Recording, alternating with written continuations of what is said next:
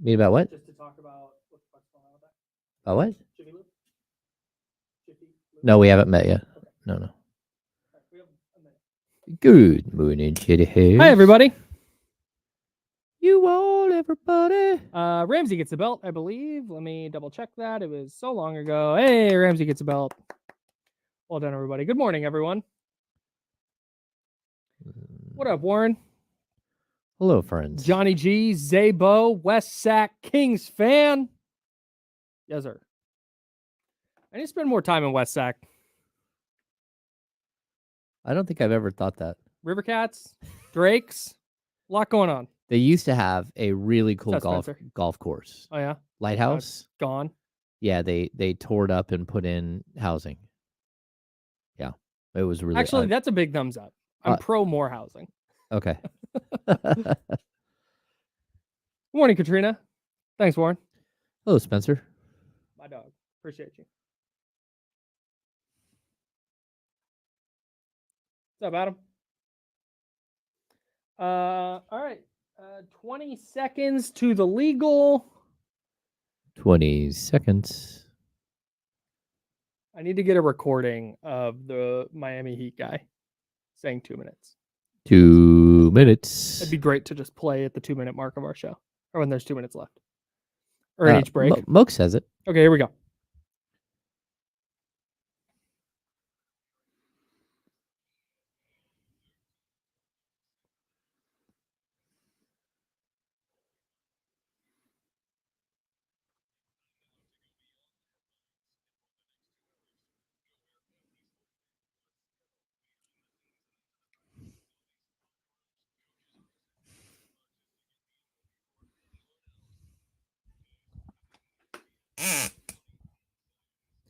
Oh, we're back.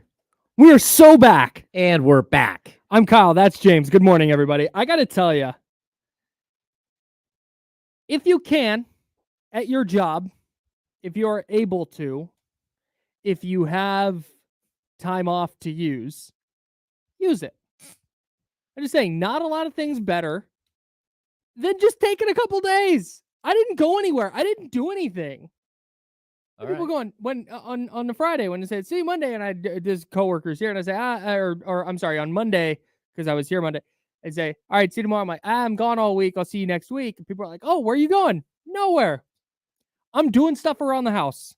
I've had so much yard work that's been neglected. I had errands to run, but because of where I live and because of my work here, I get home like right towards the end of the business day. So I just had different errands and stuff I had to do. So yeah, I just did that. I did my writing, just hung out, listened to the show a little bit. It was great. All right. Use your time off, man. You did listen to the show. Well, if I had time off, I would, but... That's why I said, if you can. If you can. Which, I mean, we can talk. You can. Anyways. Yeah. Yeah, if you have that opportunity, you should. It was great. Yeah. I'm not we like to vacation, so I don't usually do a lot of stay vacations, but like I used to really like the off seasons when I was at NBC, because it's just like you still had to write. They still wanted a story once a day. That was like my last 3 years. Before that, it was like, oh no, during the off season, if there's nothing going on, don't worry about it. That was always the case. Like if we need to put something up on the site, we'll handle it here. And it's like, okay. My first boss there was like, hey, if you leave the country, tell us. It's like, okay, well, what does that mean? Like if you're gonna like go to Mexico, go to Europe, whatever, just tell us before you go, so we know that you're out of the country, because you are like technically you're on the clock, but you're really not. Like we don't care. Right. So it was very nice, but that's awesome. That's not my current situation. Sure. Because we have a daily show. Yes. Which I love. Me too. It's nice to get away, though. I got to tell you. It was really, really nice. Shout out to you. Great job. Jesse, Jake Gaden, Sean Cunningham.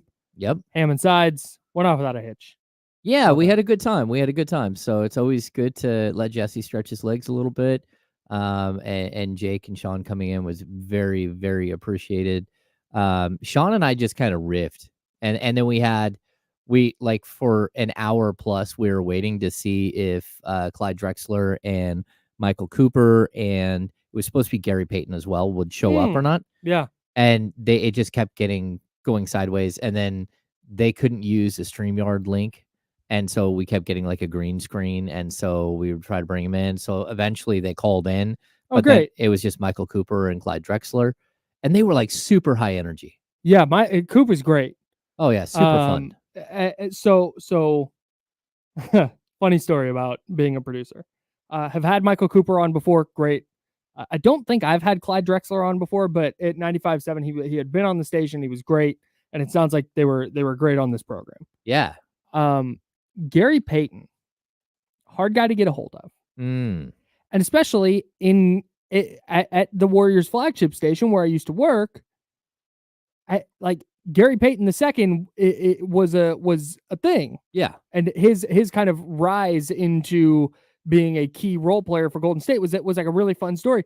And so we were trying hard as heck to get a hold of Gary Payton, and we would call these numbers, and we're looking up, and we're asking around, we're seeing if people have a phone number, and I call this one number, and a male voice answers and says, "Hello," kind of like tepidly. Not sure if you're a telemarketer or not. Yes. What we're all doing at this point, because I don't know about you, but my phone is ringing like 17 times a day with people who are like trying to get me to vote for somebody or something. I don't know what happened, but I don't get those. Oh no, I get them. Like I don't get the calls, robocalls. I don't get texts.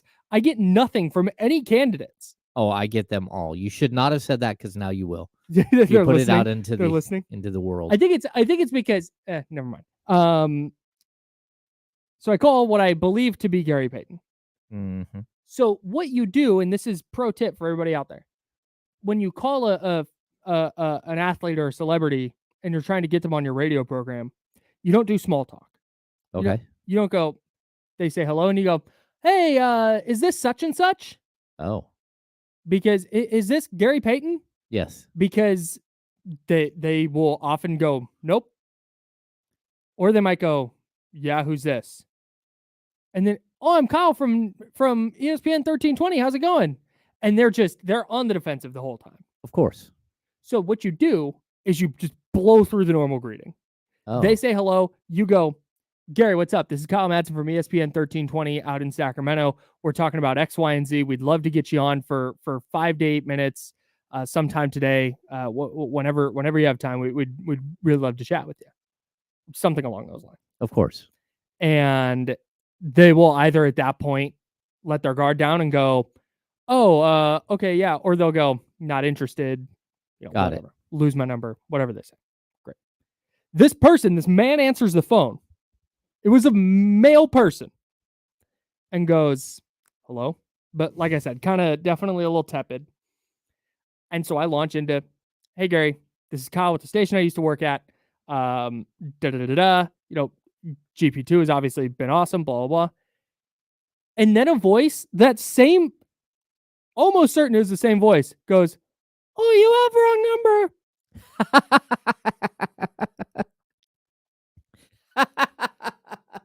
I'd never had that happen before. I went, "So this isn't Gary Payton?" Oh, and silence. No. Like, all right, you got me. I'm pretty sure it was Gary Payton. I'm 87% sure it was Gary Payton. Gary Payton just totally changed his voice. Yeah, I was shook. Yeah, I'd never had that happen. I just was like, all right. Yeah. So I stopped trying to get a hold of Gary Payton after that, because I'm pretty sure I did, and he didn't want to talk to me. Oh my gosh. But I'm glad Cooper and Clyde Drexler were good. They're on talking about the big three, right? Yeah, they were talking about the big three. They were super high energy, super fun. They had just named the MVP, which was Michael Beasley, and they then the defensive player of the year was Corey Brewer, Kings legend Corey Brewer. I asked Michael Cooper if Corey Brewer reminded him of himself, and he said, "Oh yeah, a super skinny guy." Yeah, he's like, "Yeah, we're both super skinny." So yeah, they had a good time with that. I didn't drop an S-bomb, did I? No. I dumped it just in case. No, I didn't. I didn't. No, it's not a shock that Michael Beasley was the MVP of the Big Three. No. He was so good in college. Yeah, he would like the fact that Michael Beasley was like the number 2. And he's what, like 34?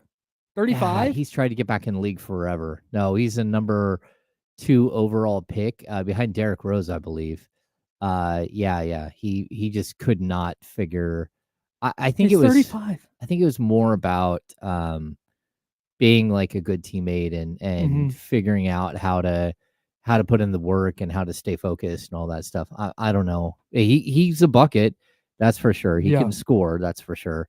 It's him being dominant in a 3-on-3 setting. Yeah, well, and they also have a really good argument for the Big Three representing Team USA at the Olympics. Like, just let us bring any of the Big Three. Yeah, like any of we'll put together an all-star team or whatever. And then they tried to get what is it, the Netherlands to come and play, who won the gold, to come and play against the Big Three, and they had said yes, and then FIBA put the kibosh on it. And so that's not going to happen. Is it because the Big Three is not like a FIBA sanctioned thing? Yeah, it's probably because it's non-sanctioned at all. So, but I mean, like, we didn't show up well in the tournament, you know, at the Olympics, unfortunately. And so there's also the crazy thing, like, so Dave Rose is the head coach at BYU, or he was forever. I'm not sure if he still is, with Jimmer though. And we had Dave Rose on years ago on the podcast to come and talk about Jimmer when Jimmer might get drafted by the Kings. And super positive, super good guy. And then, like, doing the research on him, like you do when you have a guest coming in, we figured out that he's like the 5th member of 5 Slamma Jamma. It's like Clyde Drexler, like all of these. Houston, like the incredible team from Houston in the early 80s. Like that, Houston, the college. Like, he's their point guard with Drexler. And so we were able to talk to Drexler about that and a little bit. Like, they're super fun. They're super high energy. And, you know, I think they're putting together a good product. It gives you summer basketball. Yeah. So, and they're expanding. So there's going to be actually, I think, 7 or 8 cities with a team now. Cool. Moving forward. It's not just going to be like a roving tournament. Yeah. Didn't Shams report that the league was going under? I don't know. I feel like that was a thing that got reported a while back. Oh. Well, I shouldn't have said Shams. I can't remember who it was. Okay. But somebody reported, I felt like a while back, that the Big Three was cooked. And it sounds like they're going the opposite direction. That's cool. Yeah. No, that's good. Elsewhere from our time away, or from my time away, big shout out to the Sacramento Rivercats. We had a blast in the suite on Friday. Oh, yeah. I had not had that good of a time at a baseball game, or certainly at a minor league baseball game, in a while. Yeah, I mean, the suite itself is set up so cool to have like it has an air conditioned room and then windows that you can open. Yeah, the big wide windows. Yeah, but it was so like chill, like like the Delta breeze came in, like it was very manageable as a day. Yeah, and then everyone was super nice. So I didn't know this about the way the Rivercats do their suites, because the only time I've been in suites at a sporting event, it's the suite and that's it.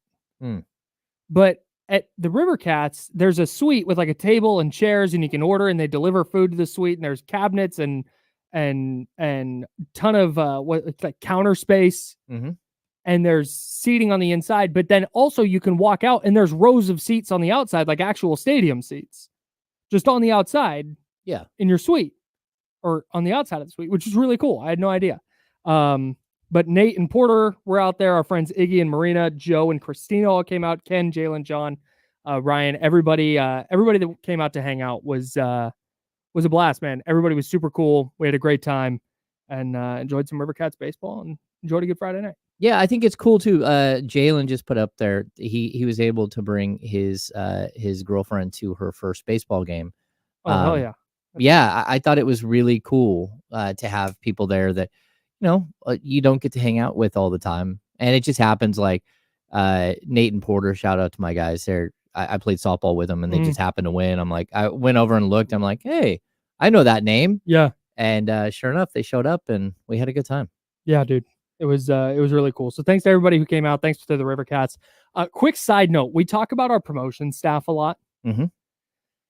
and I know that they put in a ridiculous amount of work.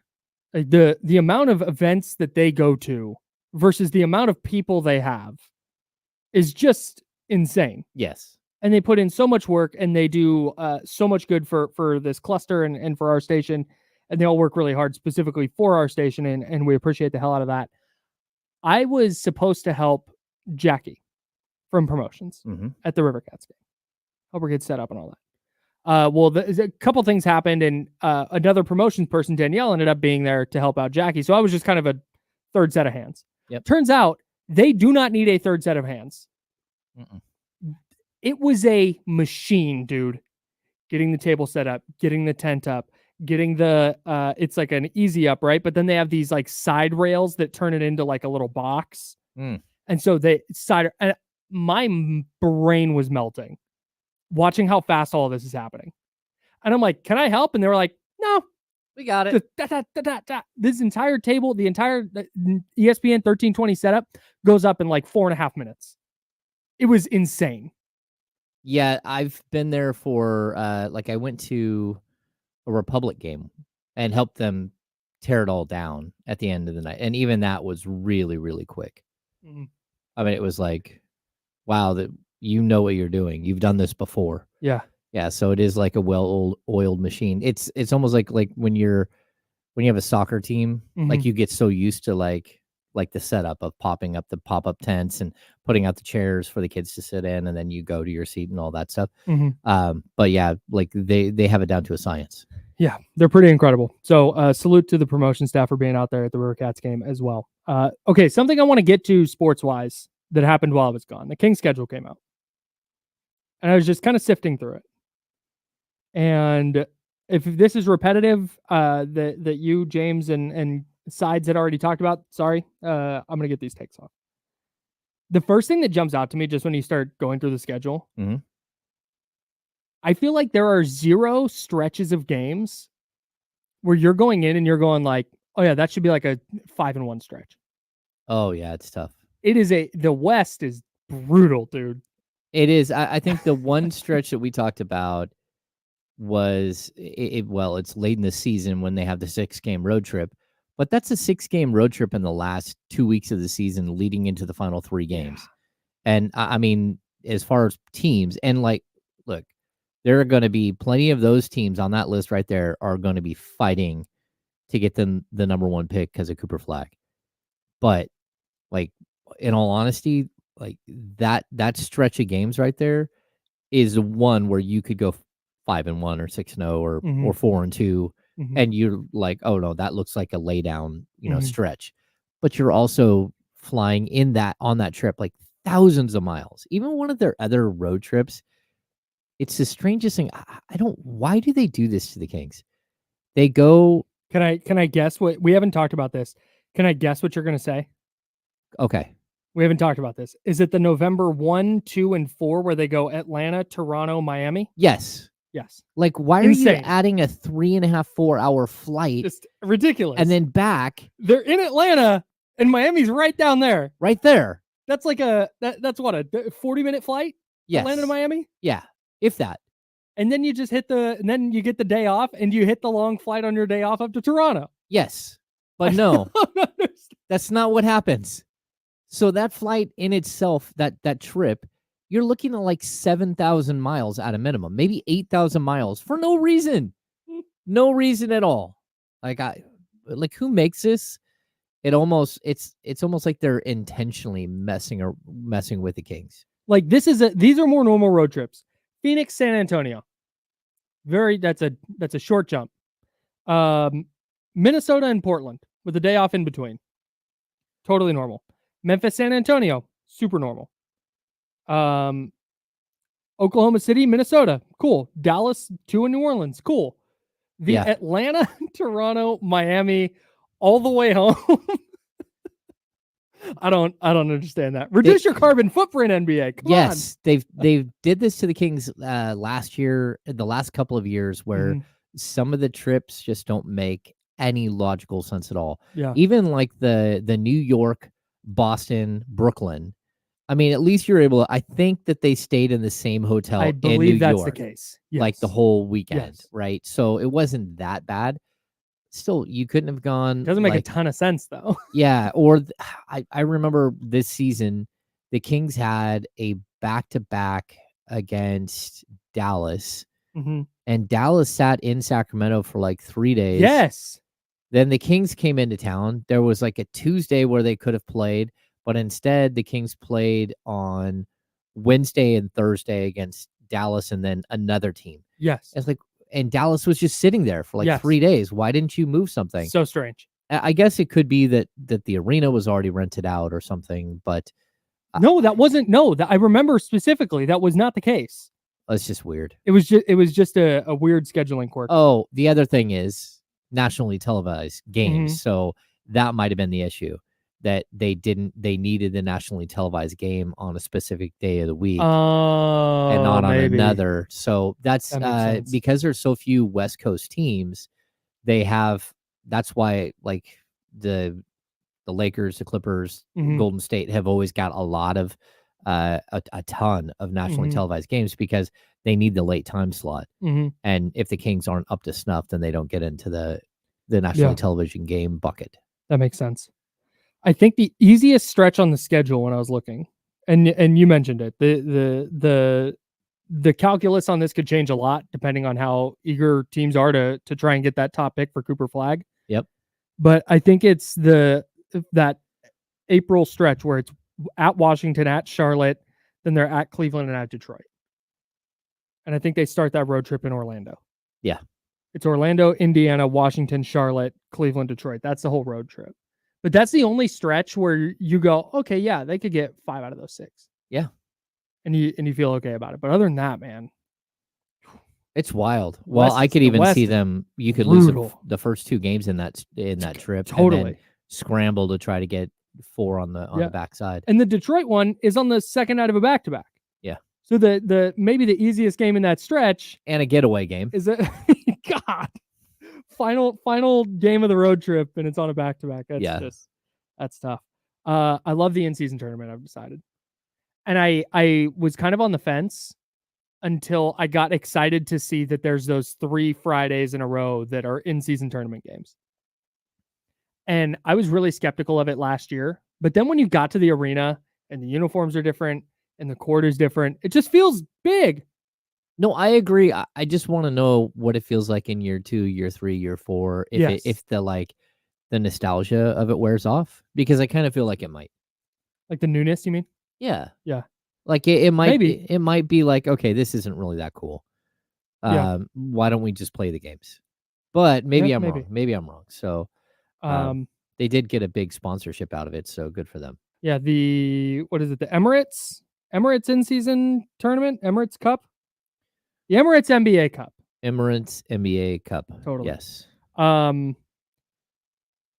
They play the Lakers on October 26th, and then they get them again December 19th, 21st, and 28th.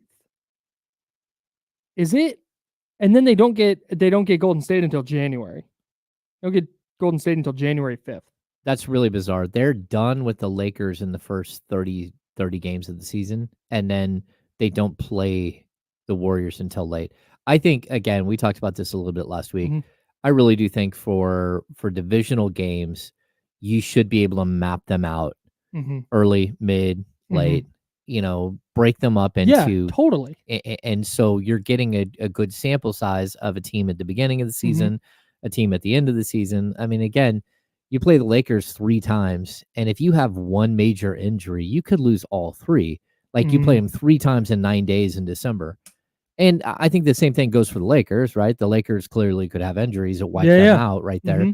But I would rather like a larger sample size. So when you get to the end, you understand that you were the best team in the division, not that you just happened to be the team that was hot when other teams were injured or not, playing well, whatever it might be. So I kind of worry too. Not worry. That's the wrong word. That's strong.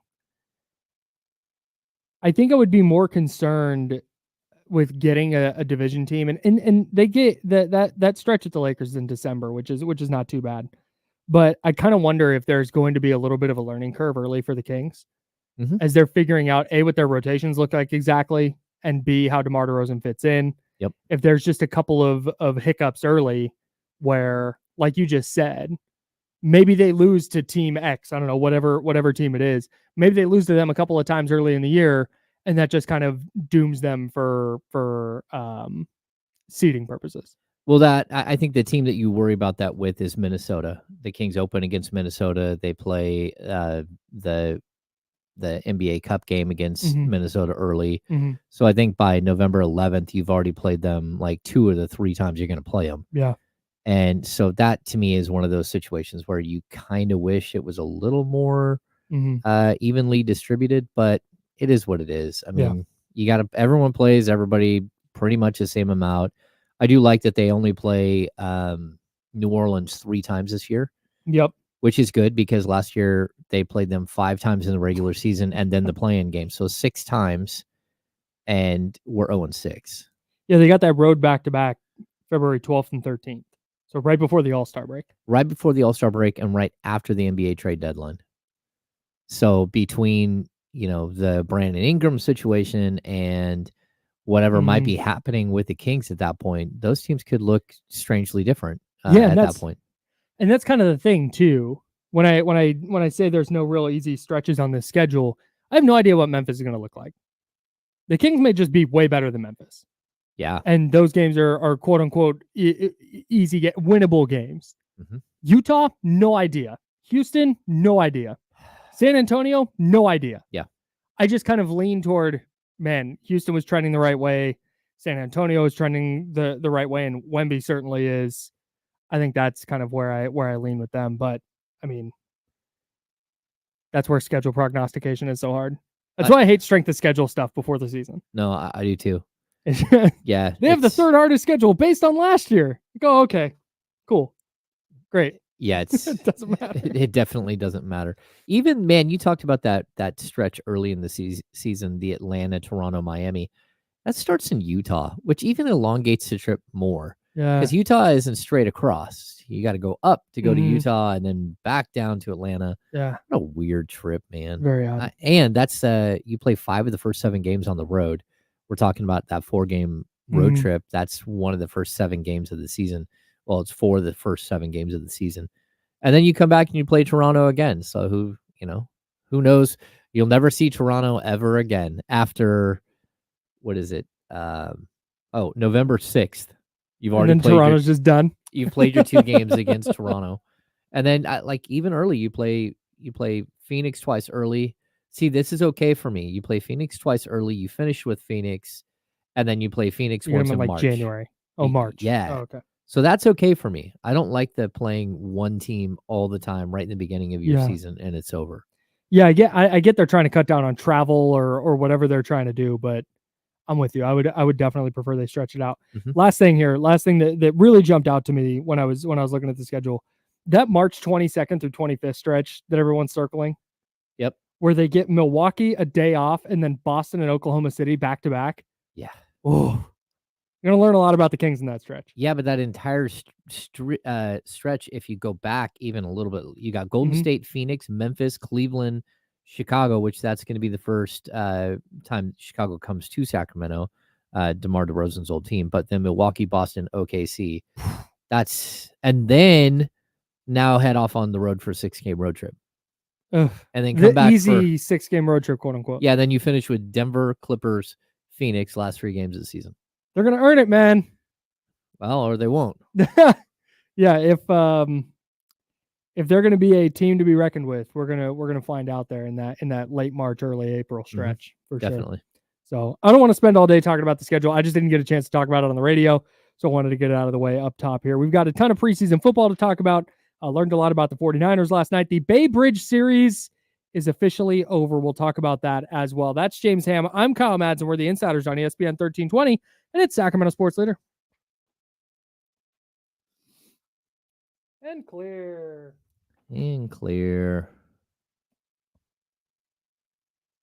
Oh, National Radio Day tomorrow. Oh, that's exciting. Stephen McBride, we got you covered. We're working on that.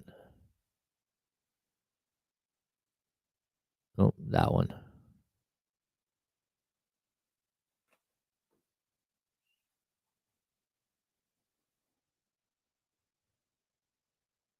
Oh, yeah. Kyle wearing his Tampa Bay hat while they're in Oakland. Oh, are they? Shows you how much I'm paying attention this year. Leezy, I did not see Tua going off on his former coach. Yeah, that was crazy. Oh, wow. He went in, dude. Oh, really? Yeah.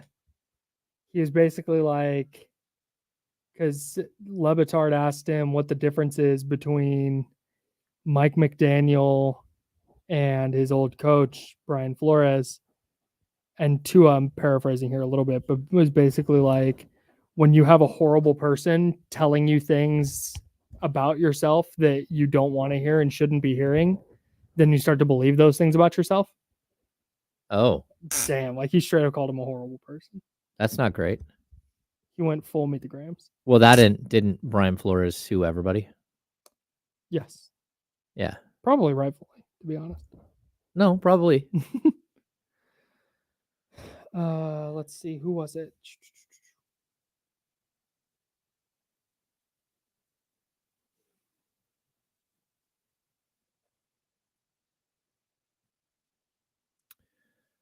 Um, I'm trying to get Faraz Siddiqui on this week, by the way, everybody.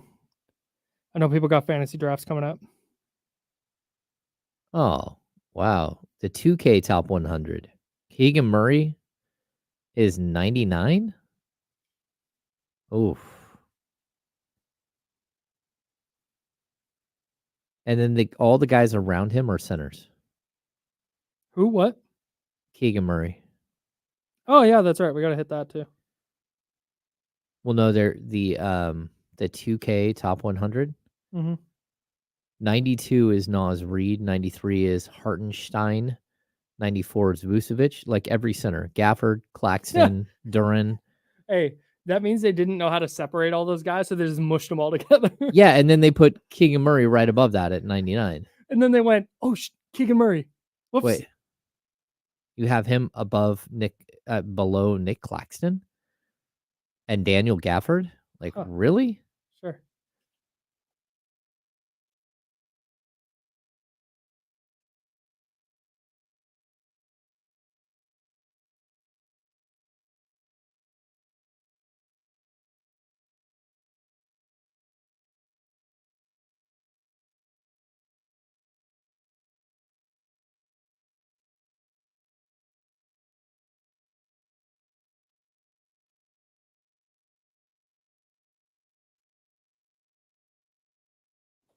Anyways, we're back. Anyway, we're back.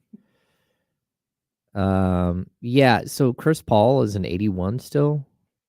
Andrew Years old? Nembhard is ranked number 87 and RJ Barrett 86 above Keegan Murray?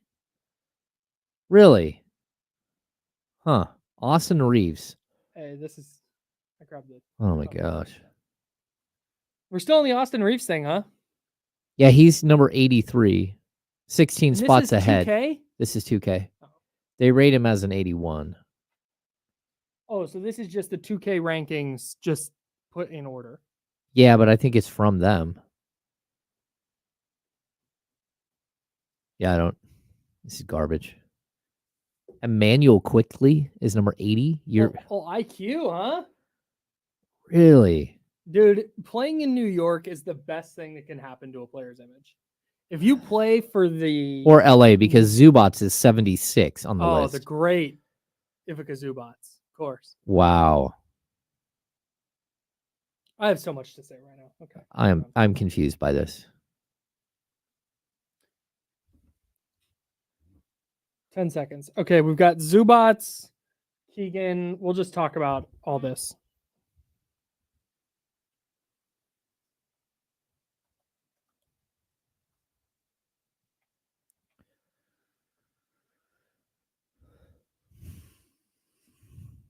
Now, back to the Insiders with James Ham and Kyle Madsen, brought to you by Jiffy Lube on ESPN 1320.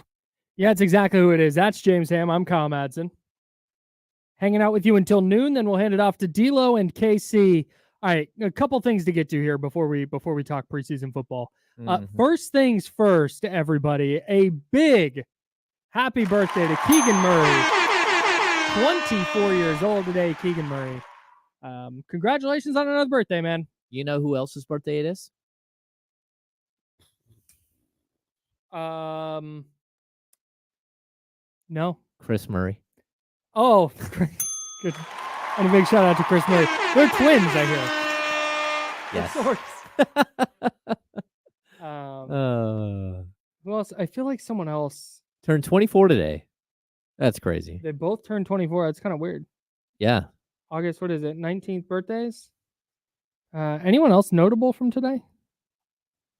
I hate this. Bill Clinton, John Stamos. Oh. I hate this is so when I was younger, I always said that I would not be the older person. And I don't want I'm 34 now. I'm not like decrepit or anything. But I'm older than the generation before me and the generation before them. Like and I always said, like, I'm not going to be that person that ages out, like, that doesn't know what's going on in pop culture. Okay. I'm going to maintain a grip on what's happening in pop culture. And I have for the most part with kind of the bigger things. But then I go to famousbirthdays.com. Oh, no. I'm going to read some of these names. Tony Lopez. Tony the Tiger? TikTok star. Oh. Taylor Holder? TikTok star. Ethan Kotkowski? TV actor, apparently. So many YouTube, TikTok. Lexi Jade? Pop singer? Nope. Froggy Crossing 25? No, I'm sorry. That's how old they are. Froggy Crossing? No. YouTube star. Fat Joe, what's up? Fat Joe is 54? Oh my God. See, Kyle, you've lost your way. But dude, it's just, you scroll this page, it's just a bunch of people I've never heard of who are apparently famous. I'm going to guess John Stamos is way older than most people think he is. John Stamos is, if I were to guess, like, just offhand, I would say like 50. I'm going to guess. He's definitely way older. I'm going to guess 61. Wow, nailed it. Nice job, dude. Turned 61 today. Wow. A big happy birthday to John Stamos. So I think I told you, like, the first concert I ever went to, my best friend's parents drove us up to Reno, and we saw the Beach Boys. Sure. And big Marilyn Manson guys, the Beach Boys. Oh, okay. Well, their drummer died in the late 70s, early 80s. So John Stamos is friends with the Beach Boys and filled in as the drummer for that concert. What? So I saw John Stamos as a drummer with the Beach Boys, and it was... This is like before he was famous. I don't know. I think it might have been, well, it's probably before Full House, I think. Yeah, Full House was the late 80s? Yeah, I'm trying to think what year it was that we went and saw that. I feel like John Stamos is a guy who shouldn't be as famous as he is. Or maybe should be more famous than he is. I don't know. Yeah, maybe. I feel like the name recognition of John Stamos is way higher than the, like, body of work of John Stamos. I think you're probably correct there. Because outside of Full House, I mean, he was on ER. He's done some things, but I'm trying to think what it is. So, okay, Full House was 87 to 1995. He had to have done something before that would have made him famous enough that I knew who he was when I was that age. Either way, it was cool. The most recent thing he did where he was in more than a couple of episodes is something called Big Shot in 2021 and 2022. Nope. Never heard of it? Don't know it. He was in Fuller House, obviously. Oh, yeah. Okay. So he was in the video, the Kokomo video for the Beach Boys in 1988. Yeah. I don't know. Me neither. I have no idea. Interesting stuff, though. You were reading some rankings from NBA 2K25, their top 100 players? Yes. They really are trash. Like I don't understand how you rank things this way. Like we always bash on lists because it's something that we do. Of course. Mainly because Brock Purdy is below Tom Brady, even though he doesn't play quarterback anymore. Right. But yeah, Keegan Murray comes in at an 80 in 2K. Sure. Which is, to me, that's a little low. I have no idea. 82, 83 is where I would put him. I have no, sure. Okay, I'll believe you. But he's number 99 overall. And the guys above him, first of all, are all centers. So, like, the next 8 players are, like, Derek Lively, Jalen Duren, Nick Claxton, Daniel Gafford, Nikola Vucevic, Isaiah Hartenstein, and Naz Reid. Of those players, Naz Reid, you can make the argument should be higher than Keegan Murray. The rest of them, that's not even close. But based on what? Like their overall rating? Well, yeah, so basically they have their overall rating is like an 80 or an 81. Keegan is the first 80. Everyone below him on the list is an 81. Okay. But then we get into like 90 through everyone above him on the list. Yeah, so below, like from 81 to 90 rank in 2K are all 81s, but I mean, I get Mike Conley and even Anthony Simons, but then Austin Reeves at like 16 spots ahead. Brandon Miller, Klay Thompson, RJ Barrett, I wouldn't put above Keegan.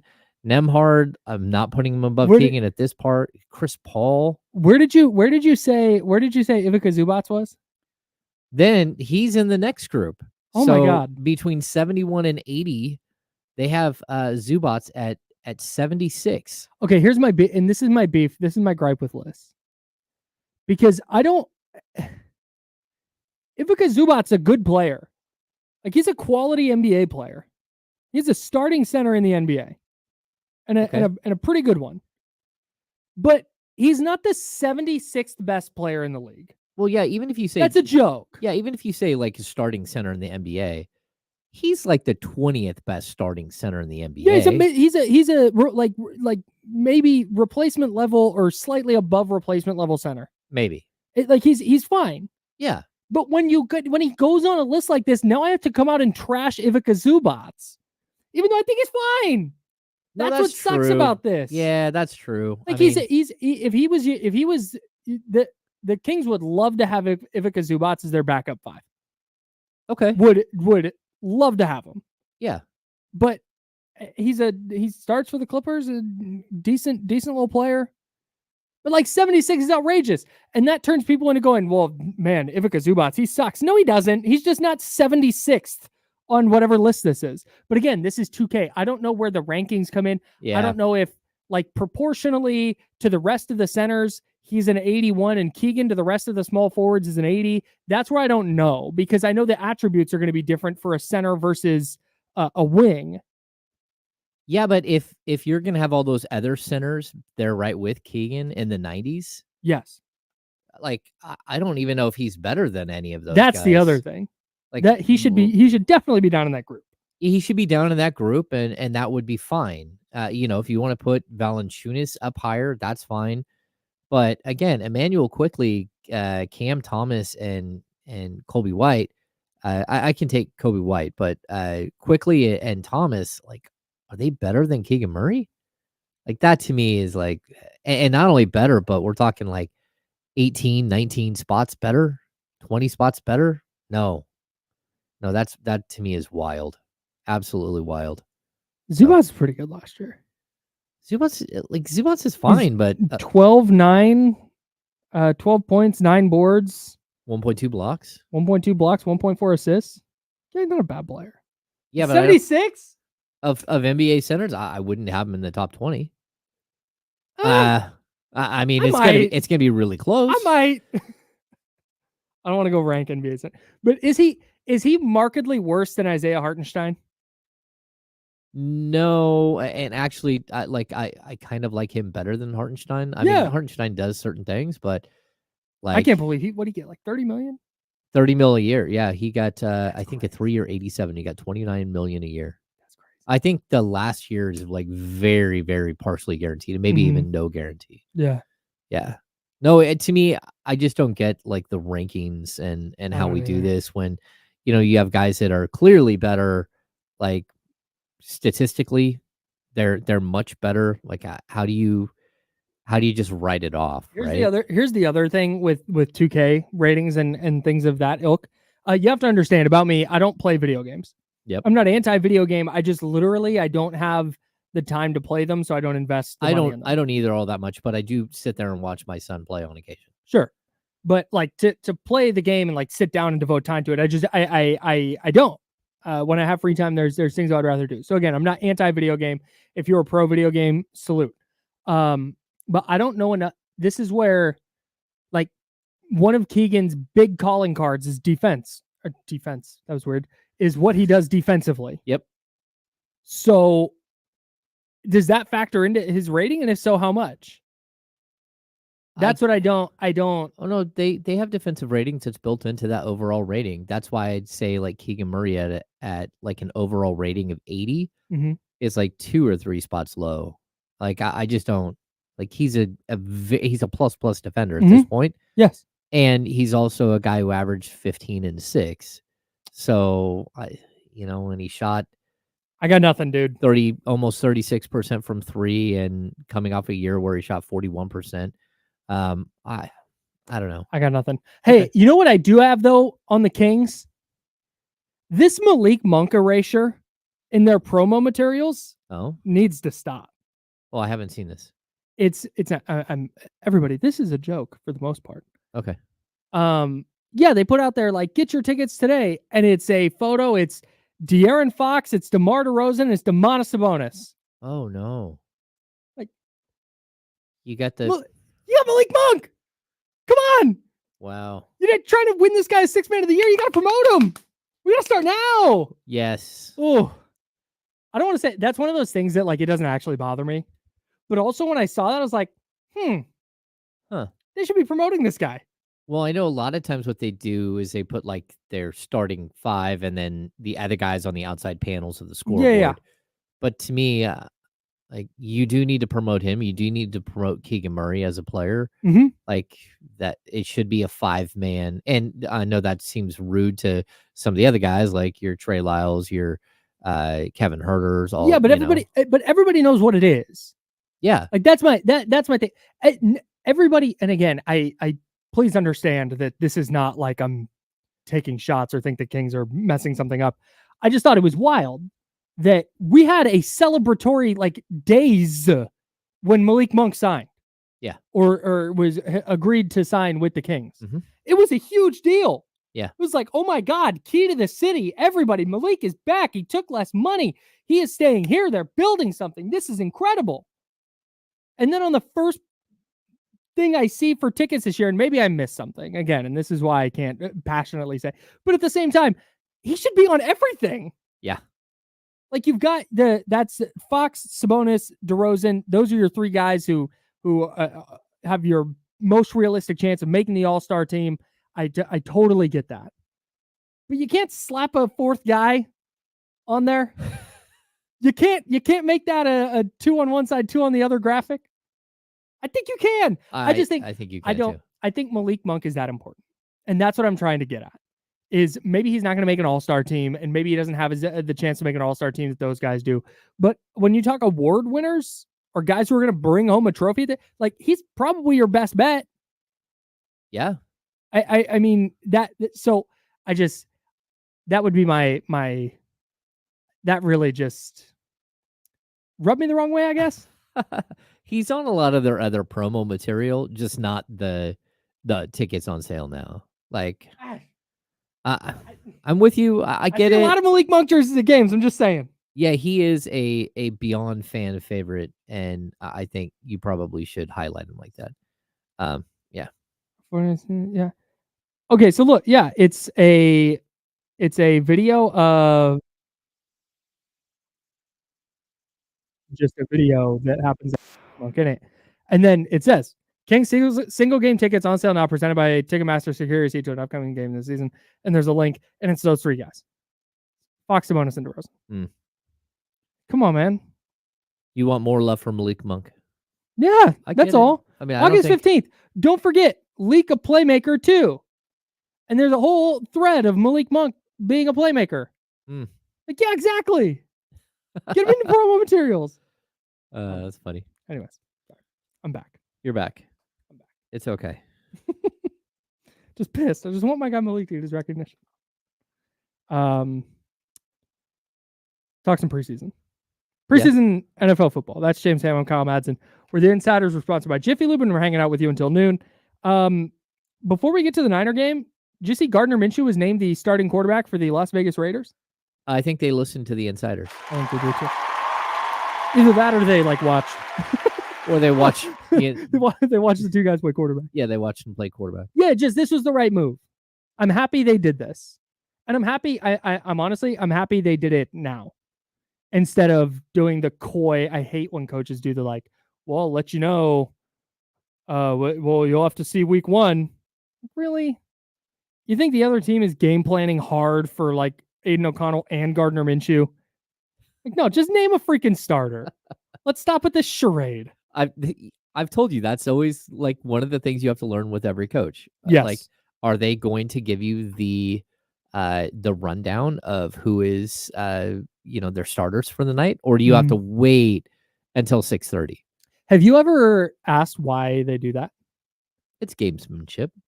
That's just it? You're just trying to gain any kind of little edge that you can? Yeah. And some coaches are all about it, and other coaches are like, oh no, here's my starters. Yeah, it just depends on the coach. That's what's funny. I get it if when Malik Monk got hurt last year. Mm-hmm. If Mike Brown immediately after the game went, yep, he's done for at least the regular season, don't know what we're going to do rotation-wise yet. Even if he does know, okay, that's fair. That makes sense. But if it's night of, and your game starts in what, an hour? Yeah. You think the other team is going to throw together a different... They know what they're doing already. They're going to run their stuff. I have had coaches and hey, can you go find out who, I've had an assistant, hey, who are they starting tonight? And I'm like, I don't know. Did they say anything about player X? I'm like, no, they kind of gave he's not playing. Okay, well, if you hear anything, let us know. So they are trying to figure out how to match up. I would love to know how,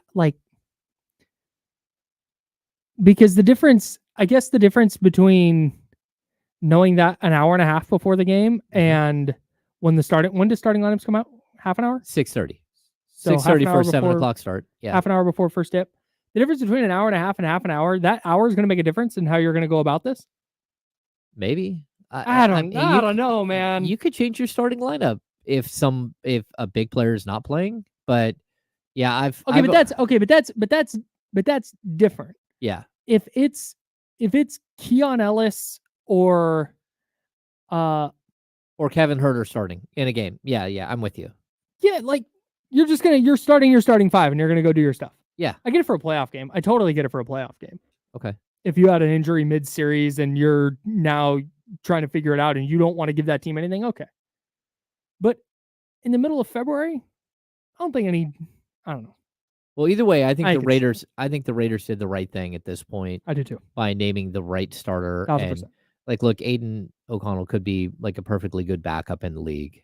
And that's what I think he is. I just have a really tough time seeing him as anything other than that. So when Ian Rappaport reported yesterday or was it Saturday? Whenever that first got reported, I saw that Ian Rappaport said Aiden O'Connell waits. Does he though? Are we that high on Aiden O'Connell? That seems really, really I just stretching it. Yeah, if Gardner Minshew is a gap quarterback or a stopgap quarterback, then great, but it can't be a stopgap to O'Connell. Mm-hmm. I just don't. And again, maybe I'm missing something. Maybe I'm flat out wrong, and he's the next great NFL quarterback. But I just haven't seen it, and I just don't know after 2 years if the Raiders are looking at him and going, "Yeah, that's our guy for the future." Now he's 2 years in. I don't know. I don't see it. I don't either. And I also think that like bringing in Gardner Minshew is a perfect bridge to the next quarterback. I totally agree. So he should be the starter this year. He But he should get 2 open years. next season. He did send 2-year deal, if I'm not mistaken. He should probably open next season as your starter for the first 3 to 4 games, and you should have the next guy lined up ready to take over, unless Yeah. he's just so good that you've got to have him. Which I don't think he's going to be. But if he's so awful that you have to move on, then great. Then Aiden O'Connell is fine. Get one more shot to show that you're the guy, and Mhm. if you're not through the final 6-7 games of the season, then Sure. okay, Then time to go. you move on. I like the Raiders over this year, man. Yeah. I think they're going to be good. I think Gardner Minshew is the kind of quarterback that is just going to do the right thing and feed Devontae Adams or Brock Bowers or Michael Mayer or whoever it happens to be. Like, I think you're going to get a lot of F at Devontae down there somewhere throws. Yeah. And I think that works. Like, Devontae Adams, one of the 5 best receivers in the league. No, I totally agree. Feeding the football, and I think you're going to see that a lot this year with Minshew. Yeah, he's been devalued a bit by being there in Las Vegas, but I still think he's got the potential to put up, the 1,500 yards and 10 touchdown number. Where are the Raiders? Raiders 6.5? Oh, I'm taking the over. I'm taking the over, dude. Yeah. Maybe I'm buying Gardner Minshew too much, but I like the vibes there. I like what they're doing defensively. And Gardner Minshew is like, he almost quarterbacked the Colts to the playoffs. That's wild. Come on, man. Yeah, I like him as a quarterback. Okay. Like he's been around long enough. He was a starter for a year. He was a starter for half a year, and then he's just kind of worked his way through over the last couple of years. Getting games here and there, but I think he can still play. I would have more faith in him than I do Sam Darnold. Ooh. And certainly more than I watched. Did you see any clips of the Broncos playing? No. First of all, what in the world are they wearing? Their uniforms are so bad. That I've seen. The bright orange pants? They're really not good. They look like our guy Guru Caltran cones. Dude, our guy Guru from 95.7 said they look like Boise State uniforms. That's exactly what they look like. It is so bad. It doesn't look good. It's so bad. It's not a good look. And they've got what's his name? The Jets backup. Well, the Jets. Zach Wilson. Oh, Dude. who was just a mess. Training camp is so funny. Diana Rossini from The Athletic is at Broncos training camp, and immediately lets us know that Bo Nix runs this offense to perfection. Oh, how do you know that? It's practice. It's training camp. Wow. Like, there's no way you know whether he runs the offense to perfection or not. Secondly, she was like, Zach Wilson, he needed to change the scenery, and he looks good. He's making the right reads, and he's showing off his strong arm, and da-da-da-da. Like, dude, look, I get that, that's part of access. Yeah. And I'm sure Diana Rossini is plugged in. Like, I'm sure she has talked to coaches, and she's seeing what she's seeing, and then she's hearing stuff from coaches, and she's letting that form her opinion, and she's doing her reporting. That's why she gets paid huge money to do that. But like Zach Wilson, really, and maybe Bo Nix is right. Maybe Bo Nix is going to be awesome. Maybe he's the second coming of Justin Herbert. Mm-hmm. But I don't know why I said Justin Herbert. I'm not a Justin Herbert guy, but they both went to Oregon. Maybe he's going to be better than people thought he would be. But the Zach Wilson thing, we're doing the Zach Wilson thing still? I'm surprised he's in the league. Bro, we've seen it already. We know what Zach Wilson is. He's not good. He's just not good. And that's okay. Yeah. Trying to be like, wow, he just needed to change the scenery. He's going to be awesome now. No, he's not. Yeah. I promise. I mean, he couldn't even back up Aaron Rodgers for a year. And, dude, I wouldn't want him there. That defense was so good. If they got mid-ass quarterback play last year, they would have been a playoff team. Oh, no, totally. But he was such a disaster. Every week. Every time he stepped on a football field. And then it was like, except for the one game he outplayed Patrick Mahomes. Yeah, then you're like, oh, wait, has he figured it out? It's like, no, he hasn't figured it out. No. He's just bad. He's just not good. It's okay. He's not good at all. Okay. He can go do something else. It's okay. He's just not very good. Yeah. Maybe he's a career backup. Maybe he finds a lane as a backup, and maybe that change of scenery allows him to be an adequate player in the event that the Broncos need him to come in and make a couple of spot starts. Maybe he can be something north of a disaster. Mm-hmm. But I'm not buying the Zach Wilson is suddenly good again hype. I've got good news for you, Kyle. Oh, yeah? Tuesday, August 20th, which of course is National Radio Day. They've invited us to a group photo. Oh, It's wow. between 11:30 and 11:45. Huge. Huge. Between 11:30 and 11:45, Kyle. No, that's fine. So what we're going to do is we're going to adjust our breaks tomorrow. Oh. Actually, no, I'm going to tell Kim, hey, we break at 11:28. Oh. We will be out there at 11:28. You better take our picture. We will be there. That's right. Do you have your ESPN 1320 t-shirt?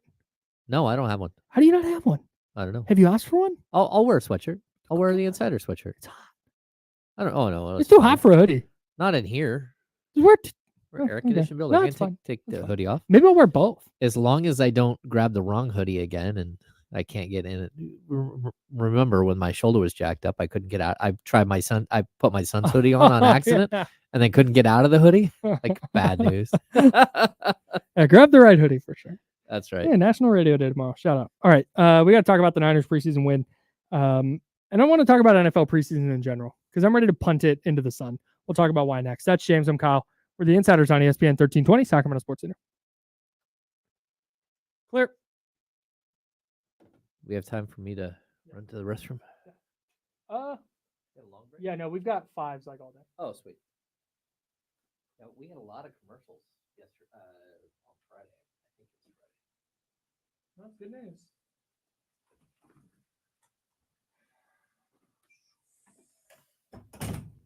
Hang on, Chatty House. Be right in a second.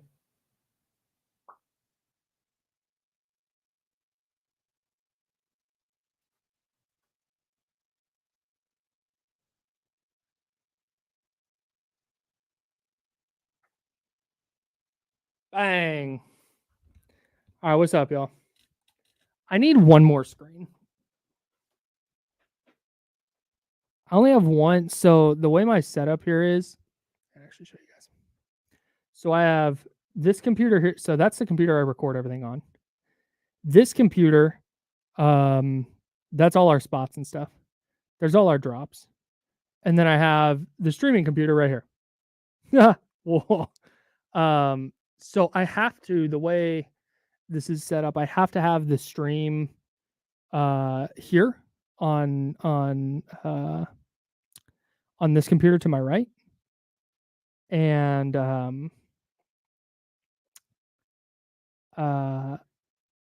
that's also the computer that I have to look stuff up on. And so I just constantly, I'm not able to have the stream open. I need one more computer up top that I can just have the stream up so I can have the Chatty House open.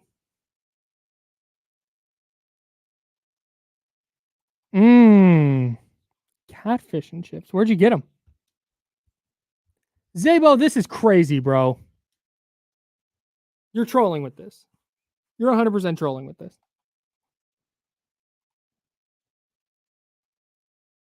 Ramsey gets it. Ramsey said, facts. Is this about punting? Is this Zach Wilson stinking or punting the preseason into the sun?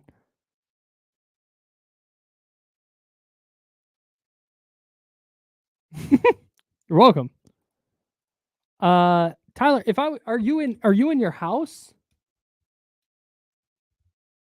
Like if you're in the house or whatever. Oh, okay, I see. Yeah, if you're at home and your home is cool and you want to wear a hoodie inside, I don't mind that.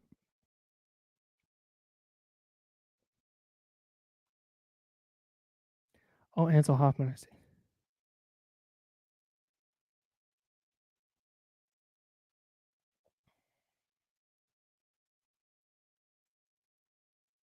Hey, Manny, y'all got a quarterback, bro. Y'all got a fucking hooper. Saw some people being like, oh, Justin Fields did the same stuff, and they no, he didn't.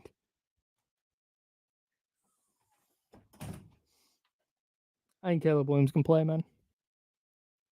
Caleb Williams? Yeah.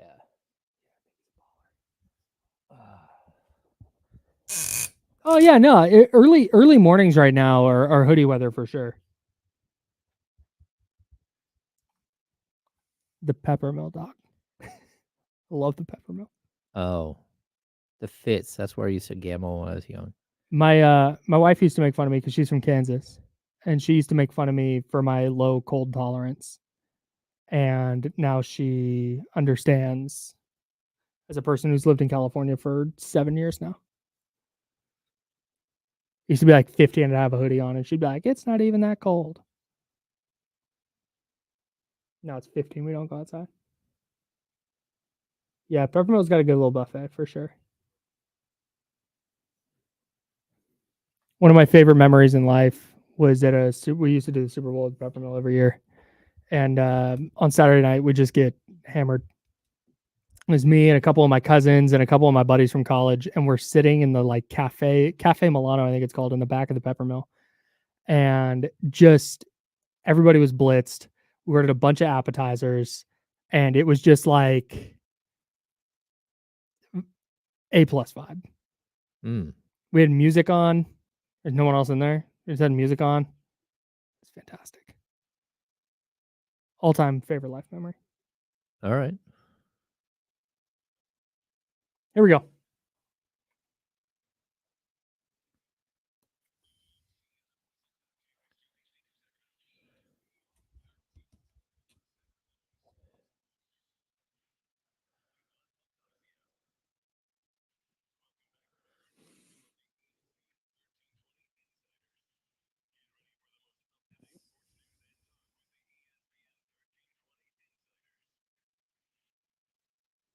Hour number 2, that's James Ham. I'm Kyle Madsen. We're hanging out with you until noon on Sacramento Sports Leader. Jiffy Lube is the sponsor. We're hanging out with you right up until noon when D'Lo and KC take over. Then we will hand it off to them, and then we'll take it to 4 o'clock. There it is. On this Monday, August 19th. Can't wait to not take that. We're going to try and get in that group photo tomorrow, and we're not going to be in it. Oh, no. I'm so convinced. Never going to happen. I'm actually going to tell Kim today. I'm going to be like, hey, we really want to be in this photo. It means a lot to us to be part of the camaraderie here at the station. That's right. So this is the time we break. Can you just make sure? Because here's what happens every time. We might be at a break and we might go out there and be ready for a photo, but then they got to get people over here. You know, this person's on this call and this person's in the bathroom. Oh, and this person's out to lunch. And then, oh, lo and behold, the picture ends up getting taken 12 minutes later when we're both on the air. So I'm going to make it a huge deal. I think you should. I'd be like, look, it can't be National Radio Day without we need to be in that photo. So can you please make sure everybody's ready at 11:28? Start gathering people like 11:25. There it is. 11:28. James and Kyle bust out of the studio. Jump in for a picture. We get a quick photo. Yep. And then we're back in. We have big news while you're gone. So we have the Fortress of Snackitude, which is a well-known thing. The Big Fortress time. of Snackitude. Yep. They have decided to remove the vending machines. Oh, I saw that. They have decided to remove the vending machines here. Yeah, that's great. And then we're going to have like a snack cabinet, which is basically a giant version of the Fortress of Snackitude. Wow. And so we won. We did. We took down the vending machine. You took down big vending machine. You know what? You did that. That's right. It's happened. Well, look, I don't mind. I don't mind a vending machine. Yeah. Like I really don't. But someone I know has a vending machine at their job, and everything's $1. Oh yeah, no. Everything's just $1. Here it's like the prices were going up. It was. I shouldn't have to deal with inflation at the vending machine. $2 or more. It's insane. Like we do like the breakfast little. Yeah, the fig bars. They're like adult Fig Newtons. Yes, they are. And if for like 40 of them, it's $18 at the Costco. Yeah. So why buy them? And we have them in the Fortress of Snackitude. I have one almost every day. Yeah, like between that and like we have all kinds of stuff in there, right? Mm-hmm. It's $2 for that. Insane. It's $2. Like, why are we paying? Like, I can see $1.25. You're going to upsell the Costco price. Yes. But they're not even paying the Costco price for those things. They're paying like 35 cents a piece, and they're charging us $2. Like, so we won. They're going to put in an official snack area that is going to be bought and paid for by Audacy as opposed to James. Well, that's good. Yeah. Take that off your plate. I know. I wouldn't mind if I'll chip in, but if we had just like separate snacks just for us. Oh, we can do that. Like Just separate little like special snacks. keep being like elitist. Yeah. Yeah, like We can just be the snack rebels. yeah, your snacks are good, but our snacks. We'll scope out whatever the snack situation is, the Yeah. snackuation over there. I did not submit. I saw the email. I did not. I was not in a great state of mind Oh yeah. when I got the email. Follow me. Okay. And so I just didn't. It didn't register as a thing. But I saw the thing to send in recommendations or suggestions. Yes. I'm gonna not send in suggestions. Okay. And I'm gonna keep that just for us. Okay. So we can survey the situation, and then say how can we have a little better. We should Fortress of Snackitude over yonder. We should first let them establish like some of our basics, so we don't have to continue to buy the basics. Yeah. Okay. So and then we'll have elite. We'll have elite snacks. we'll get the full size candy bars. Yes, full size candy bars, or we'll have like a Ferrero Rocher like dispenser. So we'll have like the little gold foil. Yes. Like you see that? We're just I was better. thinking like Cheez-Its. No. And you're going Ferrero Rocher. Yeah, we'll just like we'll God. have even better. We live such snacks. different lives. We'll have even more extensive snacks that you can't touch, and we will have some of your snacks, but our snacks will be better. I love infiltrating the snack suggestion box with what we have now, so they pay for those. Yes. So we only have to pay for the good stuff. Yeah, I was like, hey Kim, can I? That's just... like Moneyball. Yeah, I getting told her... someone else to pay for us to use the snack. That's right. I was like, hey, can I just bring you over like some of the snacks out of the locker? So because she's gonna go and do like a Costco purchase. Oh, they're not going through third party? No, they're going straight. So I was like, hey, I would like to go on this Costco run with her. Why don't I just show you what it is that Yeah. Well, no, she can't go on a run. Because it becomes like what Costco accepts in store as far as Visa, MasterCard versus what corporate cards are and what you can do online. So it's like a they have to do an order. I see. An online delivery order, which is totally fine. But yeah, I was going to make content out of Kim at Costco. Oh yeah, that would have been spectacular. It's fine. Yeah. So anyway, we're going to have new snacks, and then we'll just like we'll keep improving the Fortress of Snackitude. They will not be able to keep up with us, Kyle. Send us in the YouTube chat right now, youtube.com/ESPN1320 or twitch.tv/ESPN1320. Funny story about that in a second. Send us your snack suggestions. What should we be suggesting to Kim? Oh, yeah. To order? But also, what should James and I have just in the ESPN 1320 snack locker? I feel like we should have Capri Suns and just be like sitting here like, I'm not drinking a Capri Sun. I'm not Come on. Dude, that thing would give me such bad heartburn. Yeah, probably. Not drinking a Capri Sun. Yeah, we have all kinds of... So we have a version of the Kind Bar in this Snackitude. We usually have... what's the popcorn? Skinny Pop. I love a Skinny Pop. Skinny Pop. Big Skinny Pop guy. We did bring in the Skippy peanut butter with chocolate wafer bars, which were so good. They have disappeared, and we've never... I have not been over there again. And then what are the little Bobos, right? Yeah, those are good. The peanut butter and jelly like pastries. Yep. We did the Maui branded kettle chips. Maui is the best kettle chip, right? The kettle chip company is also very good. They have a lot of really fun flavors. Yeah. But I think Maui, from just a texture standpoint, I think does the best ones. Maybe, but I like the air popped kettle ones.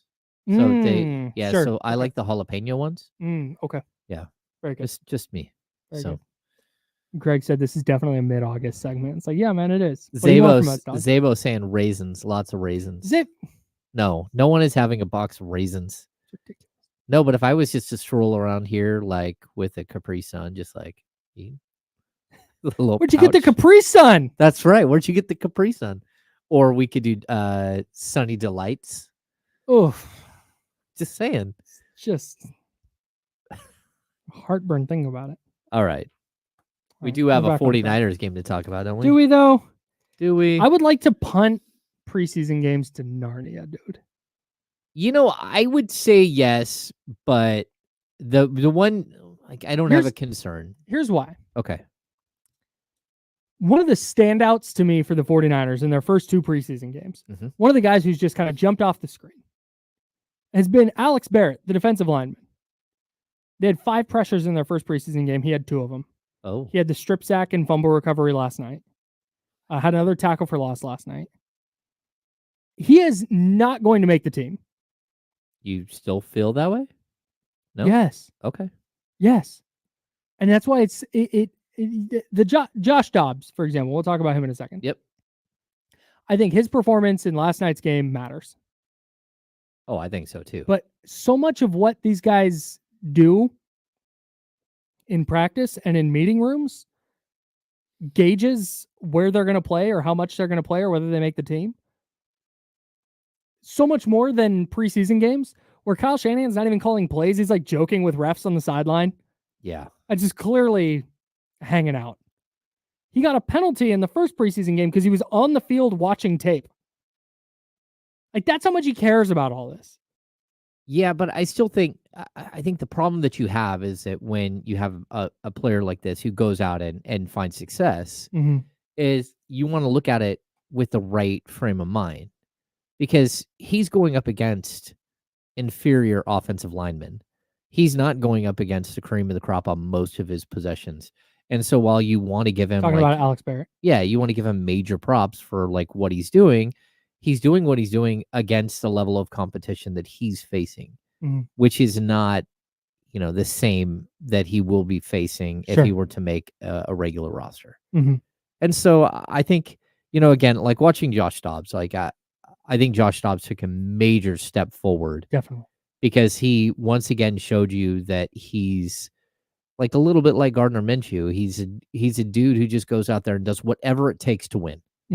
Like there is a motor that he has. He can make a lot of the throws, not all the throws. He's not perfect as far as like his completion percentage is never going to be outlandish. But what I love is the late play where he scores a touchdown with his legs. And you're like, okay, look, I don't know that Brandon Allen can do that. Maybe he can do that. I don't think he can throw a dart, but I don't think he can make that play.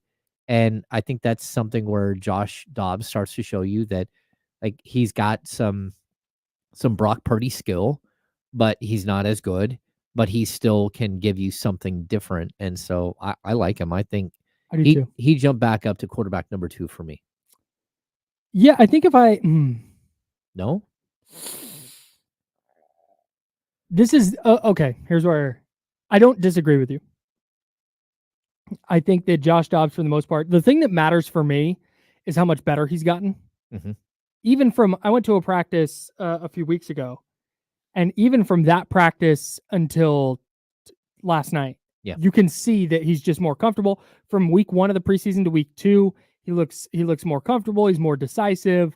When he's scrambling around, he had the 1 3rd down where he took off for the first down. But when he's scrambling around, he's keeping his eyes up the field. He's looking to continue to make a play. He's arguably the smartest quarterback in the league. And so he's going to find those plays when he does get outside the pocket. He does start trying to create because he knows where guys are supposed to be or where they're going to be. I think there is an element of unknown with him that is going to keep Brandon Allen in the QB2 spot for Kyle Shanahan. Okay. Where Kyle Shanahan knows Brandon Allen is going to execute this play in this spot, and if we're down to our backup quarterback, I need to just survive the game. But on the other hand, if he's asking me, I'm leaning toward what you just said. Yeah, I want the guy that can go win it. I want, again, the Gardner Minshew type.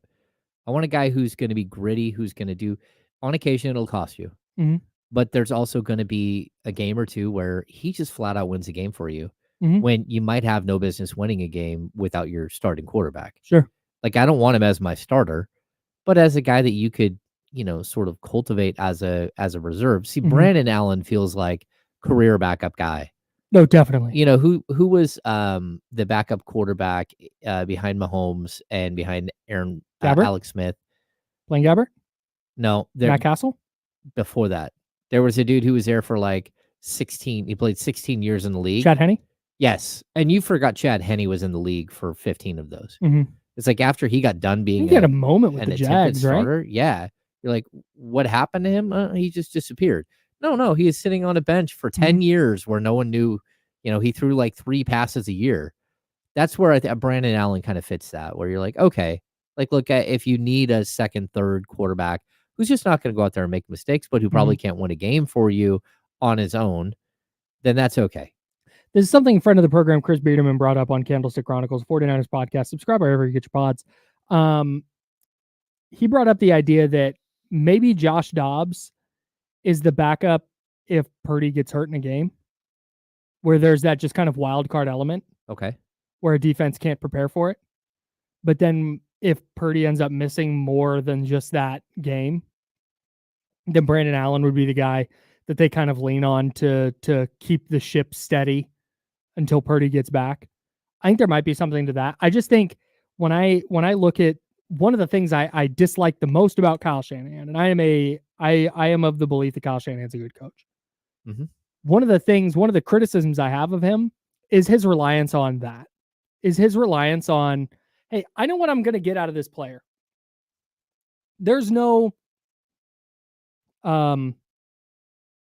he might lose us the game. It's just like, it's a floor ceiling conversation. Exactly. He looks for the guy with the lowest floor. He doesn't Highest look floor. with the highest floor. I'm sorry, not the highest ceiling. Mm-hmm. And I get that. I mean, if you're going to be a team I see the logic. That's way up here, that has like all kinds of like, that's really, really good, that's going to fight for Super Bowl contention, then I get that you need to have a couple of like crazy high ceiling guys. But those high ceiling guys are going to be guys that you also know that while they have a high ceiling, their floor isn't really that low either. Mm-hmm. They're going to be like the 10% guys, the guys who are like really, really good. Mm-hmm. But then the rest of the guys, I think you do want just solid. Maybe I'm wrong. And I would even say, like, with the Brandon Allen thing versus Josh Dobbs, I think that if it would always be situational for me, if you had a lead against a quality team, but you're up 2 touchdowns and something happens to Brock Purdy, I probably want Brandon Allen in there. Go out there, don't make a mistake, just play the game. Mm-hmm. But if I, number one, had to start a game, or if I, number two, was in a crazy back and You're down forth, 10. Yeah, or I'm down 10, like, go give me someone who has a potential to win it. And I know the way the NFL structures their quarterbacks, you can't do it that way. Right. So this is like, do I want a setup man coming out and pitching the 8th, or do I need to go for the win and I'm going to have my star young closer go give me 6 outs? Yeah.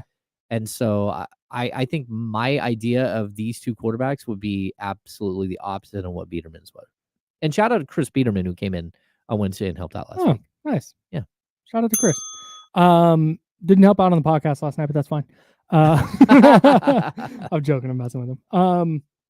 Yeah, I'm with you, man. When it came to the backup quarterback spot, I understand the logic of looking for floor, where you're just trying to, okay, we have this awesome defense, we have this awesome group of playmakers. We just want the guy out there who's going to make minimal mistakes, who's going to get the ball to those playmakers, and we can lean on the defense. Yep. And I can understand that being Kyle Shanahan's thinking. I just don't I don't think in this specific instance, I don't think that the delta between Josh Dobbs and Brandon Allen's floors is so vast that I'd be willing to pass up Josh Dobbs' ceiling. Okay, I'm with you. Like, I don't think that Brandon Allen would give you such a higher floor that you would pass up having Dobbs, who, okay, is he going to be a little bit inaccurate? Sometimes. Yeah. But man, that deep ball to Jacob Cowing last night was in the bucket. That was a great throw. The one to Danny Gray down the sideline, underthrew it a little bit, but you saw him making plays with his legs. I think in a regular season situation, I think some of the plays that he's extended with his legs, I think you may see him check it down, or you may see him get rid of the ball and just throw it out of bounds and live to fight another down. But he's out there trying to win a backup job right now, so he's out there trying to make as many plays as he can. I think he is a smart enough player that if Kyle Shanahan said, hey, you're going to be the backup, here's these 4 plays from the preseason where you ran around too much. I want to see you get it to this check down, or I want to see you throw this ball away. I think you would see that adjustment from Dobbs, especially, like I said, especially considering how much better he's gotten in this offense from even 3 weeks ago to now. Oh, yeah. So I went into last night thinking that Brandon Allen was QB2. I think if I'm betting on it, I think I would still bet on Brandon Allen, just knowing how Kyle Shanahan's mind works. Mm-hmm.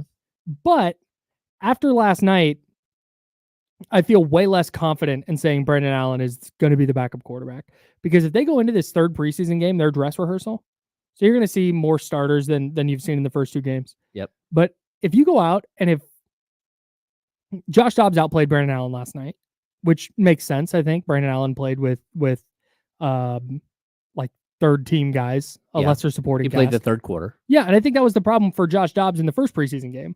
Like, his supporting cast didn't help him out. Yeah. Whereas Brandon Allen's kind of did. And I think you saw the reversal of that last night. I think if they go out in the third preseason game, Josh Dobbs is just a better player in a live game situation. I have a really hard time going, yeah, but Brandon Allen's floor. Like, man, I'm with you. And I want to, like, look, we came into this. I really liked Ronnie Bell coming into this offseason. Yeah. I did. I liked what Ronnie Bell brought last year. If Ronnie Bell isn't on this same page as Brandon Allen, and he's not on the same page as Josh Dobbs, who exactly did he work out with during the offseason? Because the dude was out there running the wrong routes almost every single possession. 7 targets, 2 catches. Well, but not only that, but he almost cost interceptions because he literally just ran the wrong route. You're like, who were you working with? Is there were you out there working with Mordecai somewhere, like making sure you got, and that's the guy you were hoping to have throw some balls to you? Like, I don't think he's like hanging out with Brock Purdy every day, catching passes, and he feels uncomfortable unless Brock Purdy's throwing the ball. No. I don't know what's going on. I don't think he's that good. No, it's possible. Like, but those were mental lapses. Like, you could tell there were multiple possessions where he either ran the wrong route or just like wasn't deep enough on the route. Whatever it was, he did something wrong on the route. And you're like, okay, man, everyone in the building knew that was going to be an out. You're up against the clock and you tried to run a streak into into coverage. Yeah. Why were you not peeling that off where the ball went? Like, what are we doing here? And so I feel bad for some of the guys who clearly aren't getting it because he's not. And then, you might need him with special teams, but then someone else step up on special teams. Chris, look, this is, I'm going deep in the Niners roster. Sorry, everybody. Chris Conley's just a better player than Ronnie Bell. Oh, no, he is. Like, flat out. I know Chris Conley didn't ever become the player that people thought he would be at his size and his athleticism. I know he fell short of whatever goals the Chiefs had for him way back when. Totally. But that dude was one of the 49ers' 3 best players in the Super Bowl on special teams. Mainly on special teams. He had a huge catch. Was it the Green Bay game or the NFC title game? He had a huge catch. Like, he's in the right spots. Yeah, it's and either that or if you're going to have a 5th or 6th wide receiver who's going to play a lot of special teams, if that player is going to be on the field, then you need him to be in the right spot. And you need to know that they're going to catch the football. Yes. And it's just not Ronnie Bell. The fact that he couldn't crack the rotation last year at all put him behind the 8 ball, I thought, this year going into camp. He had a couple of good days of camp, but that is just not translated into these game situations. At all. And then I would add that, the Gray, everyone gave Gray props for catching a ball that he should have caught on the first. Bro. Like, that should have been intercepted. Yeah, like I'm not. He hasn't been I'm out great. On Danny Gray. He hasn't been great, and then you have the other young kid who I think has been good, Jacob Cowling.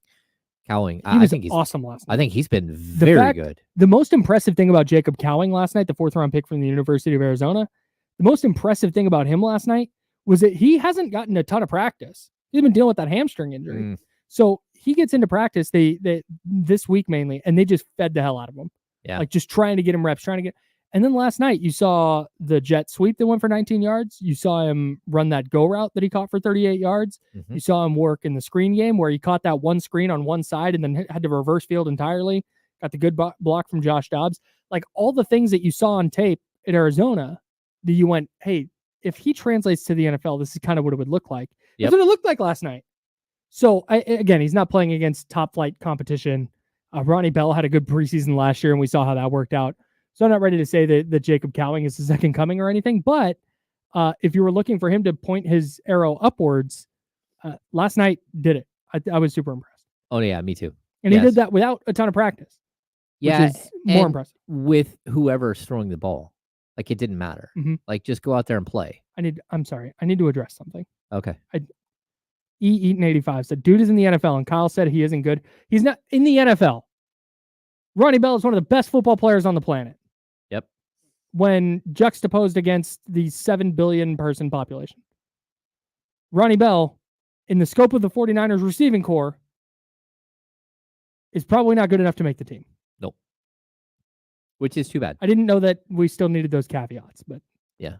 Understand that if I say a player isn't good, I mean in the context of being a contributor in that particular sport. Yeah. Unless we're talking about the backup quarterback for the Denver Broncos. He stinks. He's just not good at anything.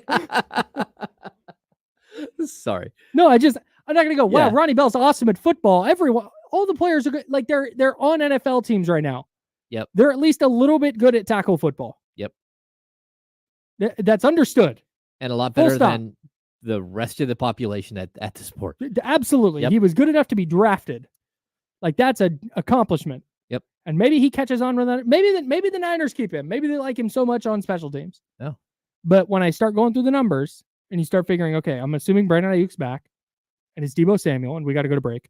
And it's Ricky Pearsall and it's Jacob Cowing and it's Juwan Jennings. That's 5. I think they keep Chris Conley over Ronnie Bell. That's all. That's all I'm getting at. We got to go to break. We'll keep talking preseason. A couple of non Niners or Raiders preseason notes I want to get to. That's James and Kyle. We're the Insider, sponsored by Jiffy Lube on ESPN 1320, Sacramento Sports Center. Oh, that got away from me. It's all right. Got sidetracked.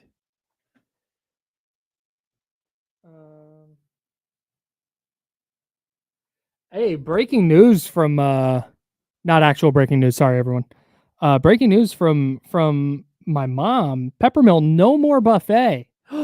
They have wiped out the buffet at the Peppermill. That's tough. Well, it's just me or did the chat go pretty quiet? Just saying. Where are you at, peoples? People don't have takes on the Niners deep wide receiver roster.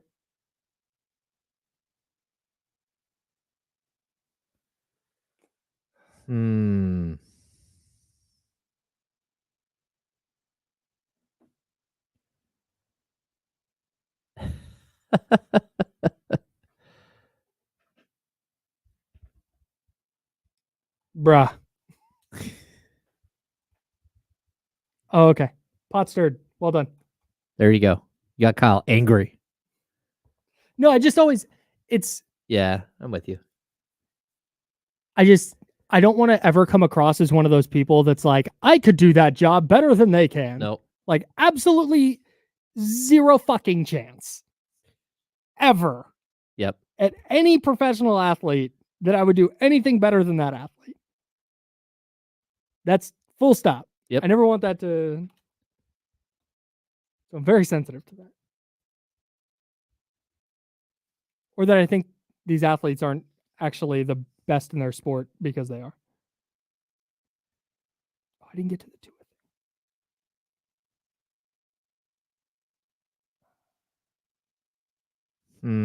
Did you see this New York Post? According to the New York Post, which NBA Central is tweeting it out and saying, according to the New York Post, that Shams has decided to leave Stadium after 6 years with the outlet.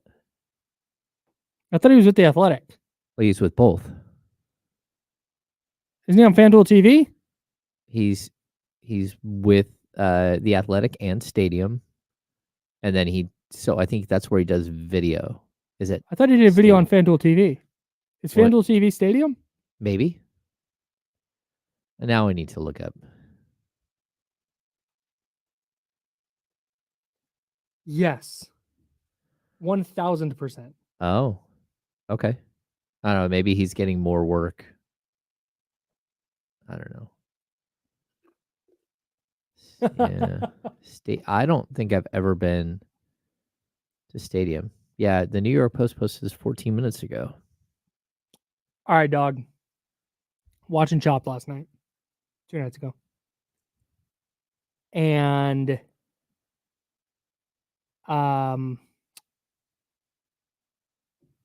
what I've seen this happen a couple times. I'm trying to remember the exact scenario of what we were watching.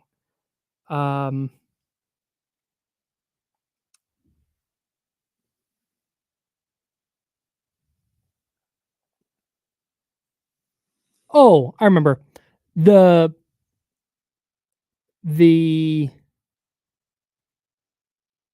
guy basically just like way undercooked 2 separate things.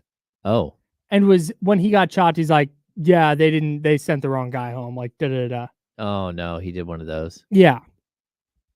And that just made me remember that it's ridiculous that they let people, because he made some comment about like, I shouldn't have put it on the plate or something like that. And that triggered in me one of my biggest pet peeves is that in Chopped, they let people through. If you leave an ingredient off, they will let you go through still. Oh, okay. And to me, if you leave out a basket ingredient, you should be chopped automatically. Oh. The point of the game is to incorporate all of the basket ingredients. If I'm a chef and I'm looking at veal, okra, chili peppers, and Fruity Pebbles, and I go, I don't want to use the Fruity Pebbles, and I just toss those and make this bomb-ass meal out of everything else, while everyone else's meals struggle because they're trying to figure out how to incorporate the Fruity Pebbles. Yeah.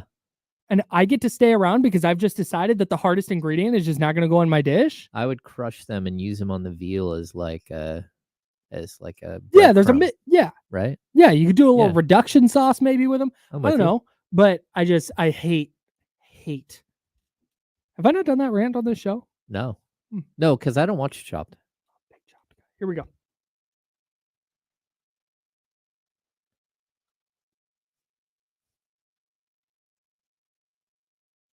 Now, back to the Insiders with James Ham and Kyle Madsen, brought to you by Jiffy Lube on ESPN 1320. Look, man, I've watched a lot of Chopped in my day. And I just think that if you leave out a basket ingredient, you shouldn't get to move on, no matter how good your meal is. I totally agree. That's it. I understand the premise of the show. I watch enough of these types of shows. So, yeah, I'm with you. If there's something that has to be in there that throws things all crazy, right? Some flavor that you've got to make up for, right? No, I saw somebody. I saw somebody responded to me on the internet and said, "Well, there's no real life situation where you would have to cook with those ingredients, so I don't mind that people leave some." It's like, but that's the game. Yeah, that's the point of the cooking competition. That's what makes this cooking competition different. Is that you have to use these insane ingredients. You have to figure out a way to put taco seasoning in your dessert. Like that's part of the bag. And when you don't, you shouldn't get to move on. That's all. No, I'm with you. Especially if it's something that big. I mean, it's kind of like when you have an NFL quarterback that can get you all the way through the regular season and has a whole bunch of yards and a whole bunch of touchdowns, and then can't win a playoff game. It's like, all right, that's kind of the job, right? You want the $60 million a year. I'm not naming names. You know what's wild? Is winning in the NFL is so hard that there's like 50 quarterbacks I could name that you're talking about right now. Yeah. Not 50. That's too many. But I know you're talking about Dak Prescott. But you could be talking about Kirk Cousins. You'd be talking about Justin Herbert. Oh, yeah. You're talking about Trevor Lawrence. Oh, no, they hasn't gotten there yet. They fit. Fill up the stat sheet, but can't do it when it matters. Yep. Josh Allen hasn't been to a Super Bowl yet. And that's why you just always look at Brock Purdy and be like, Lamar Jackson. All right, like I'm confused. Why are you guys not figuring out that he just keeps winning? And you're like, oh, his team is so good. It's like, yeah, but there are a lot of players out there who have great teams that just don't make it to the Super Bowl or the NFC Championship game or win a playoff game. Part of the reason the guys are so good is because the quarterbacks. Well, that and like Kyle, watching Brock Purdy, because we just kind of glossed over this. I know it's his first preseason game, but my goodness, he did not look good at all. He looked terrible. Oh my God. What was that throw? Like, so, oh my gosh. Back across the field. Oh my gosh. Like, I was screaming at the TV like, what in, like, no, bro. So he already does that all the time, right? The roll left, throw back to the middle of the field. Dangerous ass throw, but he always gets away with it. Yeah, he does. And part of me believes that one of his big things is processing. Like he's literally gone to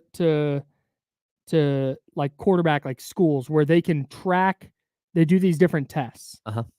And his processing is like 99th percentile with the way he can like see a picture and then the picture changes, but he can tell you what the picture used to look like.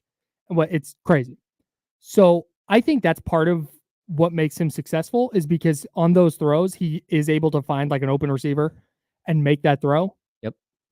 That one last night where he tried to throw it all the way back across the field.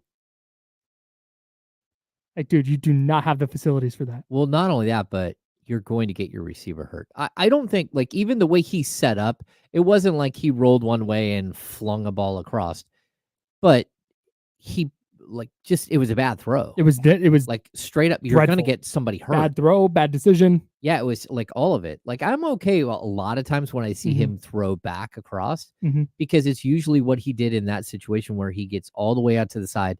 And then he's not flinging it back. He's not trying to do like some sort of Mahomes fire it sidearm. He does turn his body and he situates himself. So it's almost like he's throwing a ball straight. He's just got a longer, place he's throwing to. But that was just like every single thing about that one was like, oh man, you fluffed it. It was a mess. You put it high. Like someone's going to get hurt. He shouldn't have played. No. I know Kyle Shanahan said they asked him if he wanted to play, and Purdy was like, yeah, I want to get in there. I want to take a couple hits and da-da-da-da. But behind whatever version of that offensive line that was, that wasn't good. No. That was tough. Patrick Mahomes threw behind the back pass this weekend in the NFL in the preseason. Okay, so like we were watching it, and my wife was like, now he's just getting fancy. And it's like, okay, he is, but that was actually the best play. Like the fact that he was able to complete it as opposed to trying to throw overhand and go up and around the guy and all that stuff. Like I know, like I've talked to Doug about this when like Pete Carroll just used to tell them like, please practice your behind the back passes. And they're like, why? It's like, because in certain situations, it's the best pass because when you go behind your back and you got a player on the front, There's no hands there. They can't get to it. And so your body's acting as a shield. So learn that. So I was okay with it. I mean, I thought it was like absolutely crazy bonkers play, but that's why you have to love him. Like, that's why, I mean, you can hate him if you're playing, if your team's playing against him, but it's also why you should enjoy watching Steph Curry play basketball, because some guys are just so they transcend whatever fandom you have. To like, I can't believe I'm watching this. Here's my question. Does he ever do it in a regular season game? Sure he does, because he does everything else in a regular season game. I don't know. You don't think so? You don't think so? He's thrown underhand. He's thrown but that's so different. Yeah. That's so different than throwing it behind your back. On a play where, let's take everything he and Travis Kelce said at face value, and that wasn't planned. It was. We're going to take everything at face value. And he rolled out and Travis Kelce went the wrong way. It's like, that's a throwaway. Yeah. But dude, in the off chance that you misfire that and you now throw it to a defensive lineman or a linebacker who's in the area, that's 6. Oh yeah. Yeah. There's just I don't think he would do it in a game unless they were up $1 million, or I don't think that you're ever going to see anything. Yeah, in a regular season game. There's some people are in here saying you can, like, there are other quarterbacks that can do that. There's no one else that can do that. The stuff he does. I disagree. I think other quarterbacks can't. I can throw a ball behind my back right now. Well, no, I get that, but I'm just as good as Patrick Mahomes. Like in the moment, Kyle.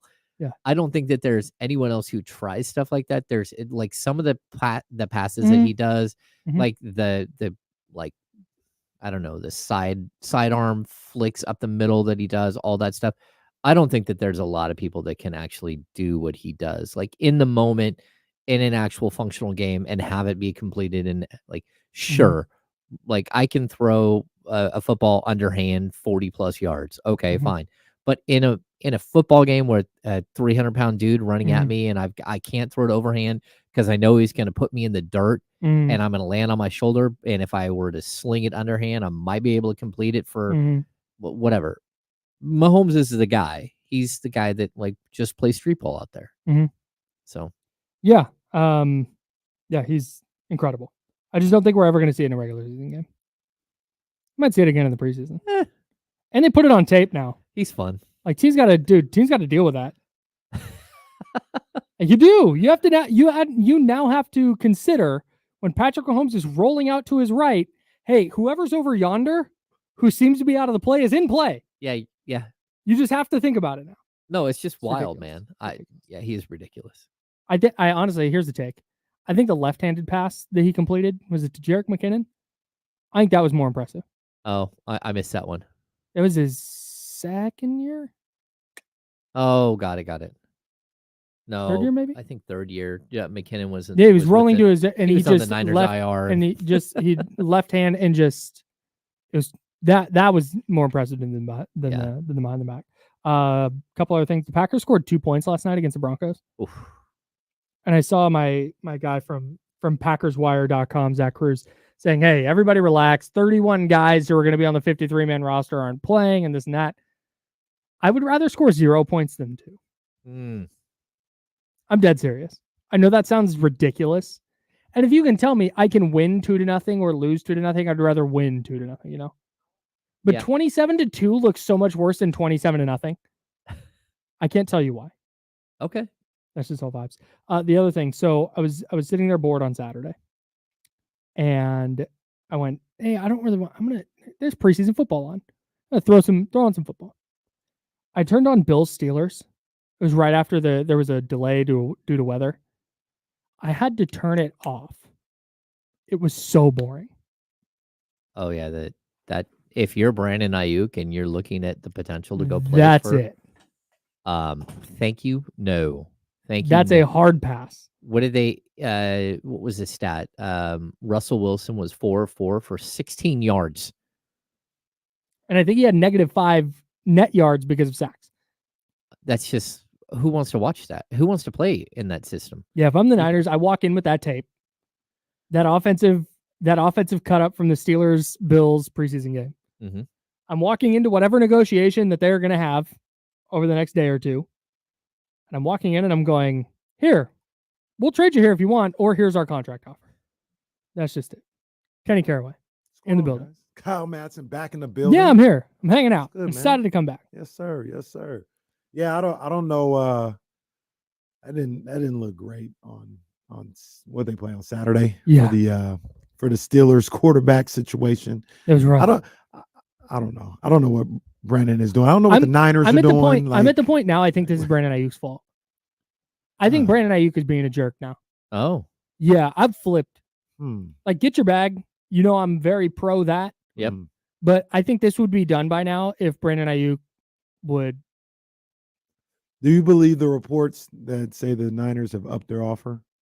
Yeah, for sure. From what they've tried to do. For sure. They messed up. That's where the Niners messed up, because they always knew that, okay, we'll come up from this number a little bit.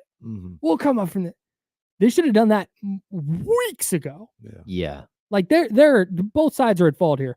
I just believe now that Brandon Ayuk is a little more at fault than I thought he was last week. I hear you. I want to get both of your guys' take on this. I'm gonna. You probably shouldn't in this situation because it's a mess, but just for argument's sake, I'm going to assume that the Ayuk deal gets done. He's part of the 49ers. And we'll talk about this more on the show, but I want to get your opinion. I think that wide receiver room was looking kind of crazy in a great way. Like when you talk about Brandon Ayuk, Deebo Samuel, Juwan Jennings, I really like Cowing. I think Persaw's going to be good. I was watching some Florida games over the weekend. It was just happened to be on. Pershaw can go. He can go. And I don't know how many snaps those guys are going to get. But wide receiver, I mean, name a better one. Give me anybody in the chatty house and all this other. If that's the wide receiver room, give me 5 teams with a better wide receiver room. Here's the Eagles. That's one. Probably Miami. That's 2. Okay. But Ayuk's got to be in the room. Yeah, I got to be in the room. If you add tight Chicago end, might. I don't know. If you add tight end, If we're going to say that Ricky Pearsall and Jacob Cowing are going to be that good, then we have to say Roma Dunze is going to be that good. oh yeah. Fine. But I would Yeah. say if you add the tight end position, That's there what I'm saying. might not be a more talented group. Oh, That's that's what I'm easy. saying. That's You got- like you got you're Kittle talking in there best too. offensive player, then yeah, sure. You got Kittle in there 1,000%. too. But you can't. But no, he's a tight end. Yeah. If you're going to posit wide receiver room, then we got to keep it to that position. Okay. Okay, that's fine too. I still don't think there's 5 better than that. Yeah, I think that's just I'm not there with Pearsall. Like, bro, got to get on the field first. True. I Yeah. got True. He got to yeah. get on the field, but is it true he's never missed a game in college? So apparently. it's not. I mean, college is different than the NFL, but it's not like he was made of glass before this. Yeah, I'm really skeptical on Pearsall still. And Cowling was nice last night for sure, but is he going to be more than Ray McLeod Yes. in terms of It's funny production? you say that. He looks like a better Ray McLeod. Yeah, I think he's just kind of right there. And I'm in not terms saying of Ray McLeod role. was, Darren Sproles or something like that. But yeah, he looks like a better version of Ray McLeod. Ray McLeod wasn't really a receiver. Yeah, Dowling looked like a receiver, and he could take some handoffs, some end arounds, things of that nature. Yeah, I'm at least intrigued by him. Yeah. I mean, we were talking like I think Ronnie Bell has just like played himself right out of a job, unfortunately. Damn, go blue. I mean, I really liked Ronnie Bell coming in, and like, man, he's just not on the same page with any quarterback. There's just not enough room. Not enough room for because what did I name? I named 5 wide receivers. Mhm. Yeah. They usually keep 6 max. Yeah, No, I I think think Chris you were at- Conley's the 6th. Yeah. Trent's I don't. not good. This is where I'm out on He's Trent. too small. man. Him getting muscled off that route where Purdy like way overthrew it because the corner just didn't let it. That was tough. How about the And miss in the end drop in the zone? end zone, that's bad. Yeah. Yeah, you can't have that. I just don't. I'm gonna be totally honest here. I don't know enough full wide receiver depth charts around the league to have. That's fair. I Like a don't either. I tried to think of them on top of my head, but I usually came to those 3: the Eagles, Ooh, the Texans. Dolphins. Oh, Texans and the Rams. Texans like is nasty. no. Kyle is- Renata. Rams no. Like Rams no. Like but we got to stop playing with. So first and Puka? foremost, we got to stop playing with Ayuk and Deebo Samuel. Like we got to stop playing. And Juwan Jennings was going to be the Super Bowl MVP if they would have won that game. Yeah. Juwan Jennings is a third down monster. There's nobody that guards him on third down. This is gonna be here. Let's I'm do a, this. I'm a There's big nobody fan of that- him. I just want. Yeah. I'm not disagreeing with you. This just brought up a fun game I like to play because how many catches did Juwan Jennings have last year? However many third down completions. What do we Brock say? Purdy 35? had. Let me guess. I would say 32. I'll say 32. 19. Mm, He has 78 career catches for 963 yards and 7 touchdowns. damn. Brandon Ayuk had 75 for 1,407 just last year.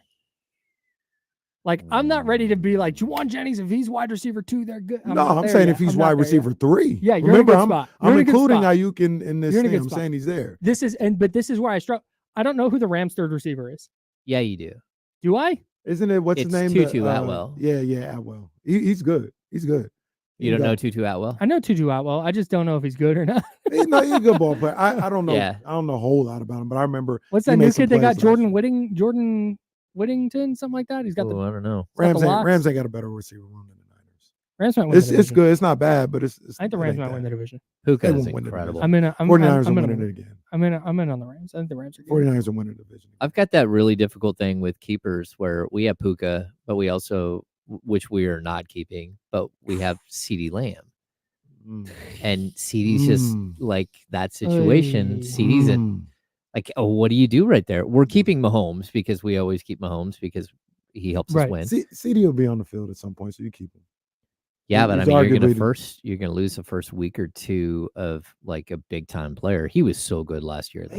Maybe they get it done before the season starts. Yeah, He's too good. I can't not have him on the squad. But I never won CD? my fantasy league, so maybe you shouldn't listen. We'll ask Faraz Siddiqui on Friday. We're trying to get him on. Oh no, that's I'll have that's some. a good I'll have idea. some fantasy analyst on Friday, even if Faraz can't do it. Mm. We got to. Well, I Yeah, mean, we you need can to you start can building you can up for the have me draft. on the show. Like I said, you can. We'll just go opposite. But you don't. Opposite day with Kenny You don't Caraway? always I don't- win. No, you know why? You know why I lose? Because I don't draft no Cowboys. I don't draft no Seahawks. I don't draft no Eagles. Oh, I don't draft any Rams. Like You I get can't all be better. sitting there Here's why- thinking I want those players to do well. You know, I'll just go another route. Here's why I'm bad at fantasy football. Every year, I draft, let's call it 2 players that I just am like, I believe in this player so much, I am not letting them go. And I hang on to them for 9 weeks too many. oh yeah. And then there's a player that I draft and I'm like, yes, this is the guy. And then he lets me down the first 2 weeks. I'm like, and I launch him into the sun. And then he winds up as wide receiver 2 on the season. Oh. I get so emotional. I'm the worst. We I'd be try a to terrible coach. we try to be stable. Even like last year, we drafted Drake London way too early over Ayuk, I and thought I'm Drake was gonna gonna do well. I'm gonna blame my son for that one. That was him. Yeah, that's which- what He you wasn't gotta alone, though. I thought understand. Drake You gotta London was gonna be pretty. you gotta understand. Desmond Ritter was not no Drake London this no. year. Drake London this year might be good. Well, and I'm not trashing my son is usually really good. He's the one who said, "Hey, we should draft this Mahomes kid" a couple of years ago. And we're like, "Oh, okay." Party on. We were discussing him or Kirk Cousins at that point. And he's like, "Oh, let's just go ahead and take a flyer." We had Stafford. He's like, "We might as well just take a flyer on this Mahomes kid." I'm like, "All right, it's all on you."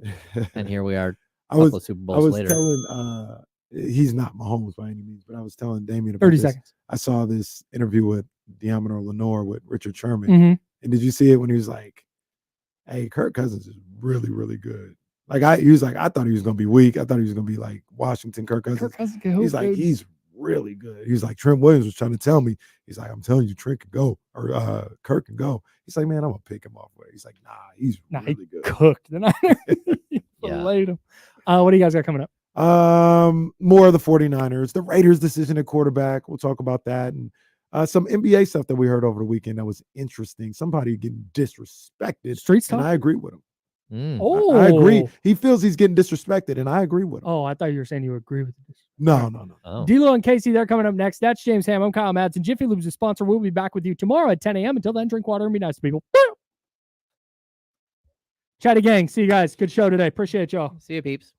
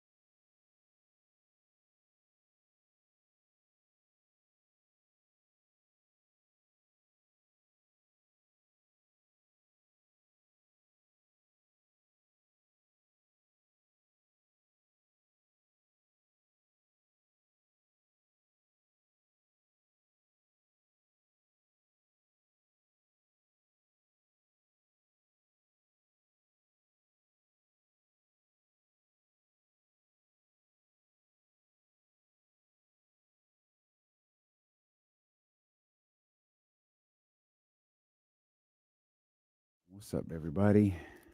What up?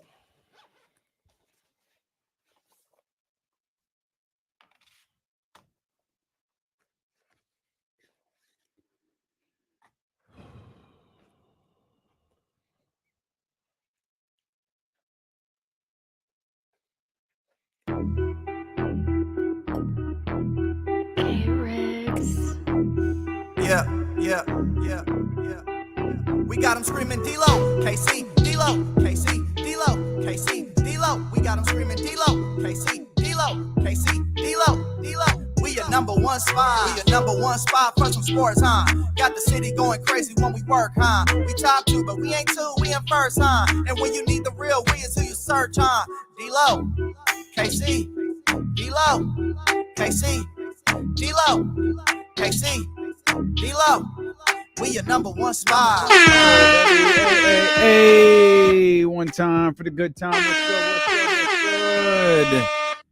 Welcome in to episode number 998. Oh boy. Episode number 998. We might actually get there. Well. Oh no. It's the Monday, August 19th edition of D-Lo and KC. I'm Damian Barling. The ultimate needle mover in God mode himself. He's Kenny Caraway. Yes, sir. Acknowledge me. Man, and we in here. The road to 1,000 kicked off at the Roller Rink on Friday night. Man, what a blast that was. Good times, man. Good times. Flashback Friday, Roller Gym. And now we in here. And I don't have my favorite pen. Oh, no. I've had to scour the entire building with Kimberly most of the morning. I don't think all these people are going to fit. Yes, they are, Kim. Or do they know they're going to stand? They're not going to stand, Kim. No, I don't think we have enough chairs. We have enough chairs, Kim. Based on what? Well, Jonathan told me. Jonathan's got chairs? We've got chairs, Kimberly. It's just fine. And then she goes in there and she counts. Okay, wait. And then she counts silently. Oh. I said, well, what number did you leave off at? They're like 40-something. Told you we had chairs. And I love her. She's trying to help. She's not trying to help. She is helping. She is helping. But yeah. I'm chasing down non-kayfabe names here all morning. Like, what the hell is Michigan Wolverines' name? So Michigan, if you're watching, you check in with Jackie and you say, hi, I'm Michigan Wolverines, and you come on in. That's as simple as that. It's like Fort Knox because we're really... With a live show coming up on September 9th, I figured, it's football, Sky River. Who will really be into that? I wasn't expecting the level of RSVPs that we got. Hey, salute to those that had to go on the waiting list or whatever. Sincerest apologies. Come through the Sky River. We got you. Yeah. We got you. But planning this has been a bitch. It has been terrible, but the names that's the crazy part. I posted the list just to make sure, on the Discord, like, hey, if I missed you, I'm so sorry, but here's the list. Here are the people who asked for the plus ones. It's not plus one for everybody. Like if you, hey, Drew Down and Mrs. Drew Down are pulling up. All right, got you. If you just said, hey, I'm coming, then I just put you. Right. That was it. So, yeah, that was something. And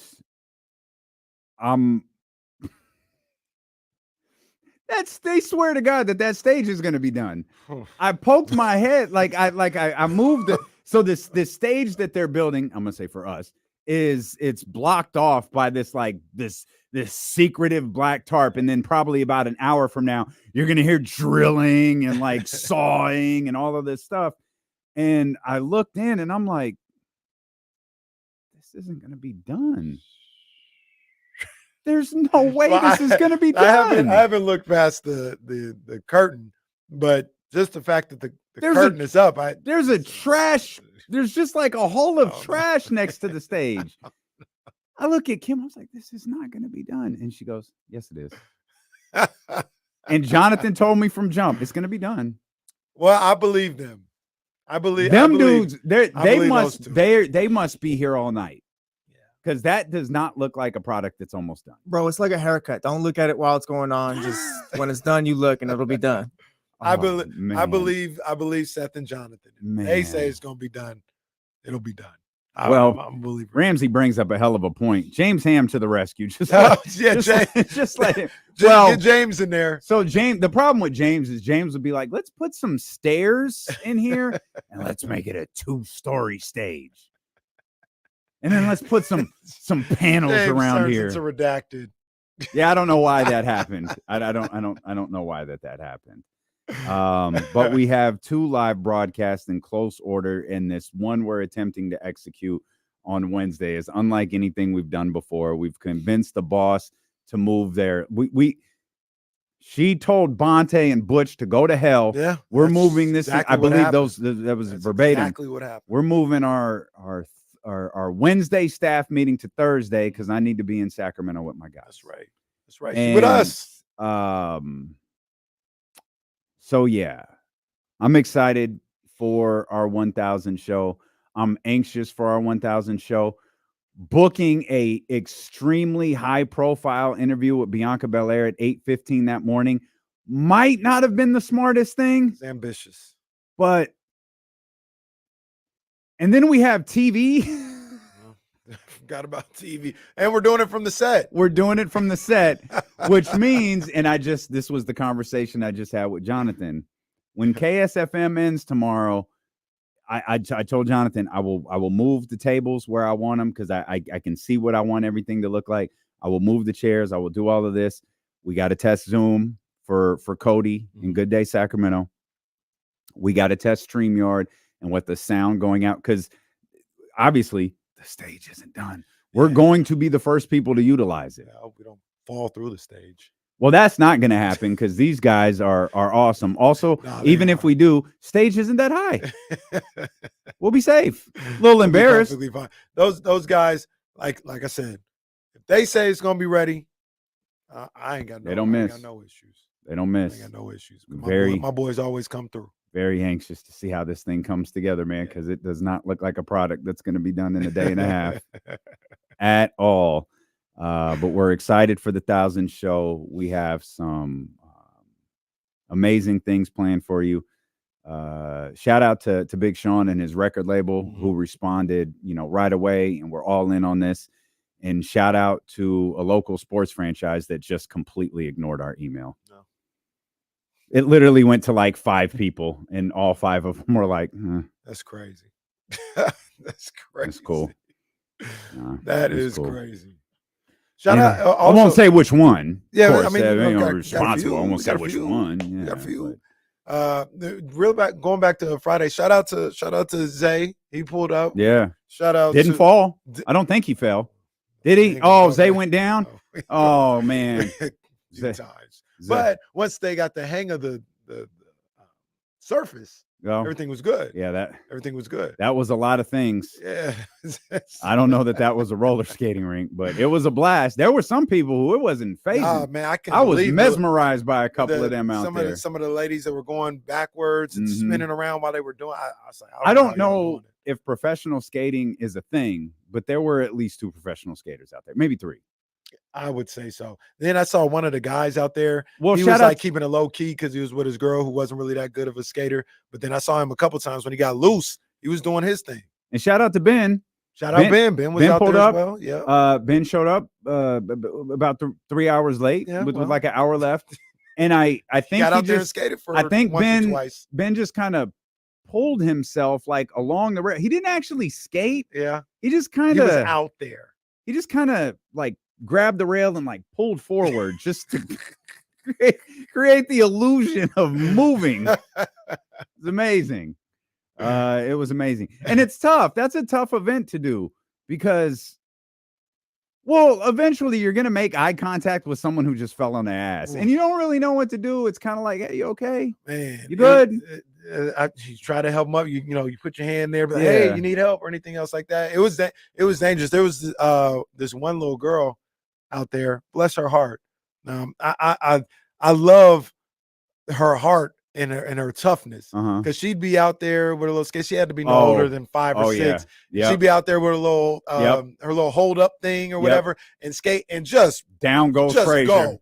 The little hold up thing go flying across the rink. She go flying across the rink. Wouldn't waste no time. Hop back up, grab the little thing, get right back on it. When she came around me, I'd be like, "Hey, little lady." I love that little girl. I love that little girl because she took a break and was going back on the entrance by the stage, and she has her thing, her support thing, and she's like trying to move it, and I look at her, and she turns to look at me, and I go, "Can I help you with that?" She goes, "Yes, please." So I help her get the thing over, and she's struggling to get over the ledge. So I said, "Is it okay if I help you get over the ledge?" She goes, "Yes, please." So I help her get over, and she grabs her thing and she goes, "Thank you." And boom, there she goes. She's off and skating, and she didn't make it all the way around before down went Frazier. My girl, like I said, that thing would go tumbling across the skating route. Like, oh no. But she tougher than a $2 stay. She'd take that tumble. Well, she right was back up. She wasn't the only one. Oh no. I think Reese might have took a couple people out. Yeah, Reese. It was touch and go early. It was touch and go early for my boy. I think Reese. I don't know who caused the pile up.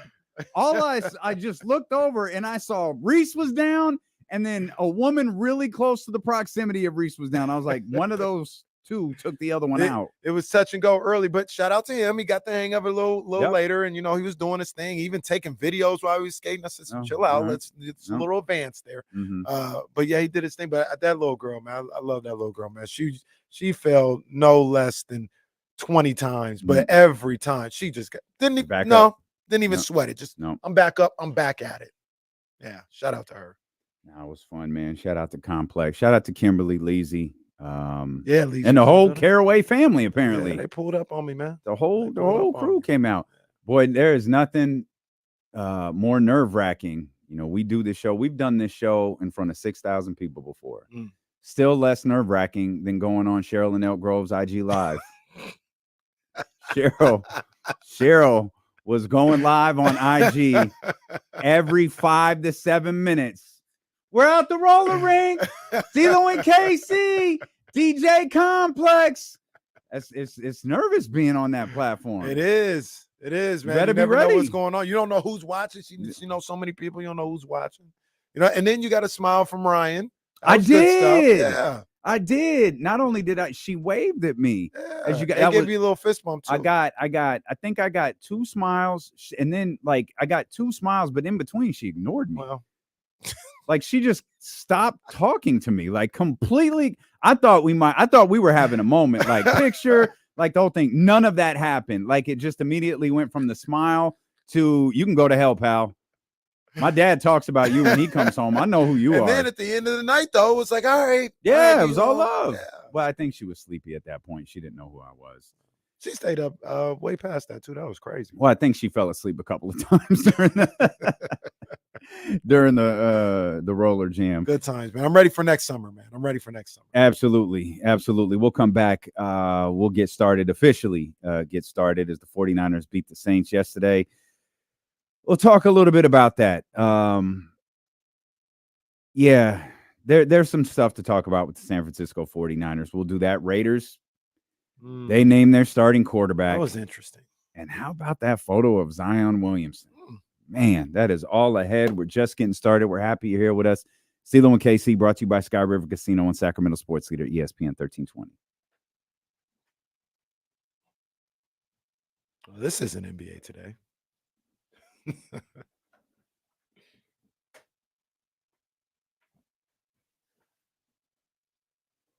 Yeah, they were insiders being here just brushing up on their politics.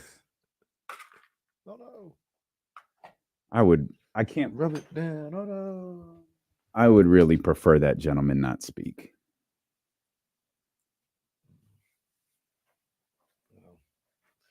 Let's see how that goes.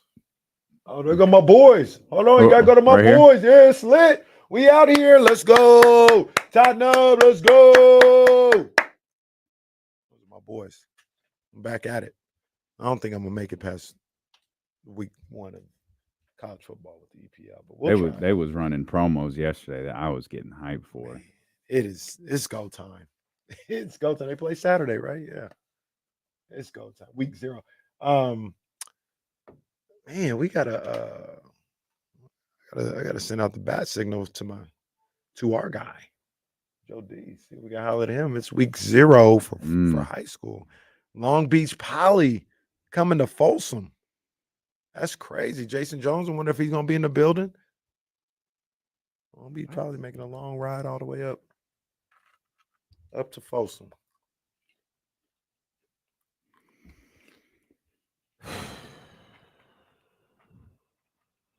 What was that bubble? Map training? Is that yeah?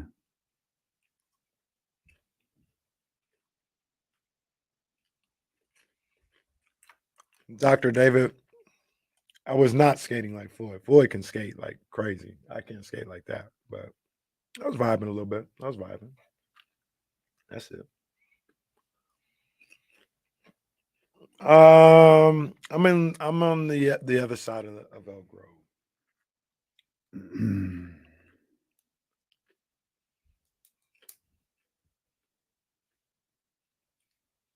Damn, it happened again. You know, I didn't even think about this until you just said something. Damn. It don't You matter. did it again? Wow. I told you were going to do this. Did not tell you. Wow. I didn't even think about it until you just said something. Wow. Like clockwork. You ain't Giants. You ain't Giants. No, my man was out there working. He was out there working. Yeah. He was out there working.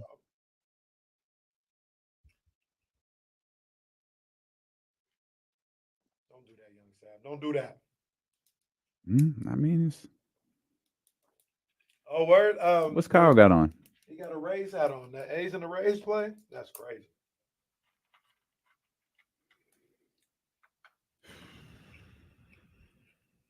Oh, that's what's up, Russ. My homie's son play on he's the quarterback for CO, man. So, you know, make sure they don't touch him. Those white. Well, logos. today, both settled. I mean, Well, I don't know. I don't know if I laughed. If you're okay, you laugh. Like you Yeah. check, they're okay, you laugh after. I don't know if I laughed. I was just like, oh, and there might have been a smile or whatever, but you know, I was messing around with the graphics this weekend, and in execution, I don't like them. well, they look fine. It's too bold. Like the white is just glaring. I mean, it pops. Like WCW Monday Nitro, like a little apron or whatever they used to have. Yeah. I mean, what's up? I don't ever want Hey. anything equated to WCW Monday Nitro Now, for the record. Well, Nitro was popping though. Nitro was For a popping. minute. 83 weeks. What's up? Now that I think about what's up with the 13th round? Oh, I haven't. Oh, Well, no. come on, man. One at a time. Oh no! I mean, Oh no! the 13th round is. Look, Who's it hosted by? well, you're the. Oh, you're wow. the, like, no, you're, come on! you're the coward that changed your handle. Like, man, you fix it. Come on, man! Hey, man! Come on, man! We can't be having that, man. I had to get rid of that. I had to get rid of that. I didn't like the way the Matthews mattress back, white part stood out. And I knew we had the Sky River thing. That was a dark logo. I was like, how can we fix this? And I thought this might do it. And I don't feel like it does. But this is what happens when you don't have a graphic person and you got to do everything yourself. No, I think it looks fine too. I think it looks fine. Yeah, but you're not the type of person who will be like, no, this looks bad. No, I tell you, I wouldn't. I don't want it to look I probably fine. I wouldn't want say it to look that. I spectacular. wouldn't be like. Do we really want to yeah, talk through this looks right now? fine. No. It just looks fine. I won't say it looks spectacular. It just looks fine. All right. It looks good. I mean, it works. You know what else works? Maptrition.com. My training is on point. Your boys' road miles are going up each weekend. I'm having a blast out there. I forgot how much I love running. Just putting your headphones on and zoning out for 5-6 miles or whatever it may be. I already got my route planned for next week. Cannot wait to run it. And the supplements over at maptrition.com have been a huge help. Obviously, the all-day BCAAs that I take, the pre-workout BCAAs go a long way. But, man, those strength enhancers that boost your natural testosterone. Man, they have been on point for me because not only are my runs strong, but my performance in the gym is strong. And those craving crushers go a long way too, because you know your boy got a sweet tooth. So if I could take something to give me a little edge right there, man, it is perfect. Head over to maptrition.com. Use the promo code DLO1320 at checkout. Get 10% off. Again, that's maptrition.com. Follow them across their social media platforms. I'm sharing their stories. Tag them in a variety of things if you need an easy way to find them. That is the way to go. And maybe we should send some of these supplements to the San Francisco 49ers, because this is it. So the 49ers win yesterday. Mm-hmm. Kenny and I were talking. We both watched the entire football game. I don't know how, which is bizarre. The entire game. And part of it was obviously, you got to lock in. I want to see Brock Purdy. Yep. It didn't go well, but it was basically Brock Purdy and no one else. Yeah. There was no that was crazy. Line, running backs, receivers, Kittle, nothing. It was the closest thing to a starter was the rookie Pooney, who might be the starter at right guard, but that's not how he started camp. Like, right. He may end up working himself to being the starter. That's the closest thing to a starting player that was out there. Yeah, it was Purdy and no one else. 3 series, 12 yards, 11 plays, 1 first down. He got hit quite a bit, which he said, that's what I wanted. I wanted to get hit. Problem is he was under pressure a lot. But again, that wasn't the offensive line. And then I started watching Josh Dobbs. Hey, okay. Josh Dobbs is playing. And then I just got sucked into watching the game. And all of a sudden, all right, well, Dobbs played well. What's Brandon Allen do? And all of a sudden, I'm watching. That was the one. Now I was like, let me see what Brandon Allen I'm watching 4 quarters of a preseason football game. That was crazy. I did the same thing. That was crazy. I couldn't believe it. And it's not even like Kyle, and I didn't know this at the time. I actually assumed the opposite. Kyle said after the game, yeah, Brock's going to play next week. Probably a few more starters are going to play next week. So it's not like that was it. That was the dress rehearsal. Preseason was over. No, that was just the way Brock Purdy explained it. He just wanted live reps. And according to him, he wanted to get hit. And congratulations, buddy. Because you got what he asked for. You got that. You go out there with that offensive line, boy. You got hit. That's what he asked for. But you know what my biggest takeaway was? And I'm not even a 49ers fan like you guys are. I miss Chase Young. I love Chase Young. I loved him with the football team. I love that he came to the San Francisco 49ers. Knew that he left. That's a good football player right there. He is good. I was a little underwhelmed with his time in San Francisco. Look, if the money was there, if he would have been able to, I'd love to have him back in San Francisco. I don't want to talk like that, but he had a couple of plays where the effort was questioned visibly. You see it in the biggest moments in the playoffs. He had a couple of those moments, and that was disconcerting. But he looked like he was ready to go yesterday because he was everywhere in that game. He was disruptive for the entire time he was out there. And yeah, I wish he was back out there. Honest question. With the Niners, I should say. In you're obviously thinking about specific moment or moments. Could questionable effort maybe be like a little bit lost? Maybe he didn't know where he was supposed to be, or maybe he got confused on a play. Nah, not on the clips that were circulating. He was dogging it on those particular plays. This is the tough thing about the internet and everything that was going on. If he had 60 snaps, maybe on 59 of the snaps, he was doing everything that he needed to do and going 100% max. And that was the one, where he was kind of dogging it, but he was absolutely dogging. It was in the NFC Championship game. And it was like, man, come on, man. Like, can't have that. But I even with all that said, I liked him. I wish you would have been able to find a way to bring him back, because I'll just take my chance on the talent and him being around that type of organization. Yeah, that we won't have those issues too often. And on top of that, it was an issue after the NFC Championship game. It was brought up. I think he talked about it. Steve Wilkes talked about it, and he played really well in the Super Bowl. So he corrected it right there, and I'm a fan of his. I like his game, man. So Yeah, I mean, obviously, I was a fan of his dating back to college. So, I wasn't. yeah, it's because You he can't was say whooping your ass. well. Look, I mean, who knows what was going on at that point? That Well, yeah, you guys Urban was around. You guys hadn't started cheating yet. Well, Urban. We learned the game from Urban. Urban's clean. He ain't Clean never. what? Has Urban been suspended? No, not by Fox Sports. Not yet. Might Well- fake chest pain from time to time, but Yeah, that's a little health scare here and there. Little inappropriate dance with a co-ed or whatever that was. Oh man, Urban, Yeah. wow, boy, really good on TV too. Yeah, it's a damn Urban shame. Meyer's really good on TV. Damn shame. You have any takeaways from that game? It's impossible to judge preseason. Mhm. It's really difficult when you pretty much throw, QB1 out there with no other position one players. But the 49ers did win, which, given the way this offseason's went, I'll, maybe just take that.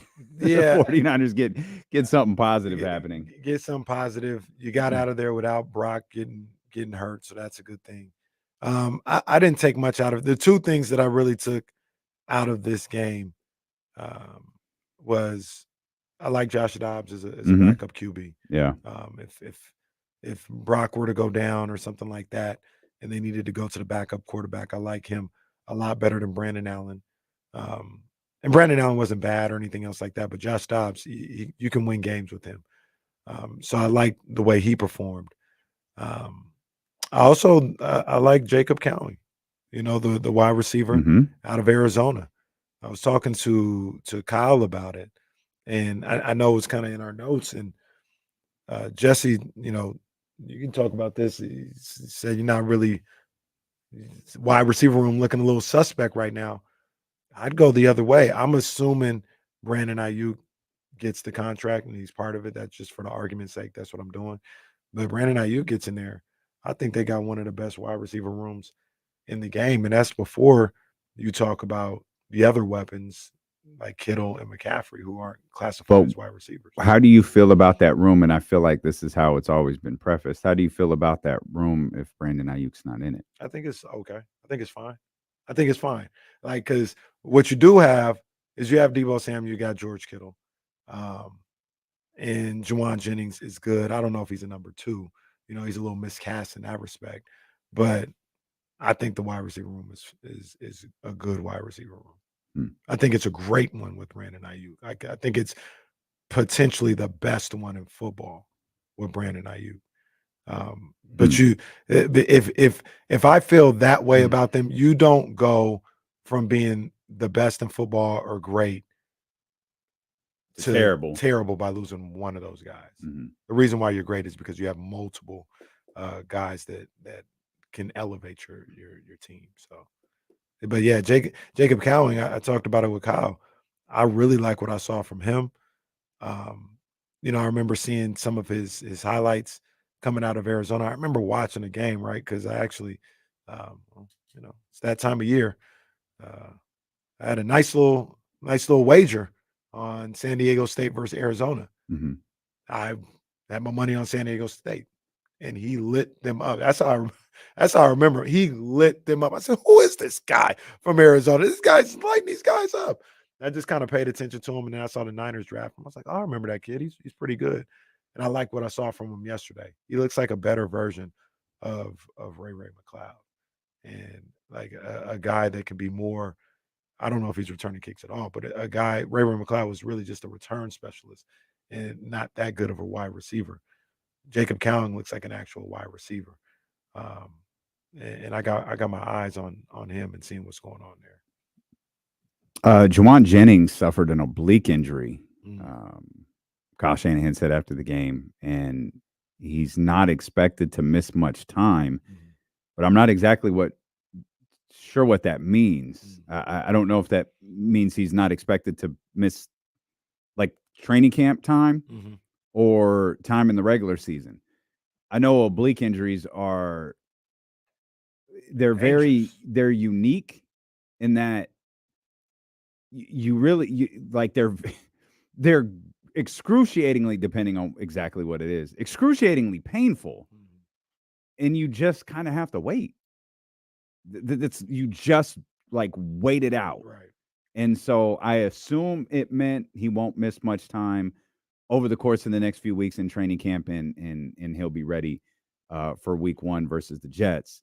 But I certainly could have misunderstood that, but that's why we didn't see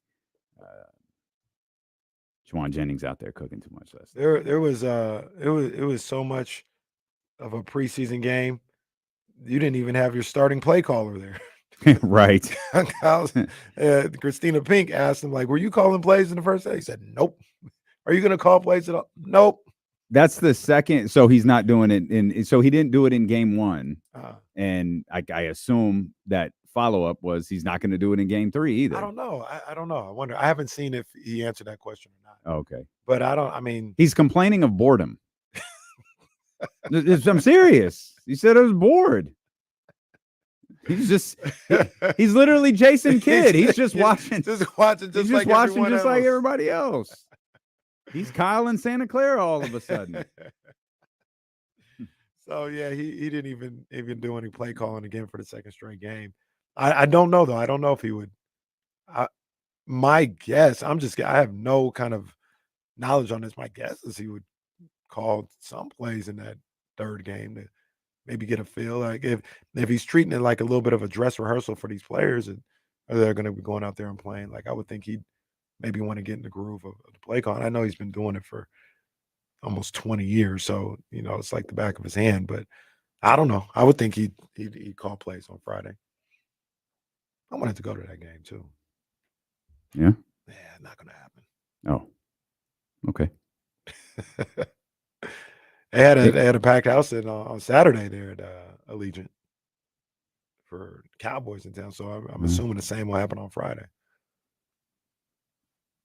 Yeah, that's the stadium to go to. Yeah, y'all got to go check that one out. Sure. Did anything stick out to you about that game? I mean, the number one thing was Josh Dobbs. I thought Josh Dobbs played really well. Again, I feel like you always have to do this under the circumstances, under what we were looking at. I thought he played really well. I don't have a grand proclamation on the wide receiving room like you do. Obviously, you know this team, you know your team better than I do. It's just I don't. Other than that, I don't have any takeaways. Simply because there you can't even pick a pair. Brock and Ricky Pearsall worked really well. Nope. Nah, it's cool. Now what we want me to do? Judge Jordan Mason? Like I don't know what to do with all of that. But the things that stood out were Josh Dobbs. Who else? I don't know what to think of Derek Carr either. It had a hell of a drive. Yeah, he had a good drive. So I like Derek Carr more than most, but you're watching it, you're like, oh, he's moving the football, and he is. Yeah, moved on forward, and then you go to the numbers, and it's like 7 of 13 for 42 yards or something. It's like that's not anybody. It feels like any quarterback can do that. They moved the football, and no, not any quarterback can do that because, well, I mean, Brock didn't do it. He sure didn't. But I mean, guys are looking for different things. Meaning teams. Teams are looking for different things when they're out there. But I can't give a grand proclamation on the San Francisco 49ers based off of that game.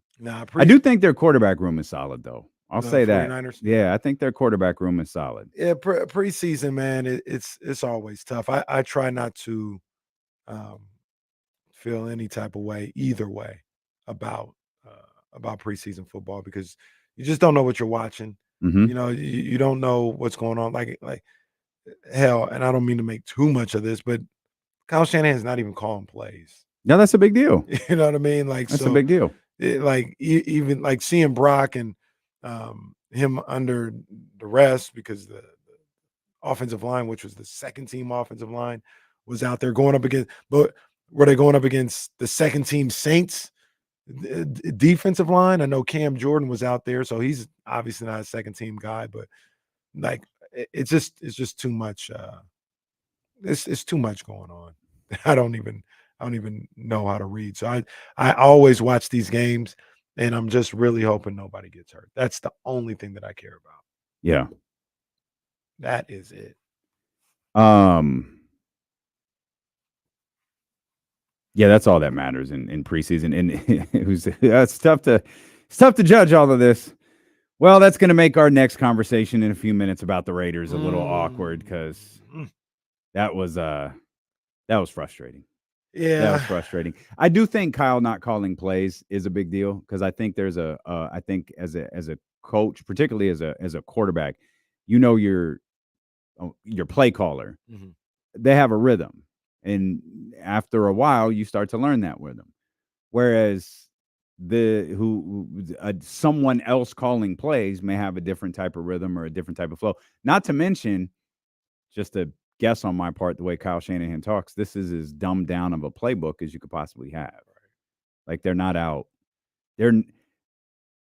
What they're going to implement against the Jets, they're working on in practice. Mm-hmm. They're not working on against the New Orleans Saints, Right, or the Las Vegas Raiders. And the other thing about that stuck out to me that I don't want to say it doesn't. Well, the game doesn't matter for sure. It doesn't matter, but they're still trying to work on some things. But how that it was just like, oh yeah, they just kind of doing whatever out there. I think Josh Dobbs, who came in halfway through the first quarter, I think he had 21 pass attempts in the first half. It was like, all right, hey, let's go. So number one, Kyle's not calling the play. Yeah, he was 12 of 21 in his time as quarterback.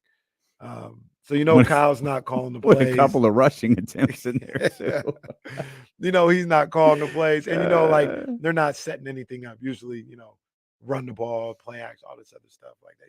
They're just out there playing. One name we haven't talked about I was going to say one name we haven't talked about a ton. Oh, we talked about it all. What does Burrito's return mean?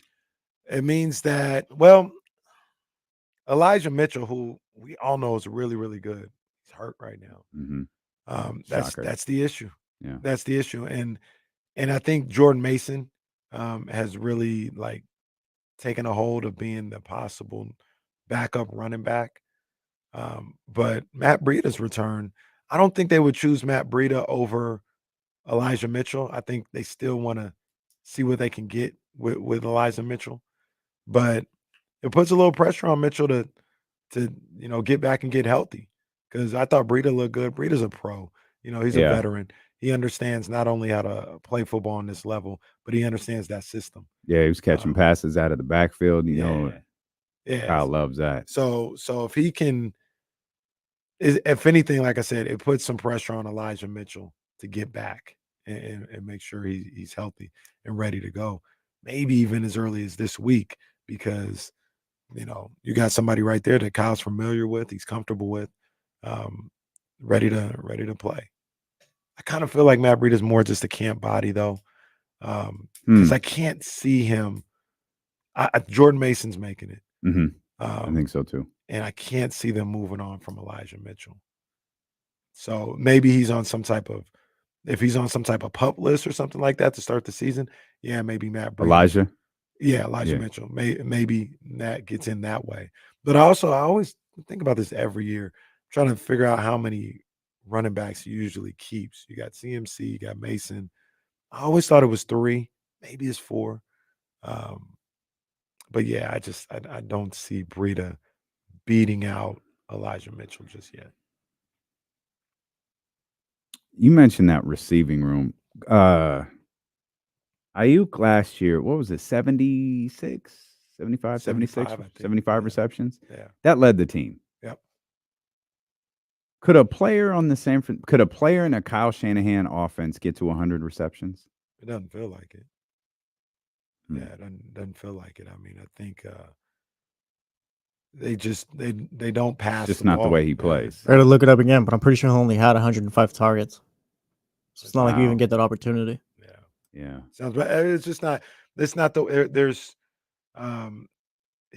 even in today's game, Kyle's play calling style is so balanced, so close to 50-50. I don't know for sure, but I'm assuming, I'm gonna guess it's maybe the closest to 50-50 of anybody in the league. I just don't see. And then the way they built the roster, you got so many different weapons, so many different ways to get the ball to different playmakers. I can't see him doing that with anybody in the offense. I'm trying to see. For example, let me go. I'm gonna just go to this. May be an extreme case, but I'm gonna go to CeeDee Lamb. CeeDee Lamb had 135 receptions. I'm looking for the targets. He had 181 targets. I can't imagine anybody in a Kyle Shanahan system getting more than 150 targets. Oh, Jesse just said Ayuk, who led the team, had 105. Right. I'm assuming that led the team too. Yeah. So how much do you think that's factoring into what's going on right now? What you mean, like the way Kyle coaches? To a certain degree, because Brandon Ayuk probably wants money like a CeeDee Lamb. You want to get paid for something you're never going to do here. Right. And that, I think my guess is that's kind of what the 49ers are arguing, negotiating. They're like, we're not disputing that you're talented enough to put up those numbers that CD and Justin Jefferson, but that's not how we play here. So to a certain degree, how and once again, I would just figure out how to get it done.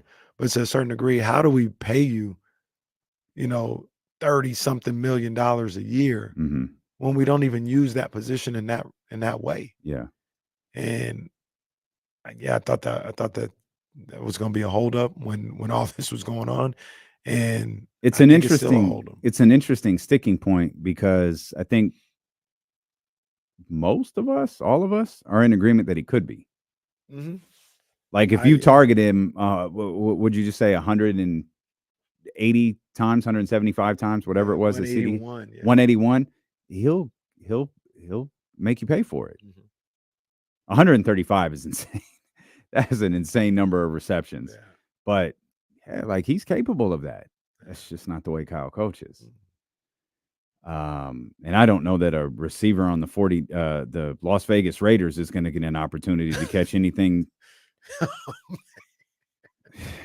Well, I don't mean that, all of this did.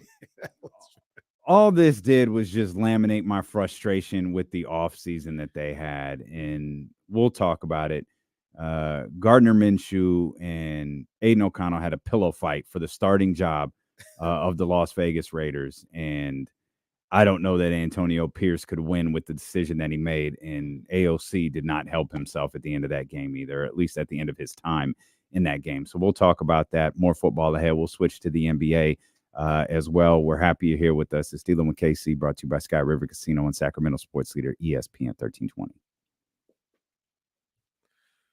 Yeah, this hat don't work with my little blip. It's a different pin too, but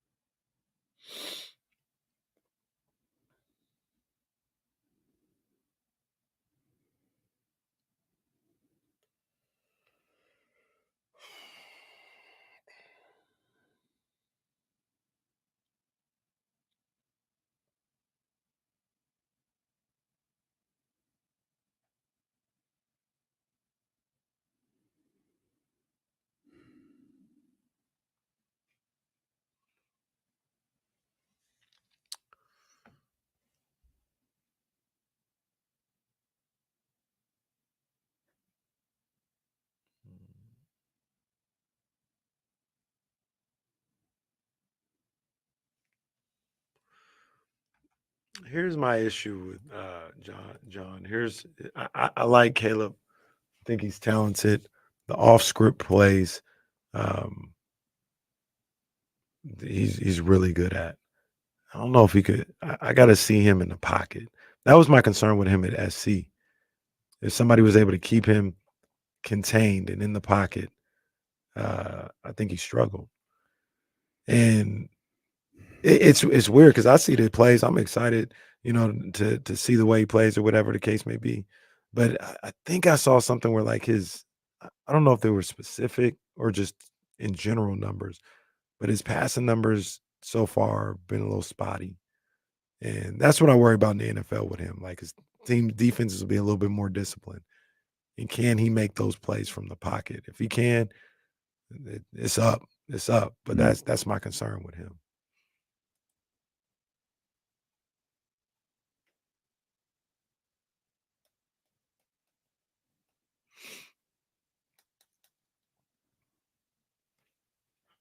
He was fun to watch, though. He is. He is. He's super entertaining. He looks like the game. The game, the rapper? Mm-hmm. Caleb Williams? Mm-hmm. Nah, I don't see that. No? No. I'm going to give you a 2 on that one.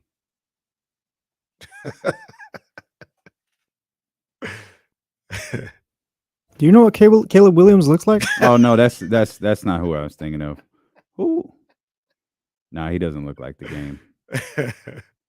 No, wait a minute. No, don't. Just don't. No, he doesn't. Who did they play? They played. Was it the Bengals? The Bengals, yeah.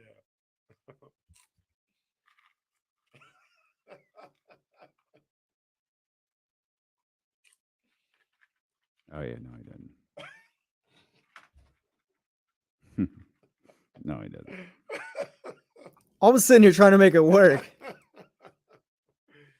And the game a wild boy too. The game is a wild boy. Yeah, somebody please beef with him. Listen to the little story. Crazy.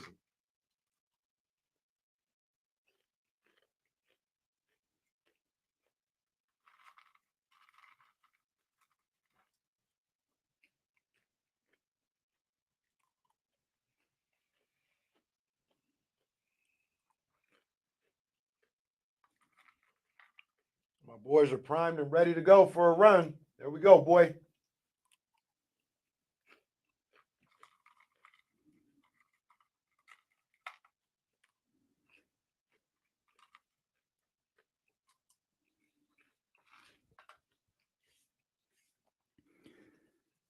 Chatty House, obviously excited for football season. The Chatty House brought to you by Matthews Mattress, where their Labor Day sales event is going on right now. Huge savings on virtually every mattress in the store. My favorites, been saying it since they got here.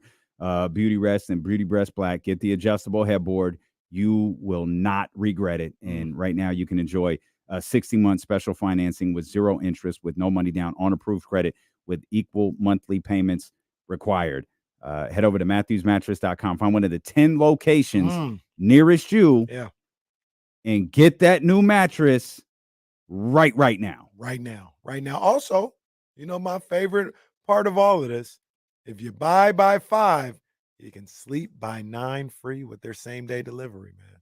Plus, they got that free removal of your old set. Can't beat that, because what are you going to do? Like, what are you going to do? I brought you a new bed set or whatever. Like, what about my old one? There's nothing to do about it. Or for $300, we can remove it. Nah, no. These guys, that's part of the whole thing, the free removal.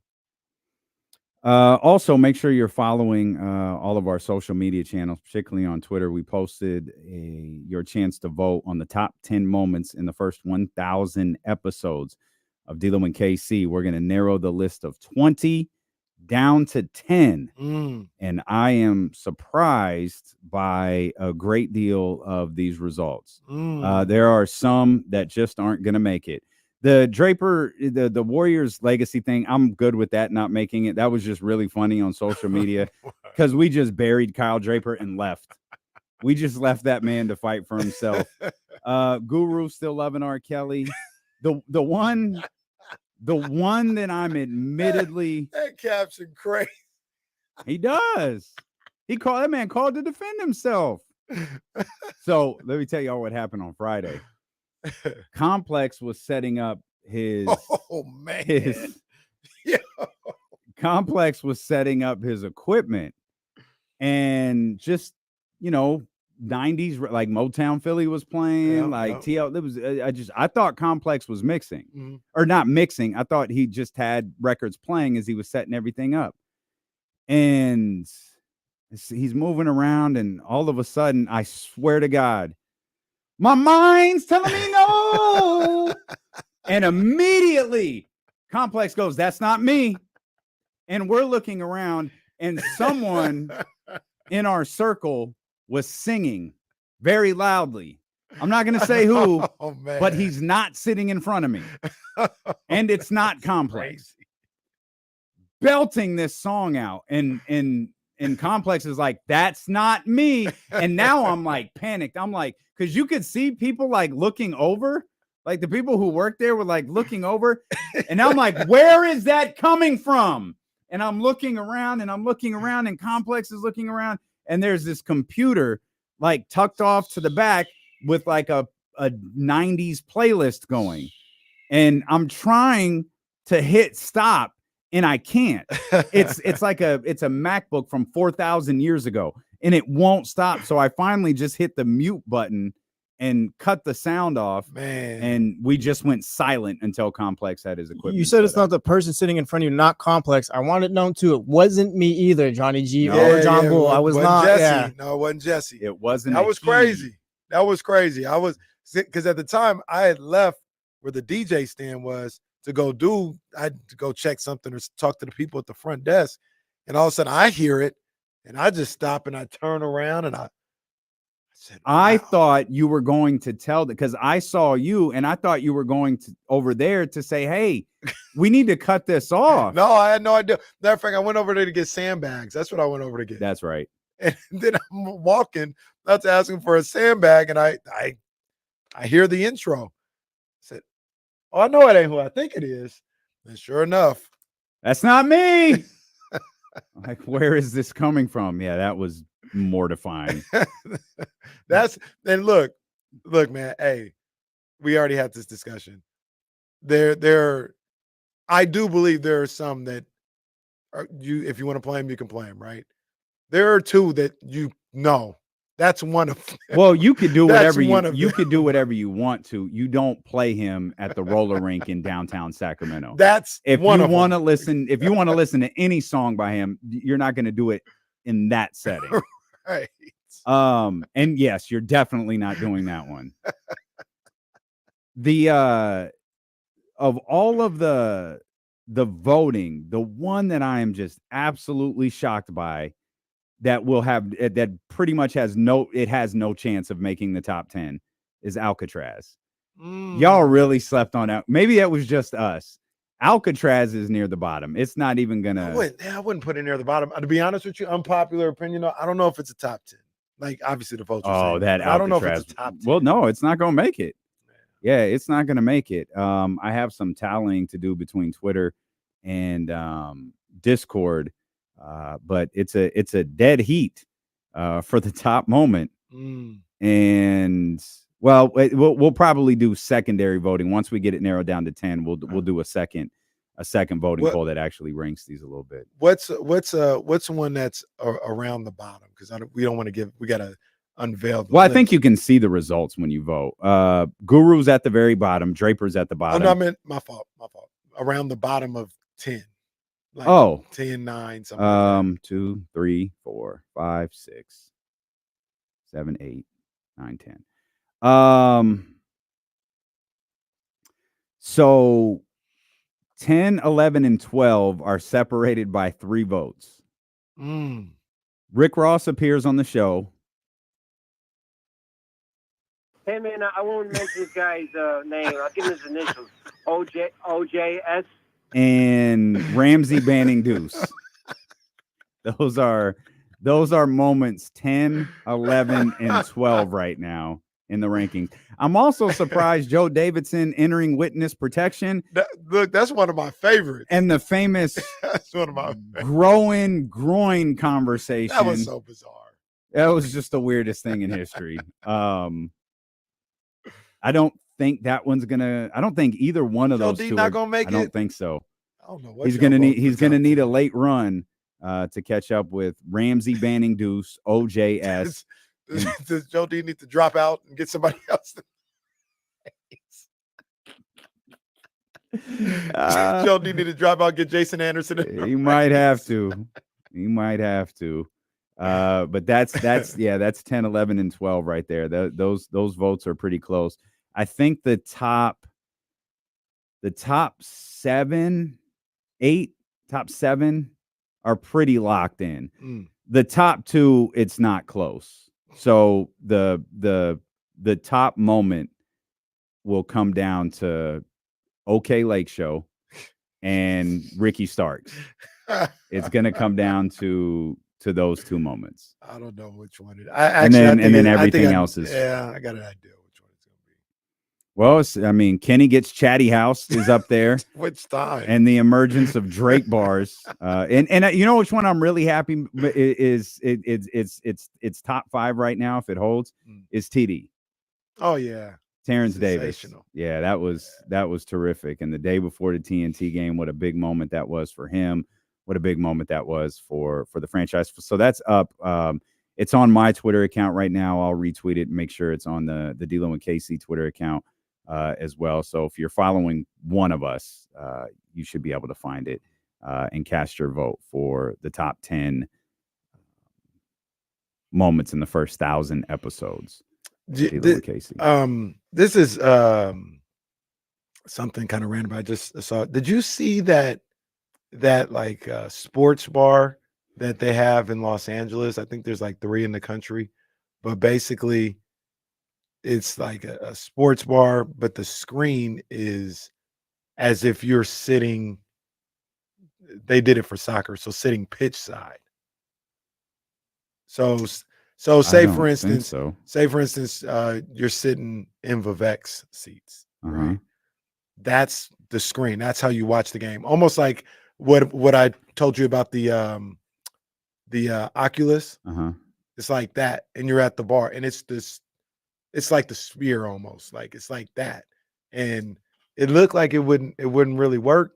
But when I saw the little clips, I was like, that looks fire. That looks fire. I think they got one in LA. They got one in Dallas. Yeah, I did not see that. It looks dope. It looks hella dope. You know what? They're not going to get me, but this ad got me. The MetaQuest and Oculus, that's the same thing, right? Yeah. That's the device. Yeah. The device is the Oculus. So I got served an ad for, it's like essentially, this isn't what it was called, but it was like a WNBA league pass for the MetaQuest. And so I was like, okay, you got me. I clicked the link and it showed all of the games coming up that you can watch with the glasses on. Oh, now I'm and it's not like charge mine back up. It's not like 1 or 2. Like they have a bunch of WNBA games coming up on that Oculus thing. I'm gonna have to charge mine back up because that thing is a game changer. With that specific thing, like watching those games, it is fire. That's the one thing I really wanted to try in the 23 hours that I owned one. Come on back, D'Lo. Come on back. I'm not doing that. It's called the X Stadium. Okay. Plus Meta Horizon World. Oh yeah, they got a gang of games. Next one is we're on the 19th. Next one is tomorrow. Well, yeah, that's not a good one. Sparks in Connecticut. Phoenix and Atlanta. Okay. Washington, Chicago. Oh, Vegas and Phoenix on September 1st. That's a good one. Yeah, this bar or whatever you were talking about. This is crazy. It is fire. This is crazy. It looks so dope. I really should keep you unblocked on Twitter so I could see this stuff more often. It looks dope. Yeah, they gotta get one down in Doko. A 9,600 square foot LED wraparound display. Wow. Yeah, that's spectacular. LA and Dallas. Yeah, that's amazing. Yeah, That's amazing. I wonder. I mean, this thing should take off. So I'm assuming it should be popping up everywhere after a few years. That thing is very cool. Indeed, it is. What would it look like watching the Raiders on that one? Well, you could watch Gardner Minshew just erratically throw the ball all around the football field. Erratically throw. Come on, man. Look. Hey, so look, I want to talk about this because you without saying it said it was a mid-off between those two. I thought Aiden looked all right. I thought he made one mistake. It has a probably big one, cost though. him. I don't think that that's true. I feel like I feel like AOC looked better through most of his reps than Gardner Minshew did. Mm-hmm.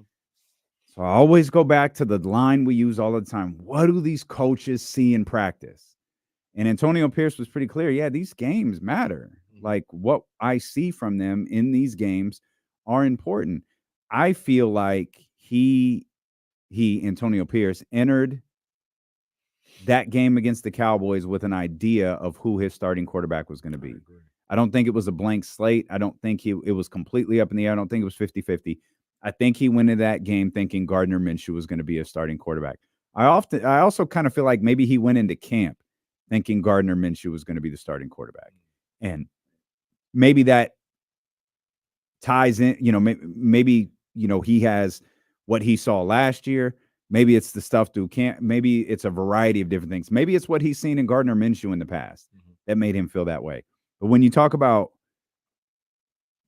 winning a job, I didn't feel like Gardner Minshew won a job. I didn't think so either. I thought Gardner, he did. Yeah. And so he is your starting quarterback for the Las Vegas Raiders.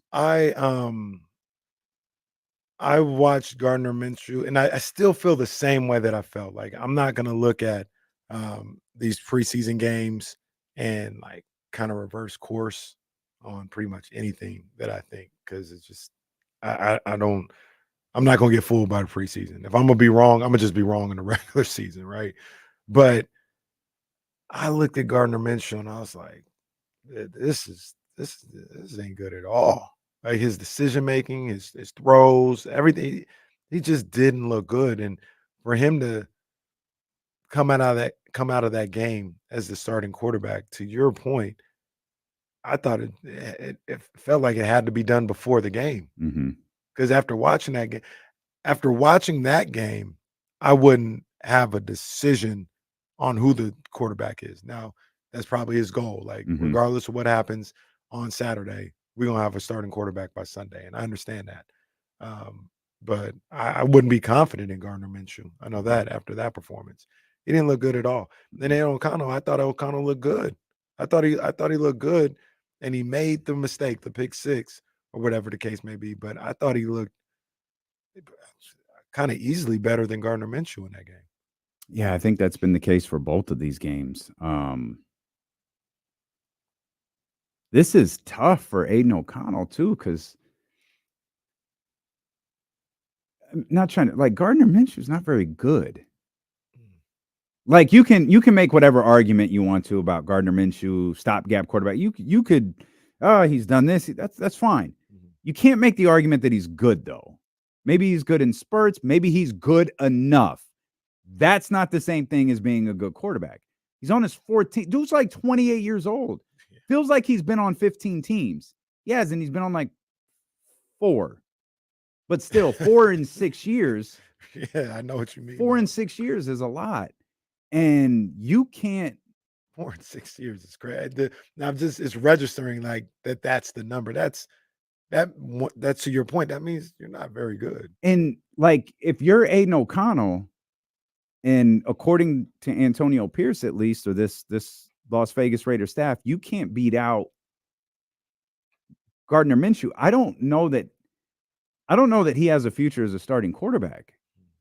This is a tough to me, this feels like a tough thing to overcome. Mm. You lost a quarterback battle to a quarterback that's not very good. And I don't know how he's pegged, barring, and certainly not hoping for this, but barring either an early season injury or better yet, an early season quarterback switch where he can like establish something with this team. And other than that, it feels like, man, you might be earmarked as a backup quarterback moving forward. Yeah, the thing that I would say, and you're right, the thing that I would say if I was on that staff or I was anybody connected to, in this case, Aiden O'Connell, but I probably would have said it for any quarterback that was the backup in this particular situation, is just be ready. You're going to get an opportunity.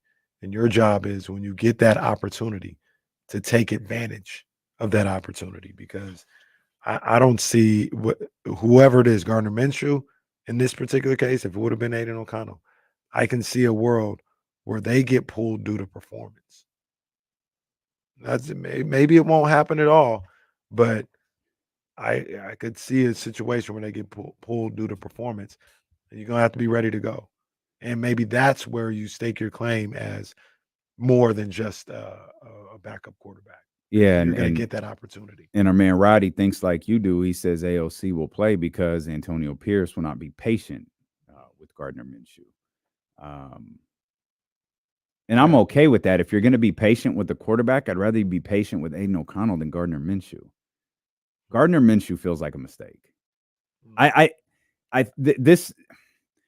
So I talked about Antonio Pierce kind of having an idea in his head what he was going to do before he made the announcement, right? Admittedly, I'm coming into this with a presidential point of view also, because I hated the idea of signing Gardner Minshew. Like, I hated it. You're all in on Aiden O'Connell, or you go out and you get a quarterback. You did neither of those. And this just feels like the Raiders are just stuck. Like they're just like off in the abyss, like a Nick Cattles tweet, just sitting there. That's a Jesse line, by the way. I can't take credit for that, but it's just sitting there doing nothing. But see, I would say, and you're not wrong, but I would say they're waiting more than being stuck. They're waiting for a quarterback. So I would say maybe I'm stalling out AP and the Raiders a little bit. I don't know if you were going to get that quarterback this offseason. I think the quarterback will probably come this upcoming offseason in the draft, or you're signing a Dak Prescott-like player. Was there anybody available for them to sign? I'm really asking. I'm trying to remember if there was a quarterback. Well, available. I think Kirk Cousins, maybe. Was he a free agent? He was a free agent. He right? was. I don't know if the Raiders were in on that or not. It felt like they were going to take the draft approach, but a couple of things kind of went haywire before they were picked, and I think 4,000 quarterbacks were picked before they got on the board. I can't remember. Was the story that they tried to move up, or they consider moving up for one? Was it Daniels? I feel like it was. Oh, that might have been. Yeah, I think that was the one they really wanted to move up for. Yeah, and then I think there was a thought. Was it Bo Nix? That was the reach. Was that the one where like it was the one that was available like around there, I think. But Denver took him. Good too. I haven't watched the Broncos game yet, but I heard he's looking good. Yeah. I mean, I think he's the starter. I don't know. He's starting. But Penix, that's who they wanted. Oh, was it Penix? Okay, Michael. That's right, Michael Penix. That's right. And he was the reach. And maybe it was that. I know there was a lot of Justin Fields to Las Vegas stuff, but that could have been timing, availability. You know, that there may not have been any real substance to that. But if they're waiting, okay, you're waiting. Max, you're waiting.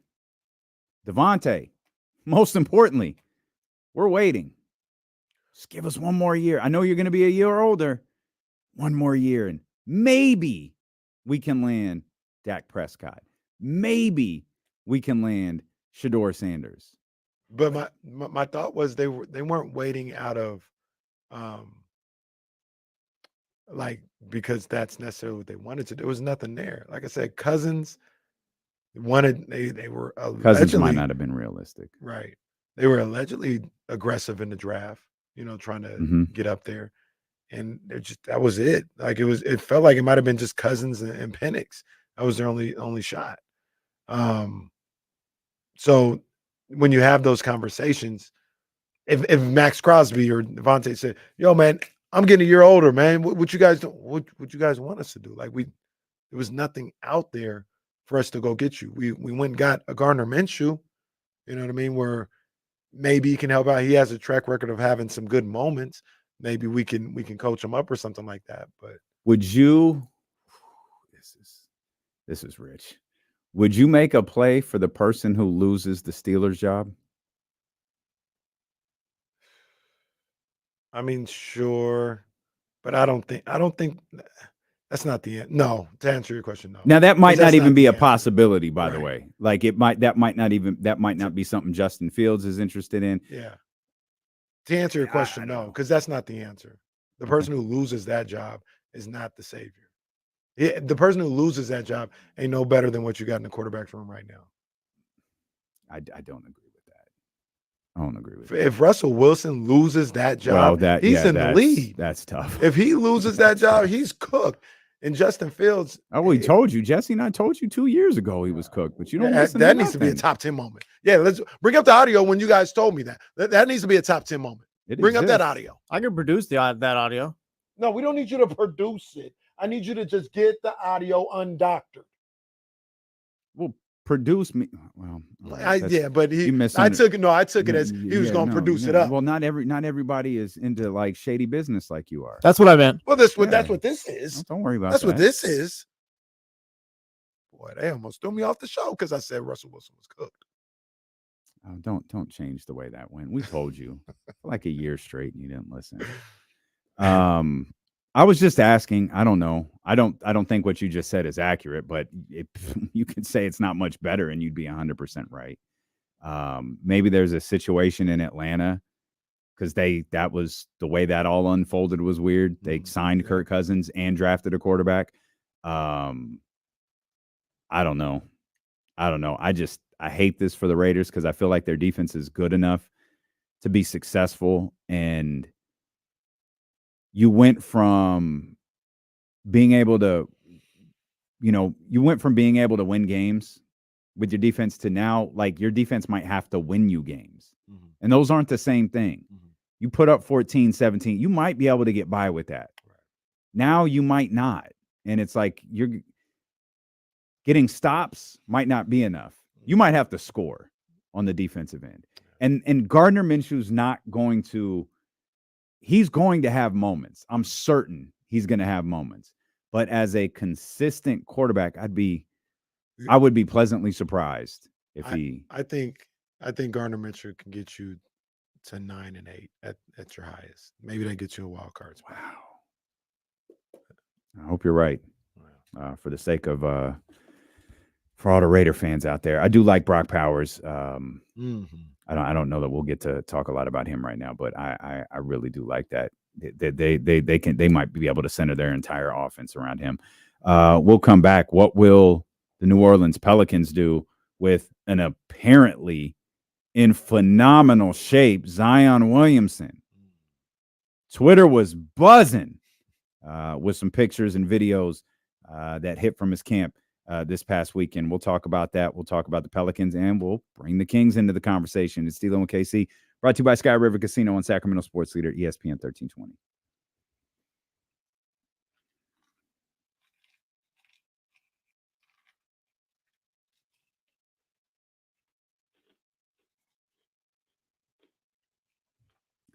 Is this that Frozen stuff? Because if that's it, like, where do I get that at? Everybody, they were saying Drake had. It's been the talk of. No, I know, but it's been they saying Zion got it. This is that the? Oh, go ahead. Is there a sign-up sheet? Everybody getting this stuff looking shredded. Oh, it's a shot. All right, never mind, man. I ain't getting a shot. Jalen, obviously, you didn't see the picture. That boy looks good, man. He looks good. You have to inject it in your stomach every day? Oh, that's cool. That's not. Never. I'm cool. There's something not right about it. Nah, I'm cool. I don't like it. Nah, I'm cool. I'm cool. Did a couple of our people get that? Well, I don't know why. Is that what Katie got? Katie and Gavin? I don't know. Katie. I'm not. I don't. I'm not. That's not shade. Like I think it's on their Maybe page. Katie, and the only reason I'm saying this because it's on her page. She went to like a body sculptor person. So isn't that where you would get it from? Like you don't get it at CVS, do you? No, you? you get it from the hospital though. Oh. What's the freeze one? I thought that was what Drake got. I thought Drake got the thing where you freeze your abs. Oh no. Where is that video of her? BBL Drizzy.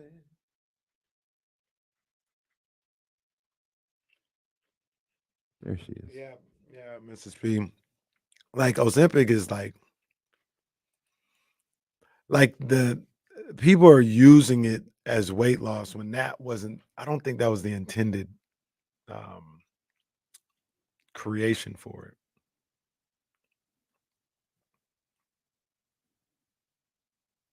Oh no, that's not what this stuff is. It's something else. But it's a shot in your stomach.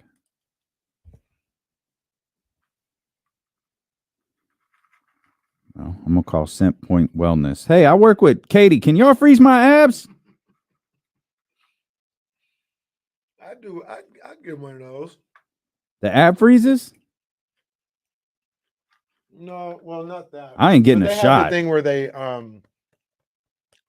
like I'm not getting the sculpting, but have you seen the thing where they like contract your abs? Yeah. I'd do that. They say it's like 20,000 crunches in 30 minutes or something like that. Could always get the De La Hoya too. Oh well, that guy. He just airbrushed. He just got it painted. I gotta watch that interview. I heard it was. Look at that boy Reese. First day of school. We're out there working. First day of school. That statement just gives me chills. That was a good time. First day of school.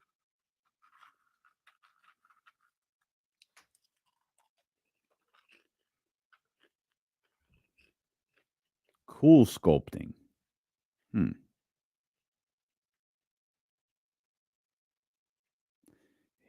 I don't know, man. Just gonna eat better. Cut out the donut Friday. Maybe I'll lose weight that way. That's the way to go.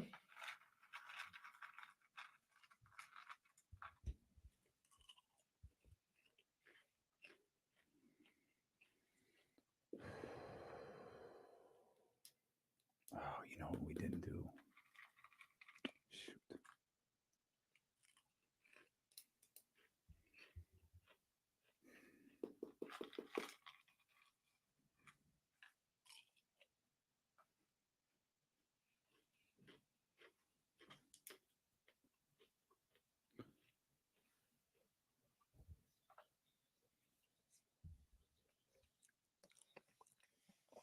So, you see, I'm eating this popcorn. Did you know Kim has some popcorn out there? Did she tell you where she got it from? No, what was that all about? What? The popcorn, like Jonathan was like what that wasn't regular popcorn. No, it was regular popcorn. It was the packaging that she has for it. It was all fancy and nice or whatever. It looks nice. Did you know where she got this popcorn from? I don't. Denio's. When was the last time you went to Denio's? You don't know Denio's? No, I know what it is. You can't remember? I can't even venture. It was before I left California, like well before. I would say I was probably 5 or 6 the last time I was at Denio's. Well, in your case, it was probably 7. It might have been. That might have been 4 last time I was at Denio's. Do we got an update on one of the new whole snack bars coming to Audacy? Because we just kind of took out the vending machines and it's like, all right. Oh no, we're cooked. We don't know. We don't know when it's on its way. But I was privy. I was told what it is. Oh, we got one of it's like that. Is it going to be one of those? Is it going to be one of those honor system ones? You see? No, I think the stuff is free. Oh, I think so. Okay. Maybe I misunderstood. Yeah, but I better not be think like, oh, well, I requested this on the snack sign up or whatever, so nobody eat these. It's like, no, I'm gonna eat these snacks. No, I think the snacks are free, but it's going to be a refrigerator, a new refrigerator with the drinks, and then a shelf full of snacks. All right, that's what I'm talking about. You know, keep them healthy too, Tribal Chief. You know, well, not it's too not. healthy. It's not. Don't put this on the Tribal Chief. Like Kimberly asked, "What do y'all want?" So it's not on him. No, you know the vibes. We're gonna not answer the email, Yep. and then when we get here, complain. Complaint. About That's what's in right. there. That's facts. 100% what's going to happen. That's 100% what's going to happen. How could you? Ugh. Who? These aren't I peanut didn't know. M&Ms. Nah, I was gonna say. Man, it's crazy. Can't even talk on this show, man. What? Go ahead, Kenny. Go ahead.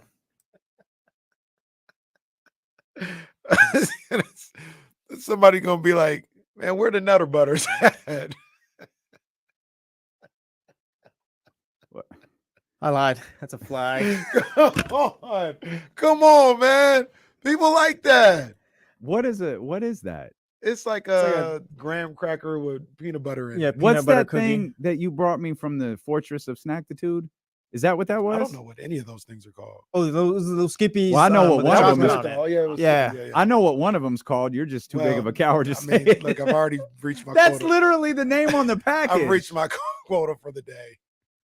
We need to take a picture of that and put that on Twitter just so everybody can see what the name of that bar James buys from Costco That is is called. crazy. No, that's crazy. No, but you brought me something that had like I peanut think it was butter in it. That was the Skippies joint. one, yeah. That was pretty good. Oh, okay. I was there and gone in one day. Oh yeah, that was out.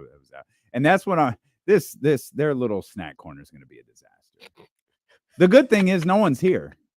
Like Well, no that's one the other actually part. works. That's why here. they're just freely doing it. I don't know, you know they always show up for food. Well, see, but that's the thing, though. The people who are here for 2 seconds and are leaving for their lunch, they're just going to grab, whatever free snack is there and leave. Yeah, there's never been a day Oh, where I'll we take had it home to catering my or something, They kid. weren't here. Yeah, never. I'll wait till Wednesday. There will be a big ass sign that says, "Unless your name is Kelly, get the hell away from this Kiki's Chicken." Are we really putting up a sign? Because I think we should. Oh, don't touch that food that comes here on. If there is anyone in this building, do not touch that food that comes out on. I think they Wednesday. snapped at our guy Casey and Devin one Oh, time. man. Kelly is the only person who gets to eat. Who did that again? And then I think we had food here one time, and Devin was here. And we were trying to hook him up. Like, oh, this is for like the meeting or something like that. They did All right, say bro, that. relax. I think it was Kim who said that. I think it was Kim. She's like, yeah, you can't get him yet. Kim's fine. No, she's okay. Kim, I gotta say, Kim treated us to Chipotle the other day. She did, That was and very it nice wasn't of even her. the company card; it was the Kimberly card. It was payday, so you know she's feeling good. Well, not that it matters for her. She's like you, so She make more money than me. Well, she lives a more lavish lifestyle than me. I she don't does know what I'm not in the pockets like that, but she lives a lavish lifestyle. But yeah, she did buy us lunch on our very, very long Friday, or it was actually dinner on our very long Friday, which was nice of her. Well, Kyle and Matthews Mattress Chatty House. what's it say? I'm, Just read it because there are people listening. This is a radio show. well, What does Kyle's message what say? if Bruce is listening? Well, Bruce knows don't eat what, cookies or what? it's a cookie. Kyle says Nutter Butters are fire. IDGAF. It's the way you say it. that's Yeah, funny. man. Like, was that so difficult? Well, I got flagged last time. Uh, I'm not trying to get another 15-yarder. Can't even talk on this show. This is crazy. It is.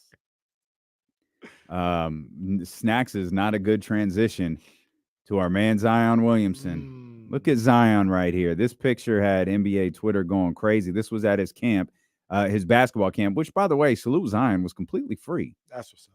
They were asking him, what should we charge for this? And he's like, just let everybody pull up, have fun. Was he in New Orleans or South Carolina?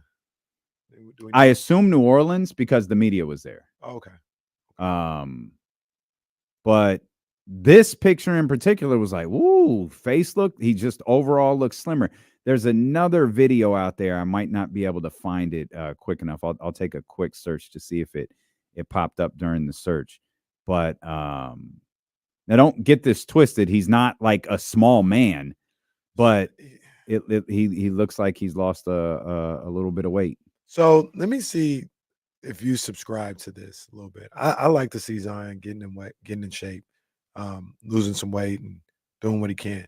Are you a believer though that in some instances, like you don't want to get too slim, and I feel like Zion might be tiptoeing the line of that because his him being muscular and his size along with his athleticism and stuff. Yeah. It's kind of what helped make him be unstoppable at times.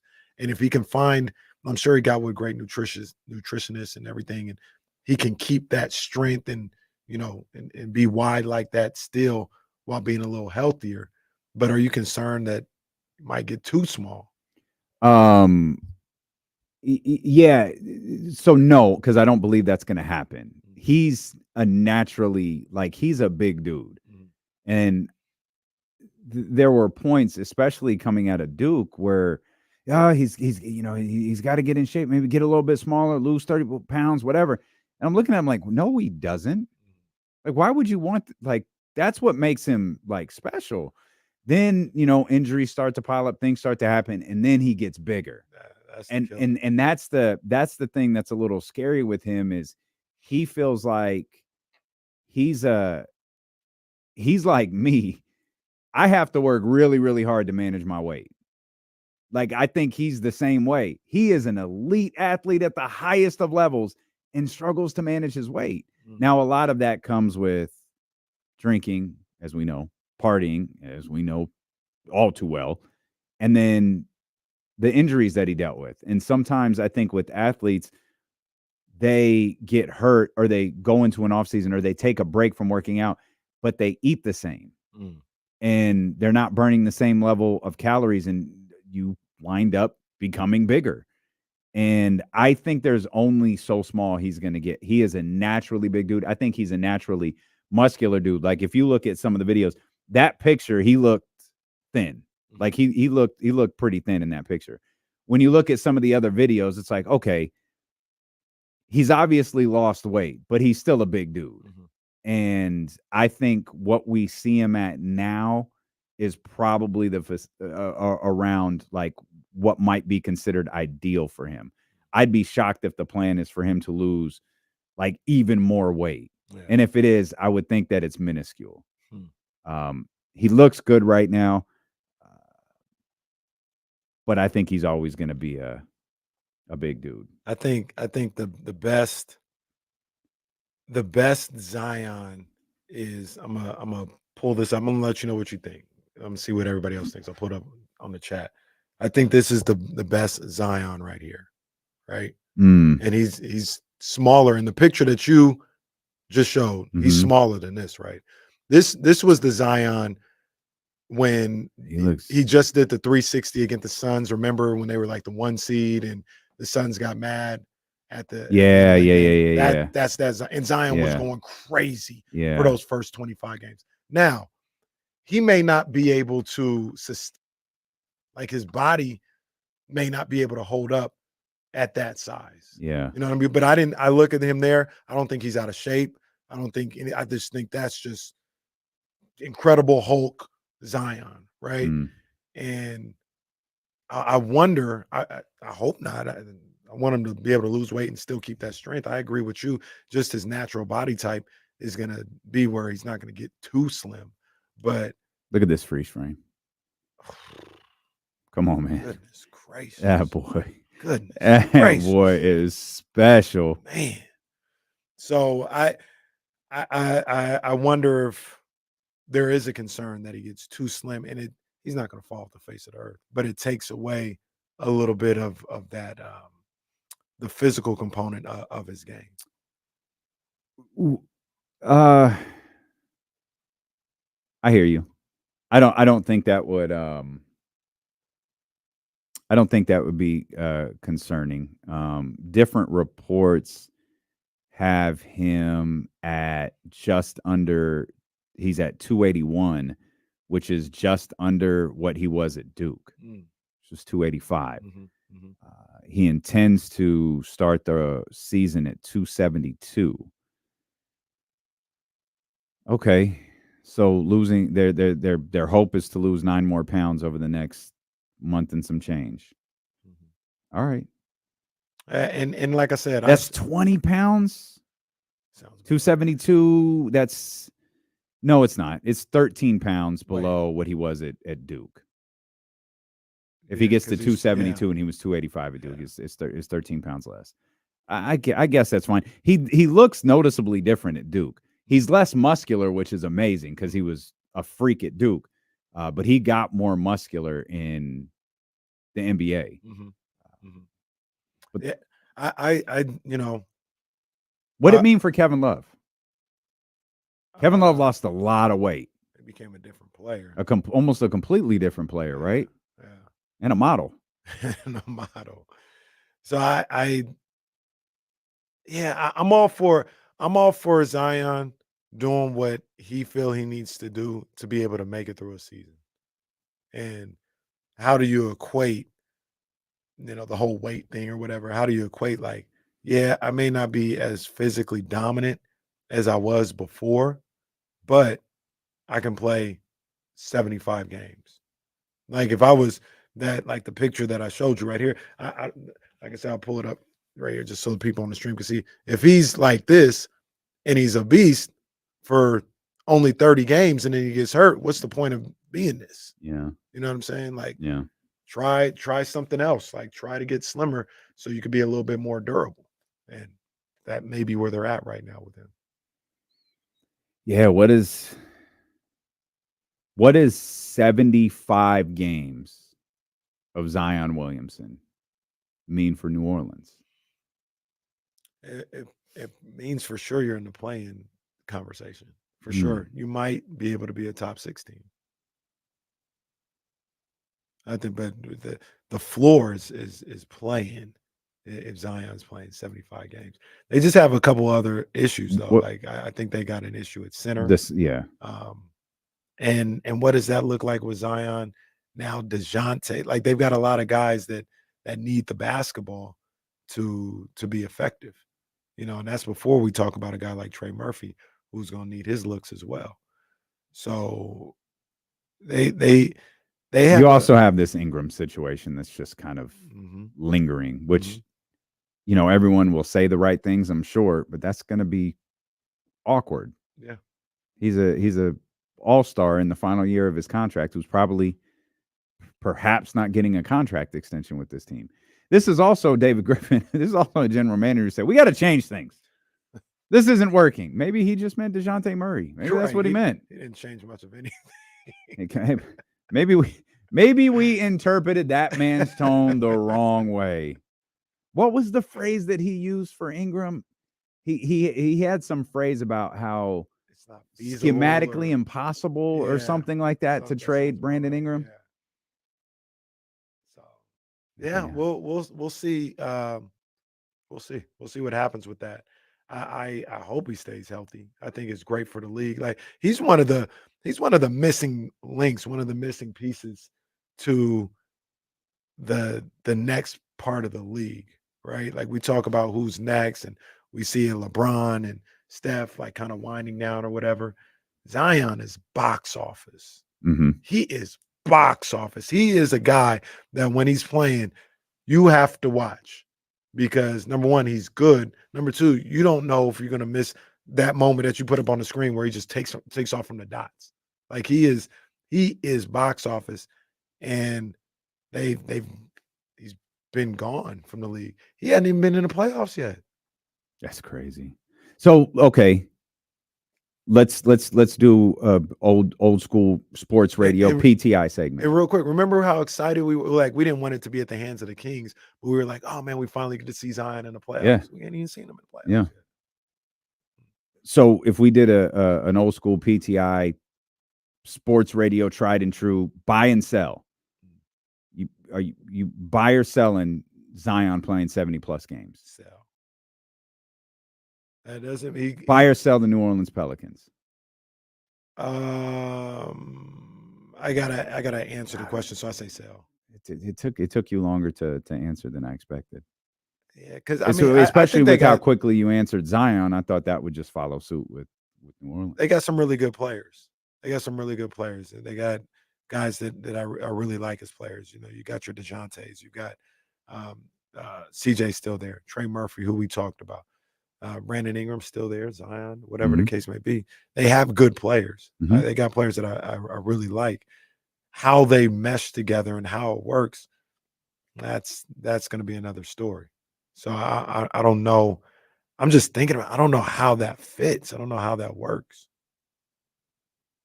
They never traded Herb Jones, did they? That was just a rumor that was bubbling for a minute and then went away. It's like no resolution. Just never mind. So Herb is still there. And let's just go down their top 7. DeJounte, CJ, Brandon Ingram, Zion. I think Theis is starting at center. You got Trey Murphy. You got Herb Jones, Jose Alvarado. Like, it's good. Those are good players. But Trey, Herb, Zion, maybe even DeJounte, they all seem to occupy the same space on the floor. You know where I get stuck is I'm not a big Trey's fan. a three-point shooter. I'm not a big fan of DeJounte Murray. That's where I get stuck. I don't know why. I can't rationally explain. He kind of went turned heel a little bit, but I think he's back now. I think he's back. Well, it's not even. And maybe I have a disdain for the Atlanta Hawks. Maybe it's just that. The Atlanta. I don't know. Maybe it's just that. Maybe it's like, oh, he's in Atlanta. Of course I'm not gonna enjoy watching him play basketball for the Atlanta Hawks. Maybe it'll be different for the New Orleans Pelicans. We won't do it today, but we're gonna have to get to the root of that Atlanta hate, because now it's like an Atlanta Hawks thing. It's not even a Trey Young thing. It's like the What Hawks. happened? Well, I don't hate Trey Young. That's what I'm saying. Like the Atlanta Rick Hawks. Ross's Yeah. house. We Don't celebrated do Atlanta. that. What happened? Don't do that. It's not the city of Atlanta. Don't do that. I just don't like the makeup of the Hawks team. And when they went to the conference finals, like, this team sucks.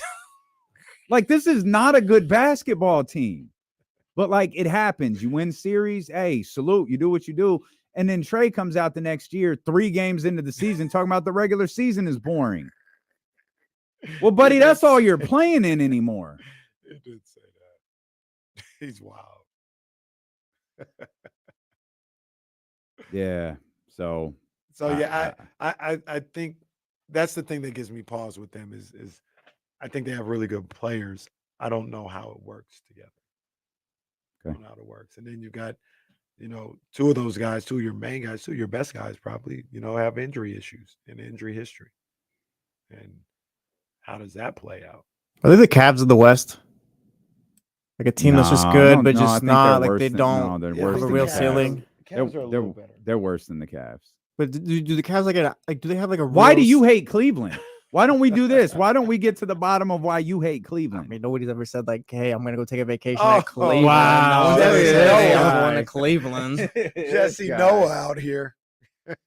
I'm just saying, like, teams, like, they're good and all, but there's just no like just actual ceiling to them. They're just good teams for a period of time, I guess. I think Cleveland's better than you think Cleveland is. I don't know who to equate the Pelicans to. And I'm trying, and I don't know. I don't know who to equate them to. They're 101. It kind of feels like it because they're not Orlando, they're not Indiana, they're none of the top 4. I won't even get. They can't even be Miami. I don't know. Hell, maybe they're Atlanta. I don't know. Like, I don't know who to equate them to. Atlanta actually would be kind of what they are. A mix of a collection of players that don't necessarily make sense together. Right, and it's a talented team. It's a good team. They're talented players on the team. Right. They'll probably be in some type of postseason situation, whether it's a play-in, possibly a playoff. but they're never well under 500 play-in situation. They're never going to win anything. Like it's so because, and this is kind of like what Griff I think is talking about a lot, because you're not really going to win a championship with this group. You look for ways to just kind of break it up and improve it a little bit, and maybe get rid of what you think is a core piece to see if you can go to a next level.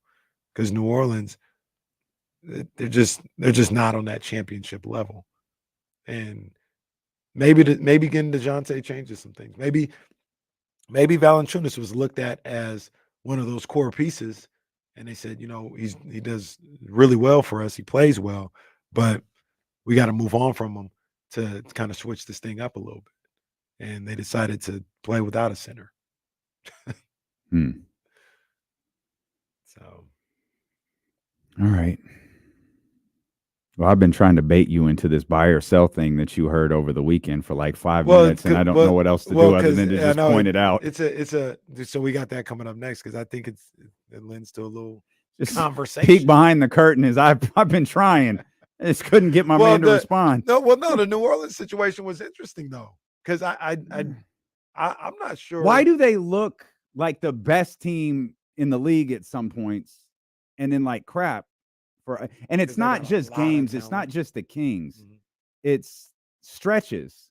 Well, I was gonna kind of ask the Kings thing. We just kind of saw them go up against the Kings 6 times, but maybe it's just a matchup thing because they're kind of built where if you're not kind of your roster's not built to like face a physical team like them, you're gonna it's gonna be tough. Like the Pelicans, whether or not they're the most talented or whatever, like they're a tough team to play against physical wise. So watching them against the Kings, right? So it's maddening watching them play the Kings. But there was a stretch last year, relatively late in the season, where we thought they were locked. Mm-hmm. We're like, yeah, okay, well, this thing has kind of gone a certain way, and we're waiting to see how things go with Sacramento. And now all of a sudden, competing for 2 spots feels like it's competing for 1, and we slotted New Orleans there. Right. And then they, in a way, fell apart. Yeah, they got into the play-in, and then they lost the play-in game. And then it was like, okay, I don't know what this basketball team is. They look unstoppable at sometimes, and other times they don't. And to me, I don't know, is that because that's not skill. That's not like talent. Is that focus? Is it coaching? Is it? I think it's fit to a certain degree because they have a lot of talent. Like we talk about that, like they're really talented. But sometimes they just the fit doesn't work. It just doesn't work with what they're trying to do.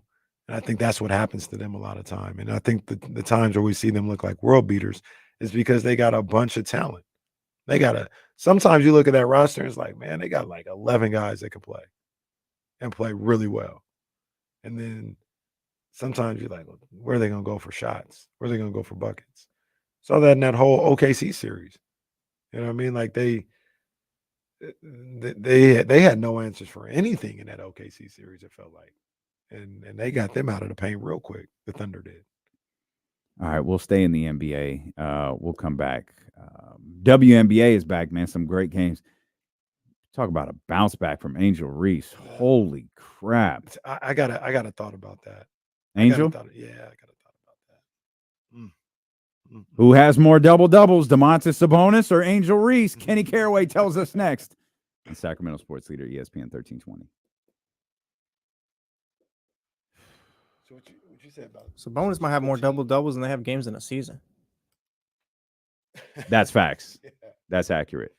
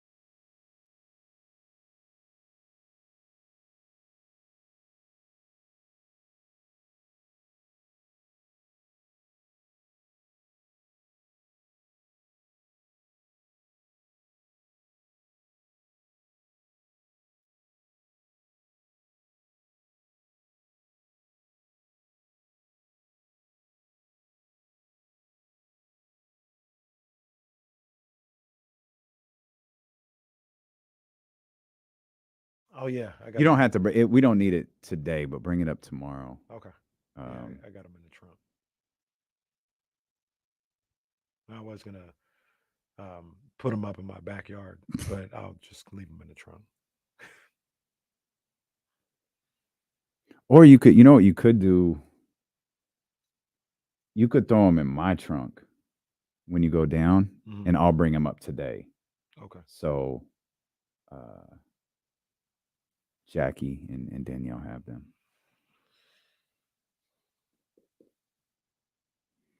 Can y'all hit the thumbs up while you're here? I know I never asked that anymore, but it goes a long way if you guys can.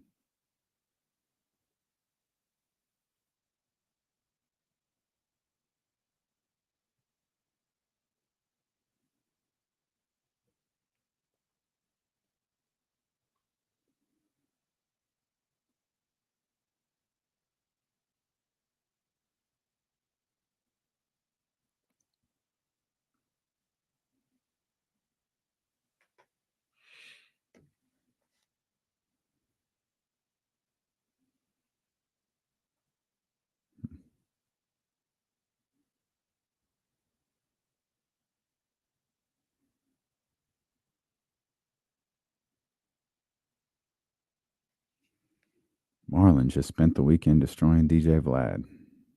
Yeah, Vlad deserved it. Vlad always deserves it. It'd be disrespectful in that respect.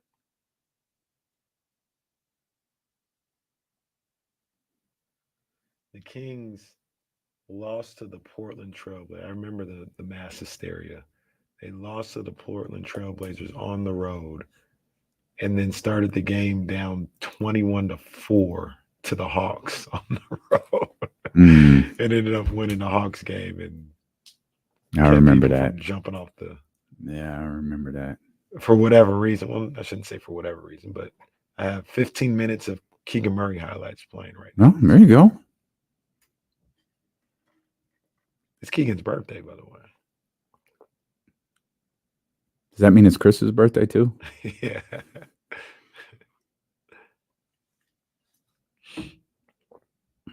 That's cool. They just left us on red. They were like, no, that's cool. We're not even going to tell you no. We're just going to. There's some interesting people. Oh, they're getting blasted by the Pelicans. 72-47. Oh. Jesus. Doesn't sound like a highlight at all. Happy birthday, Keegan Murray. Keegan Murray got a dunk to cut the lead to 27. Oh, that's the worst. That is the worst. I saw something. Oh, what was I watching? It felt like somebody had done that, and I thought about you and Mark Jones. 3 from Buddy Hield, and the Kings trail by 19. Damn it. Oh, no. Quick 8-0 run gets the lead to 21. Yeah. Yeah. Not good. Not going to be a lot of those times this year, though, baby. No, sir. It's going up. It's going up. Hey, you were mentioning some things about the I do have the little buy or sell segment that was very interesting. And then like there's a lot that happened there. So we'll get to that with the NBA. But no WNBA action. They were back this weekend. And Angel Reese had a 19-point, 20 rebound game. 19 and 20, 10 offensive rebounds. in a loss. That's ridiculous. To Phoenix. Yeah, they got their ass kicked. Yeah, Phoenix is actually good. Yeah, they really are. Diana had like 23, I think. Yeah. Phoenix had 2. Well, they beat the Sky twice. I was thinking of the other win. But that game stuck out to me because is it inconceivable to say, I don't think she'll get 20 rebounds tonight, but is it inconceivable to say if Angel just shot better, that's what you would see on a nightly basis, like 18 and 14 every night? It's not crazy. Because she gets like 11 and 15, like 11 points, shooting 4 or 14. Yeah. Like Yeah. It's not crazy to think at all. Man, I Not wonder if at she all. can. I wonder if she can change that. I wonder if she can improve on that because if she can, I mean, I think that's what we're looking at. I think we're It's looking at a player that averages like 18 and 14. it's way, way, way too early. But we're watching what Caitlin's doing with assist numbers, and she's breaking our beloved Tisha's records Hey, left and Tisha, right. I didn't even know it was going down. Like Really? that. I didn't know it was going down like that. Tisha Roll Tide forever. Forever, Tisha Roll Tide. I didn't know it was popping off like that. I wasn't familiar with her game. You need to keep an eye on Big Sills rebound Mm, numbers mm. because what Angel's doing is pretty silly. I missed the game I missed the Phoenix game, but I was watching the game against the Sparks, and she just she ended up having good numbers. She didn't shoot the ball well that game either, but she ended up having good numbers. But it just felt like she was like a little sluggish. Remember I said that the last game before the break, she looked a little sluggish, and then this one coming back, I didn't know if maybe she was trying to get her legs under her, or get back into the groove, or she just Angel does a lot. Like, Angel does a whole lot. Maybe she needs to calm down a little bit, but she played well last night. That's for sure. Angel is averaging 12.3 rebounds per game. Damn. That 0.3 is the only thing keeping Asia Wilson from leading the league in points and rebounds. Asia 27.3 points per game, 12 rebounds. Man. And her third MVP is on the way. And they might not get that three-peat. Well, New York is good. I was watching that game.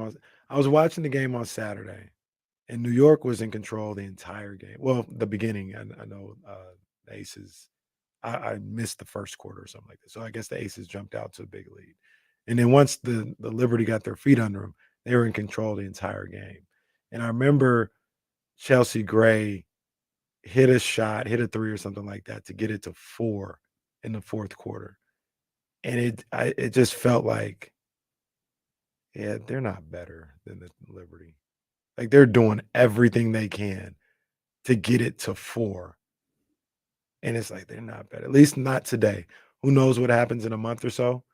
But they were like grinding to get it to 4. Mm-hmm. And then the Liberty just opened up. They went on like a 13-4 run after that and put the game away. I was like, yeah, I don't know if the three-peat's happening.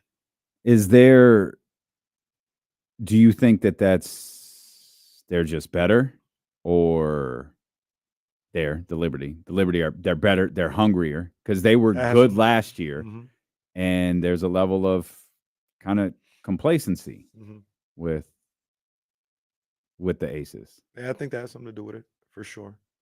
For sure, man. You know, and you every time you hear Asia speak in any of these interviews, it feels like she's trying to get them to say no. Like, we have to find a way to get back mentally and emotionally to where they were. And it's just one of those things. Like, we kind of talked about it. I'm not calling them champions or anything else like that. I'm not saying they're champions like that, but this is kind of the stuff that I talked about with the Kings a little bit, where, like, in all their struggles and you're playing tough, bad teams and losing to them and all this other stuff, you see it right there. Like, you see what you have to do. You're like, yeah, we just got to get back to doing this. Or, you know, if we just do this, we'll get what we need to get. You see it, but sometimes it just doesn't click all the way for whatever reason. It's so unexplainable. And I see that a lot with the Aces and Asia. And, you know, I know Chelsea and Kelsey and all them are doing the same thing. Like, hey, this is what we got to do. But they haven't been able to turn the car over consistently so far this year. Yeah. Yeah. Every time it felt like they got something going, it was just a short stretch. And then they'd run into the Liberty. They'd run into somebody that kind of slowed that thing down. And of course, the break's not going to help, but everyone is dealing with the same exact break. So there's no excuses for the Aces because the Liberty had the break and they had Stewie and Sabrina on the team. And so it'll be exciting to watch this play out because it doesn't feel like with the way that the Aces are playing that it's a 2-team race anymore between the Aces and the Liberty, because Connecticut's really good and Minnesota's really good. And if New York is winning the championship this year, they're going to be challenged. And I don't know if this is Diana's last year or not, but if it is, and they're going to be a tough out in the playoffs. Absolutely. They're going to be a really, really tough out in the playoffs. Caitlin Clark continues to break records. As we mentioned, she broke Tisha Penicheiro's single season rookie assist record. And it's quite in the Fever. That was a big win for the Fever. It was beating the Storm. Weird little ending. I guess they were the. I don't exactly know what went on, but I think it had something to do with substitutions and calling off the dogs, and Christy, like that. Seattle was not pleased. Yeah. Skylar Diggins was not pleased, and they tried to kind of settle this thing down. It didn't really work. Everyone just kind of left the court angry at each other. Right. But Indiana got the win, and that's what matters. That was a good one for Indiana, man. Really good win. Caitlin is just like anybody figured. She's getting her legs under her. She's starting to play consistently at a high level. I think Caitlin's the rookie of the year, but it's a really, really good conversation. That's a hot take. That is not a hot take. Caitlin Clark being rookie of the year is not a hot take. That's the message we got over the weekend. And you're like, well, Kamara hit us up like, Caitlin Clark is rookie of the year. It's like, that's not the craziest thing I've ever heard. It's a 2-person race, and I think Angel kind of played her way out of it with some of these shooting. Like if she were able to shoot better, she'd have more games like she had last night, and it'd be more of a conversation. But I still think it's a conversation. I still think so. I mean, because Chicago's they're going to make the playoffs. Yeah, they're both right there. I think Indiana might be a game and a half ahead of them, or something like that. Yeah, it's a game and a half. They're a game and a half up on Atlanta for that last playoff spot. But I think they both should make the playoffs. You know, I meant to tell you this because I saw some plays over the weekend when I was watching this guy. You know who's really intriguing? Is Cardoso.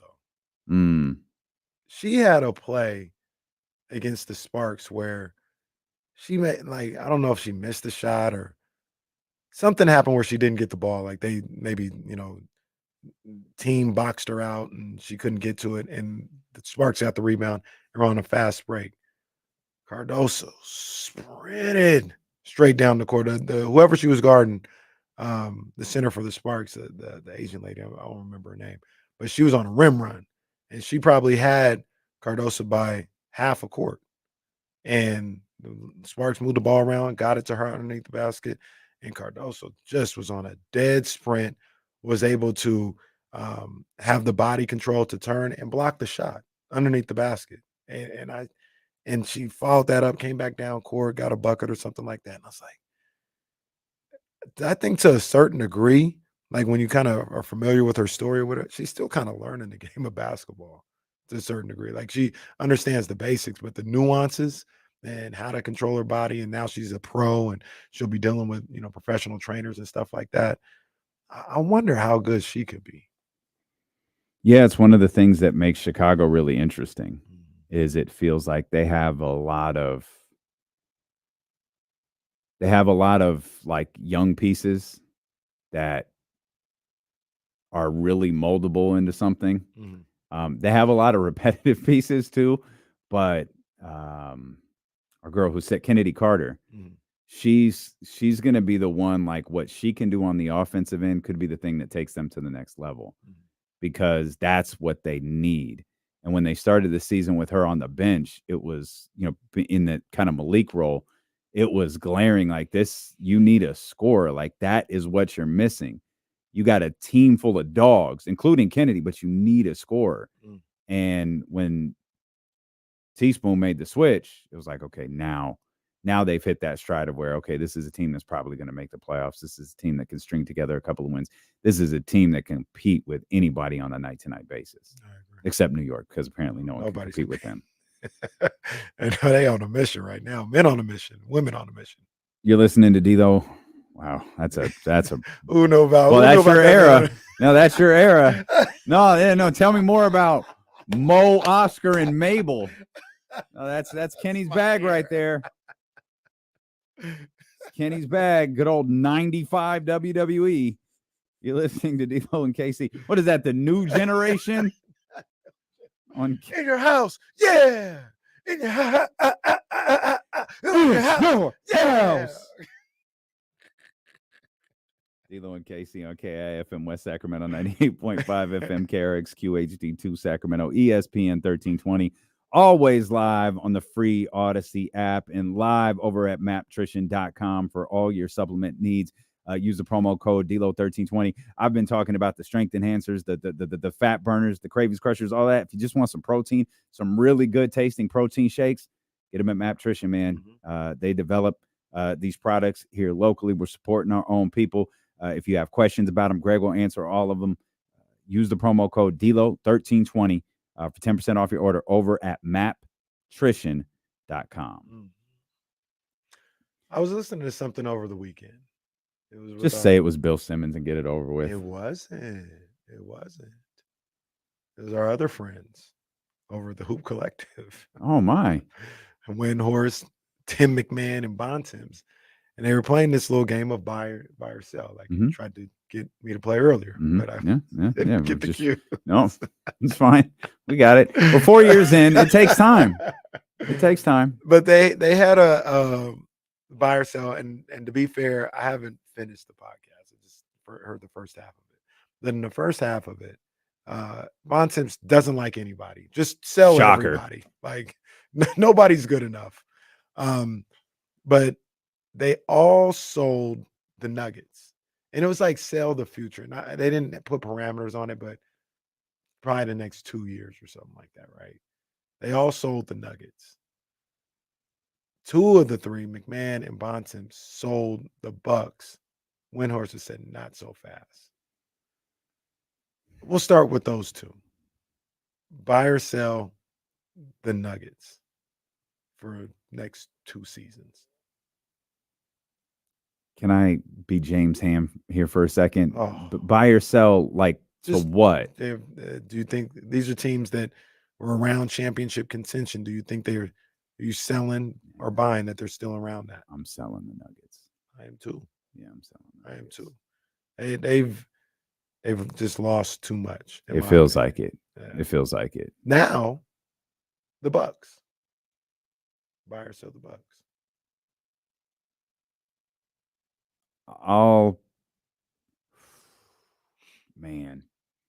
I'm gonna buy the Bucks out of respect for Giannis Antetokounmpo and I Dan didn't think he Lillard was gonna buy. I didn't think he was gonna buy. and the great Doc Rivers.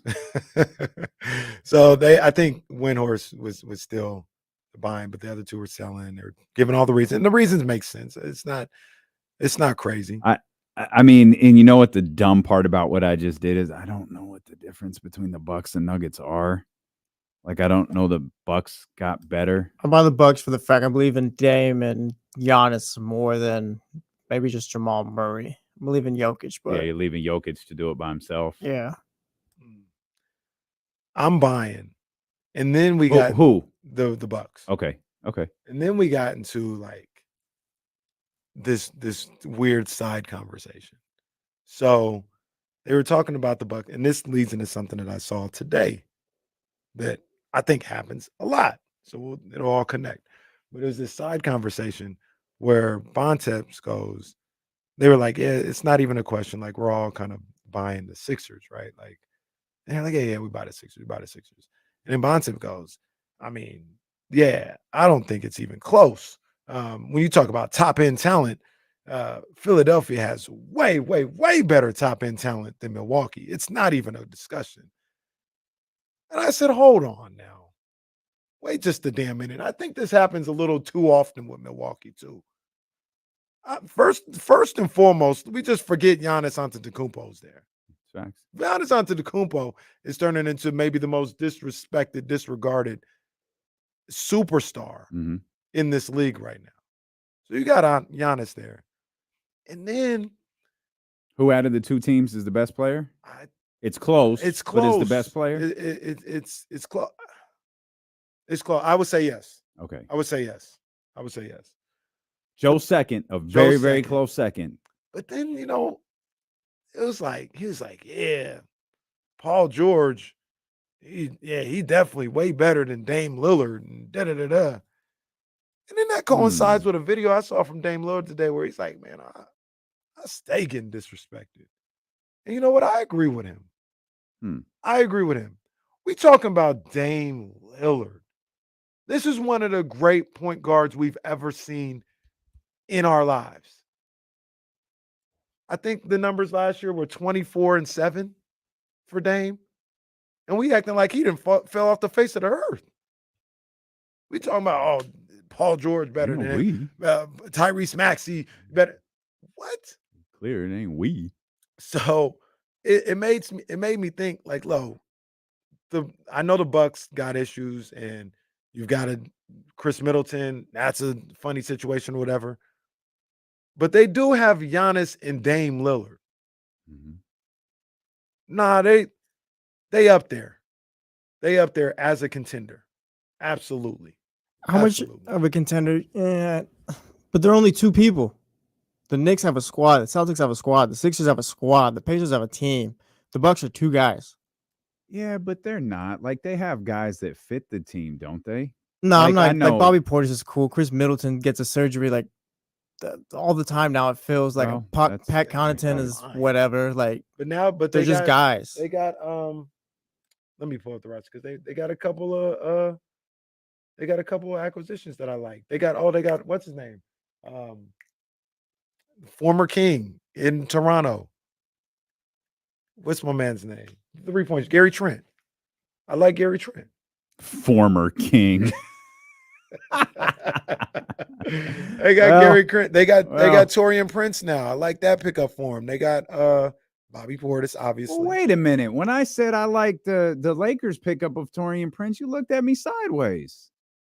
I like it for what it is. Okay. You like it for your argument. Well, no, I like it for what it is. Like, they was looking at like Taurean Prince like, well, that's their fault. This is one of them. Like, no, let's relax. No, it's your Good squad. Good ball player. Okay, Lake Show. I hope that's not number one. It's a fight. It's a Hell in a Cell match right now between those two moments. But I think Dame said it. I agree with Dame, man. He just be disrespected. He just be disrespected. Dame Lillard, he's top 5 point guard of all time. No chance. So maybe here's the top 10 though. Here's the tough part. Like, is he a top 5 point guard of all time? Like, I don't know. Probably not.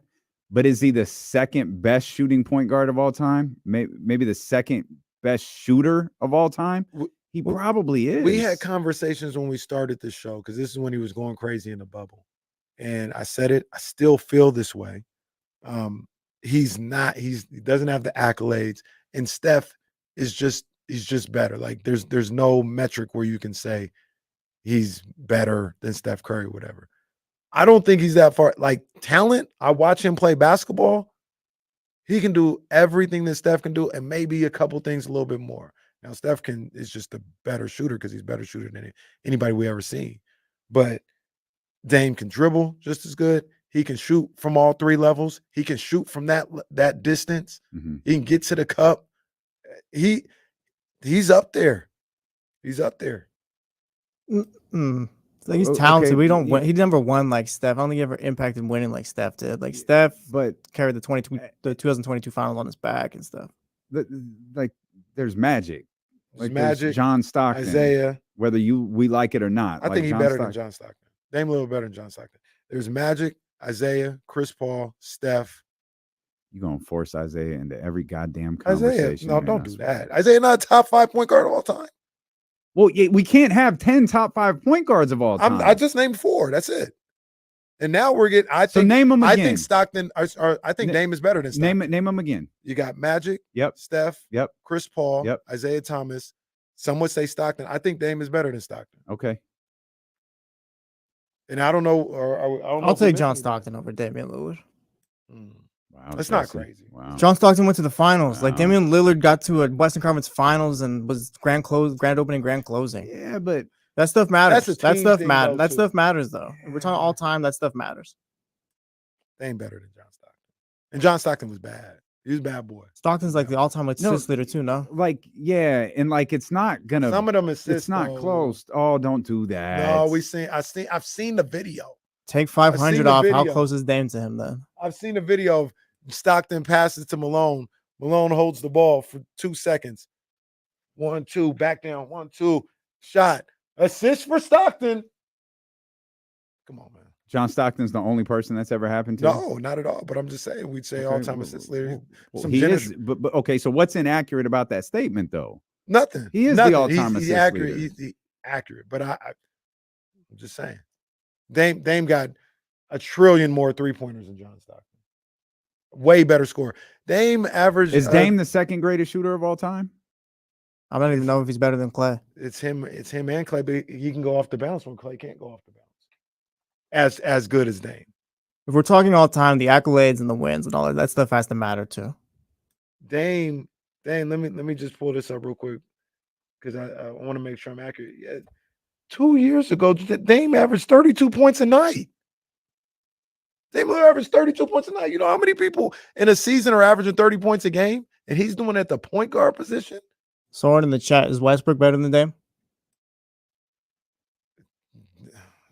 Hey, Dame beat his ass when they played. I know that. I know Westbrook better than Isaiah. I know that. Don't be disrespecting Isaiah. I'm not Thomas, disrespecting man. Isaiah. We're talking Don't about the be greatest point disrespecting guards Isaiah of all Thomas. time. Westbrook's better than Isaiah Thomas. Steve Nash, like talk about it. He's got Yeah, a couple Steve Nash won a couple MVPs. I mean, Steve like Nash that's the better than matter. who? I'm Steve just Nash throwing ain't it in there. Maybe Steve he's Nash ain't better Dame. than anybody that we just mentioned in the last 5 minutes. He sure as hell isn't. I'm just throwing names out there. Like Dame is cool. He's not top 5 though. Definitively too. He's not top 5. Fude brings up a good point. Dame better than Harden. Well, I was thinking about Harden too. Harden the point guard. I mean, Harden goes Yes, with he Kobe and those is. guys. I feel like he's behind Dwayne Wade. I think he's a shooting guard overall. Like maybe later in his That's career he became fair a if somebody point guard, wants to but call he's him. overall he's a shooting guard. You for whatever reason had a string of Keegan Murray highlights, and one of them, I guess, was when the Pelicans were beating his ass or beating the Kings' ass. I don't know what I was searching for yesterday, but I got stuck in like a 30-minute video of Kobe. Man, you see what the people was talking about though when it was like there was a time when like Kobe there couldn't have been a better basket. He could do everything. Kobe could do everything. He could dribble, he could shoot from all distance and like dead eye shooter. defend one-on-one. Defend, get to the bucket, had athleticism. I'm not saying he's the best to ever play, but he could do everything. Everything. But he could do everything. And I don't know if we talk about Kobe and LeBron, or excuse me, Michael and LeBron. I don't know if there was a time when you could say they could do everything the way Kobe Well, did. there was a time where, now granted, this was 12 years ago or whatever it was, where I was like, Kobe's better than LeBron. Like when we were getting the puppets and gearing up for the finals, Kobe was a better basketball player than LeBron at that time. And you can't tell me otherwise. And then Kobe won a couple of championships, and then LeBron never missed the finals again. Like that was the crazy part. They missed the Nike matchup, and then LeBron didn't miss a finals for like 10 years. Casey's got to get out of here. No, man. This conversation was stupid. I'm gone. Okay, Kenny quits. I'm gonna turn. Hey, you How hate about my- I turn your mic off then if you leaving? No, I'll be back. All I said was Russell Westbrook was better than Isaiah Thomas. We'll come back. I'll explain where Kenny's going next on Sacramento Sports Leader, ESPN 1320. This is one of my favorite episodes of Law and Order. Why is this still? What were we watching? The soccer game. Oh. All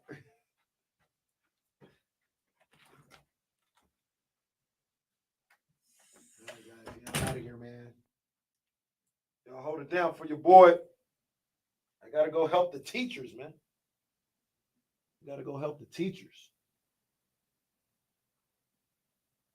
Oh my gosh, is this supposed to be on NBC?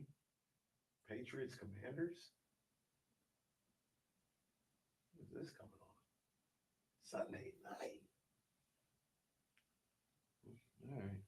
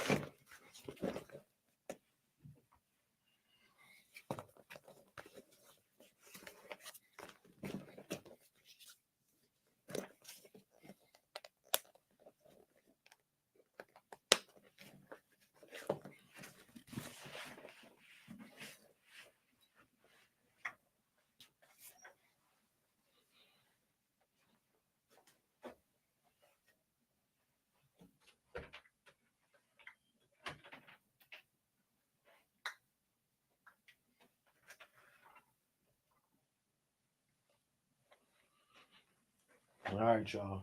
Be easy. I'm up out of here. I'll be back tomorrow. I need more respect for Dame Lillard. I need more respect for Isaiah Thomas when I'm back tomorrow. You understand? More respect. Okay, for sure.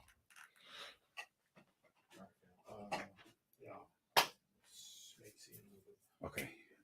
Yeah, I'll hit you up as soon as I talk to Jonathan. See you later, guys. Go here. All right.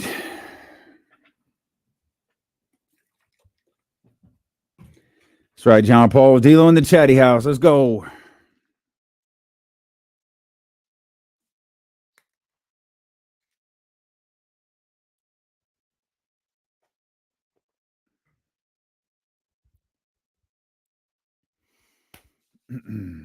Andrew, what's up, baby?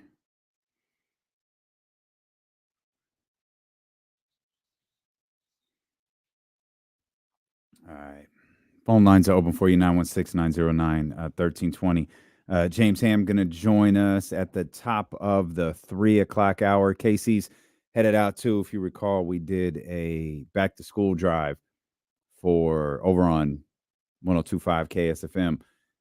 Casey's going to help make sure all that stuff gets delivered to the teachers who are going to distribute it to the students. It was scheduled at a tough time, but the way today's kind of working out, Casey's going to head out to do that, and we'll hang out for the next 45 minutes or so until James joins us with just us. That's a fun conversation. It's always difficult talking about like the best of all time, who is the greatest at their positions. You know, you run across different eras, and the thing with Dame is always a little bit difficult because I really do think Dame is the second best shooter we've ever seen. He's certainly the second greatest shooter we've seen at that position. Probably the second greatest all time, but he's playing in Steph Curry's era. And so I think anytime you in guys like, you know, guys like Josh Allen, you know, guys in really good quarterbacks, you know, maybe Joe Burrow in a few years, Justin Herbert, those guys that people really like, those quarterbacks, they're playing in the Patrick Mahomes era. And everything right now in football kind of centers around Patrick Mahomes. Well, when you talk about guards and you talk about shooters, it's Steph Curry, man. It's the Steph Curry era, and I almost feel like we've gotten to the point because Steph and Dame are so good at what they do. You think about, and even to a certain degree, James Harden. You think about like a traditional point guard. You think about the Magic Johnson type point guard, or even even though Isaiah was a really good scorer, the Isaiah John Stockton type point guard who's distributing, finding guys, doing all these other different things. The Chris Paul point guard. You almost brush that part off because they're so good at shooting that you forget, the point guard position has traditionally been the guy who facilitates. It's been the Chris Paul. It's been that. But Dame been such a great scorer. James Harden's been such a great scorer. I mean, James, at various different seasons, leading the league in scoring, leading the league in rebounding, leading the league in assists. We know he falls short in, the postseason, and that will probably influence a lot of these discussions. But he had a run of 4 or 5 years where he did some incredible things on the basketball floor. 916-909-1320. Chi-Town, Chicago on the line. Chicago, what's happening, baby? What up, though? Happy Monday. Yes, sir. Yes, sir. Yep. So real quick before I forget, I want to put Reggie Miller in that conversation because I grew up watching him, man. And I think outside of Michael Jordan dominating everybody, Reggie Miller and that Indiana Pacers team, man, they would have been dynamic, man. So Reggie Miller, to me, is the most lethal outside of Steph Curry now. But back then, Reggie Miller and what else? It's always good to hear you say Chicago and playoffs. So I hope, the Bears can follow up with that too. And let me see. I had a good time Friday hanging out with y'all. Casey, Yes, it was nice to finally meet you, sir. And yeah, I had a good time, man. That was a real good vibe. I'm glad I came down there to hang out with y'all, man. And with that, I'm out. Right on, Chi-Town. We appreciate you. It was definitely good to see you on Friday. Good to see Ben and Zay and Jasmine and everyone, from the ESPN 1320 side that came out to hang out as we try to do these 102.5 events. It was a really good time Friday night. I was worried it was going to be too hot. It wasn't. Vibes were really good. Everybody had such an amazing time. The music was incredible. Complex is one of the best at what he does. So I hope we get to do more of these 102.5 events. Chicago brought up Reggie Miller, talking about what a lethal shooter he is. If you're going to bring Reggie Miller into the conversation, you got to bring Ray Allen into the conversation. But when you talk about just obviously, Steph is Steph. Reggie, yeah, I'm good with Reggie being it. Now that's not the point guard conversation that we were having, which is where this all originated from. But it is in the shooting conversation. It just so happens the other two guys we were talking about were point guards, and that's where Casey's argument or conversation started is Dame Lillard. And where does he rank amongst all of this?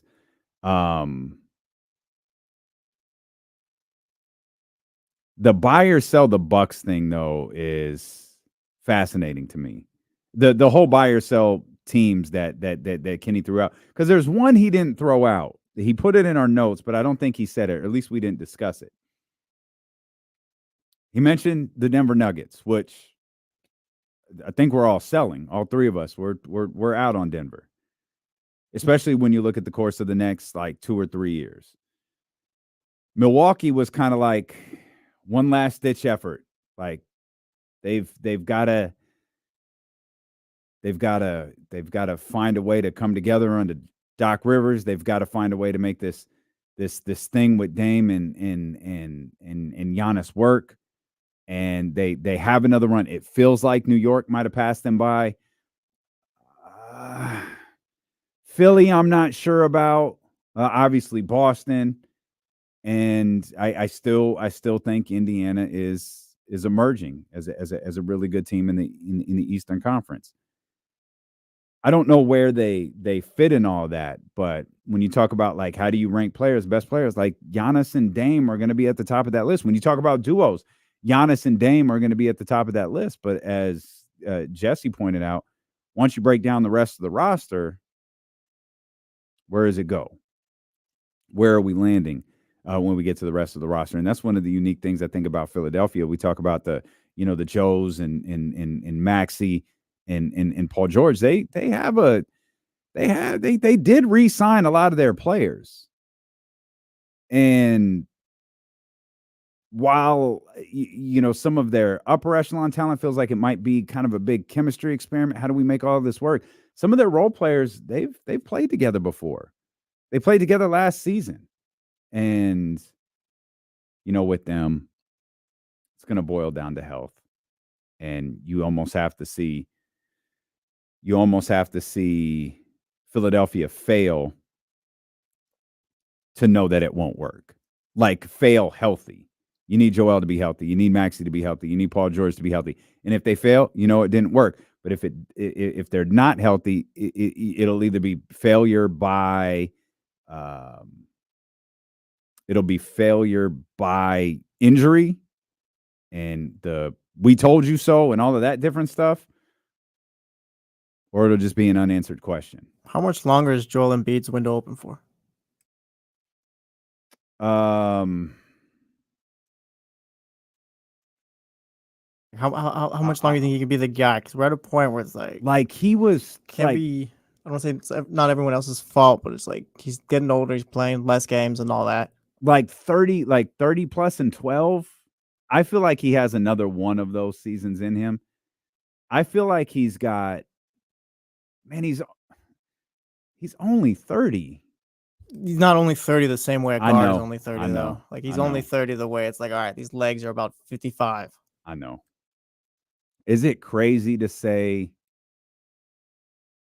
3 more years? Like he can be elite like he is right now for 3 more years?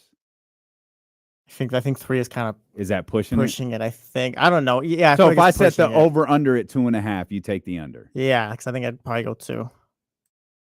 The really good player. I just don't know how he's going to hold up. Nah, I know. And it's not even just injury either. I don't think it's just a matter of like they just don't go far in the playoffs either. Well, I think a lot of that has to do with injury. I think even when he's playing in the playoffs, most of the time he's injured in some way, shape, or form. That's why, and I understand this, and I'm not going to be critical of him, but that's why, from a Philadelphia 76ers perspective, playing in the Olympics was tough for him.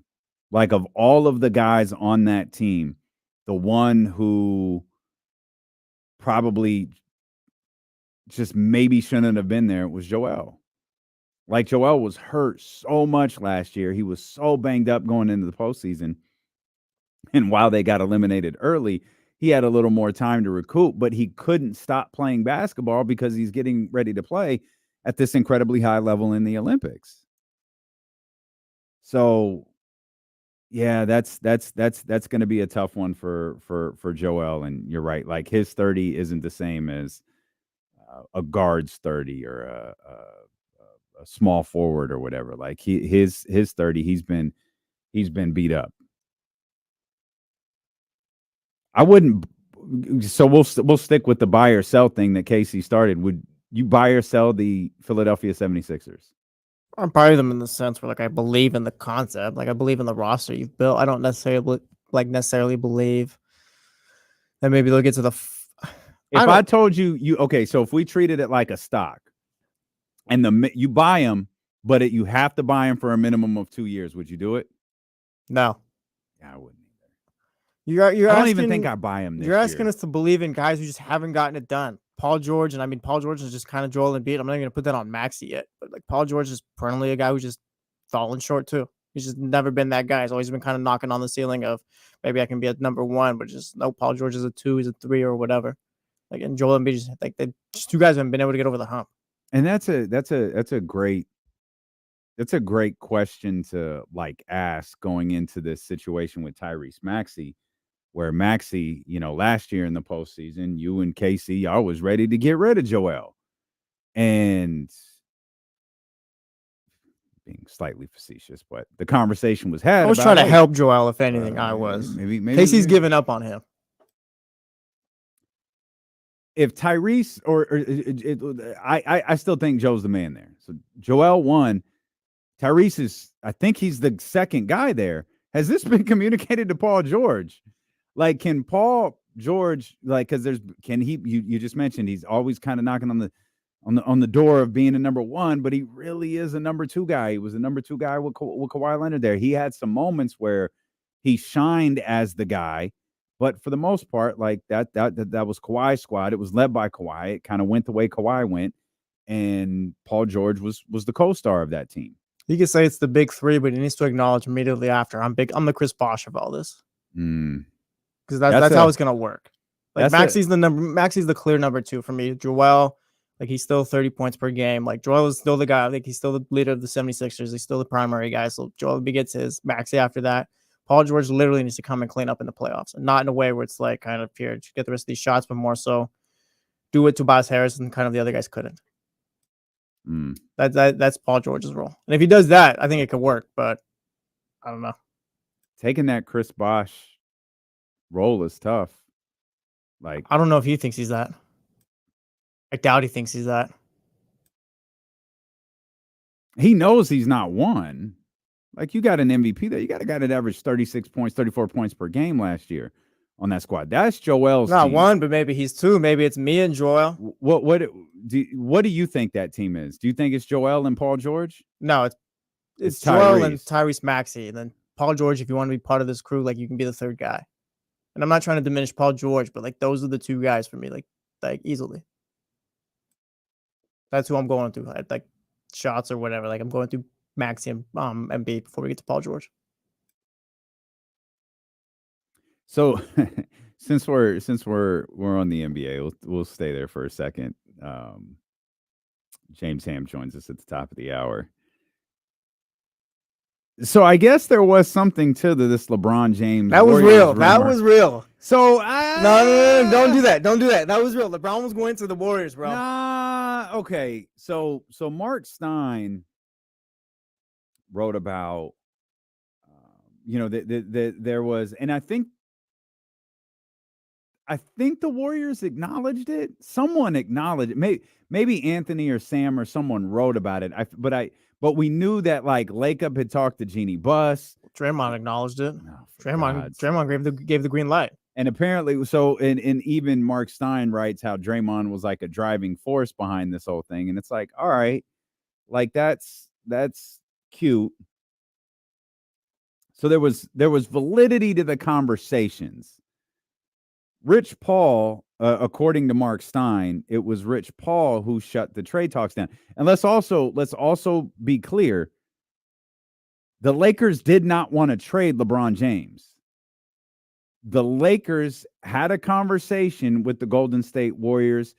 If LeBron James asked to be traded, they would entertain it. They didn't want to do it, but they engaged in the conversation specifically with Joe Lacob. Mark Stein said it was Rich Paul who kind of shut those trade talks down because he thought there would be backlash on LeBron James for changing teams again, specifically going to the Golden State Warriors. And this obviously sparked like a fun conversation over the weekend. You see Jesse talking about, oh, this was real. As far as I'm concerned, that reads as if LeBron said, I wanted to go to the Warriors, the Lakers were down. The work. So I rate it. Boy, this is like semantics right here. Hey, LeBron, if you want to go to the Lakers, we don't want to trade you, but if you want to go to the Lakers, like we'll talk. You want to go to the Warriors. Or the Warriors, excuse me. If you want to go to the Warriors, we'll talk. I'll talk to Joe Lacob. But I don't think that's what it was. I think it was, we don't want to trade him. We're not going to be the team that trades LeBron James. Now, if he tells us he wants to leave, the most important component to all of this is, if he tells you he wants to leave 4 months before he's contractually allowed to just leave, yeah, you have to entertain it. That's what I'm saying. So it was real. I don't think you just did it. So no, it was real then. I don't think it was real. I don't think it was real. Well, the fact that Rich Paul had to go out and say like, nah, like enough of this or whatever, like there was obviously something to it. I mean, it could have been. LeBron probably wasn't like, oh yeah, we were at the goal line or whatever. We were going to trade him and blah, blah, blah. No, it could have been Draymond calling Rich Paul. Hey, Rich, guess what? I got Joe Lacob on the phone with Jeannie Buss about getting LeBron James to San Francisco. And Rich like, bro, what? Hang on. Hangs up on Draymond Green, as everybody should do. Calls Jeannie Buss and say, LeBron James doesn't want to be traded. And that's the end of that. I don't know. You're not having enough fun with this. The fact, because Mark Stein says too, like Jeannie Buss and Joe Lacob talked at some point, like whether or not that was all serious or whatever. Like they talked about it, they entertained it. Well, Rob Pelinka and Mike Dunleavy don't have the ability to orchestrate a trade for LeBron James. They don't, but like I said, the fact that the owners discussed. Well, that's why they were talking. And I'm sure it was hey, what would it look like if LeBron James asked out? That's real enough for me. Like it's LeBron James. You can't directly say, hey, we're trying to trade LeBron. We want to trade for LeBron. You got to be kind of funny around this stuff. I don't think it was a matter of like a reporter was going crazy. Oh, LeBron might get traded or whatever. I think like there was actually some substance to it, whether it was a lot or a little bit. Like there was something there. It was entertained. It was entertained. It was entertained. Curtis asked D'Lo, who gets the final say between Rich Paul and LeBron James? Would LeBron give way to Rich or the other way around? My guess is LeBron gets the final say, and Rich can advise him of, hey, you're going to get a lot of backlash for going to play with Steph, or you're going to get a lot of backlash for going to your fourth team, or you're going to get a lot of backlash for A, B, C, D, F, whatever it may be. And you lay out the pros and the cons of going to the Golden State Warriors and whatever it may be. And in the end, if LeBron James goes, yeah, I'm good with all of that, then, Rich Paul's got to go along with it. Like that's the job of an agent. You work in the best interest of your client. But in the end, if your client wants something that you have the ability to make happen, you make happen. Like it's such a, that's why these conversations, particularly when you look at what's going on with, I mean, obviously Brandon Ayuk, but CeeDee Lamb, Jamar Chase, all of these, the agents are involved and they're advising. And I told you guys last week, I told KC last week, I think there's eventually there's a game of chicken going on, and it's not just Brandon Ayuk, like it's not just Brandon Ayuk and the 49ers, but it's also Jamar Chase and CeeDee Lamb. And more so with Jamar and CD because those guys are legitimately, like they could legitimately wind up being the highest paid receiver in the league. Like if someone's going to top Justin Jefferson's contract, it could be one of those two. And guys want that. And while I don't think Brandon Ayuk is in that same conversation, if they both topped Justin Jefferson, who's at 35, and for argument's sake, Jamar gets 36.5 and CD gets 37.5. Okay. Now all of a sudden, Brandon Ayuk's money to get in the top 5 looks a little bit different than it does if he signs right now. And there comes a point for all three of these guys where you've got to put that stuff aside and you've got to go play football. Like you've got, like it or not, the Cowboys are, for the most part, like they're a winning team. Like I'm trying to not to use the term championship contender, but they are a winning football team. They're a team that's not going to suck. They're not going to be bad. The Bengals, people think the Bengals are a contender in the AFC. And then, of course, the San Francisco 49ers. They're a contender in the NFC.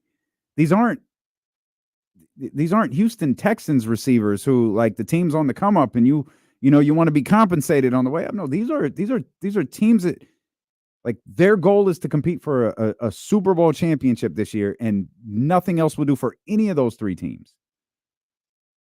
But the money does play a factor. And I do think the agents are kind of a part of this in the sense of, well, I'm hearing Jamar is close, or I'm hearing CD is close. Hell, we all heard CD is close. It was written about.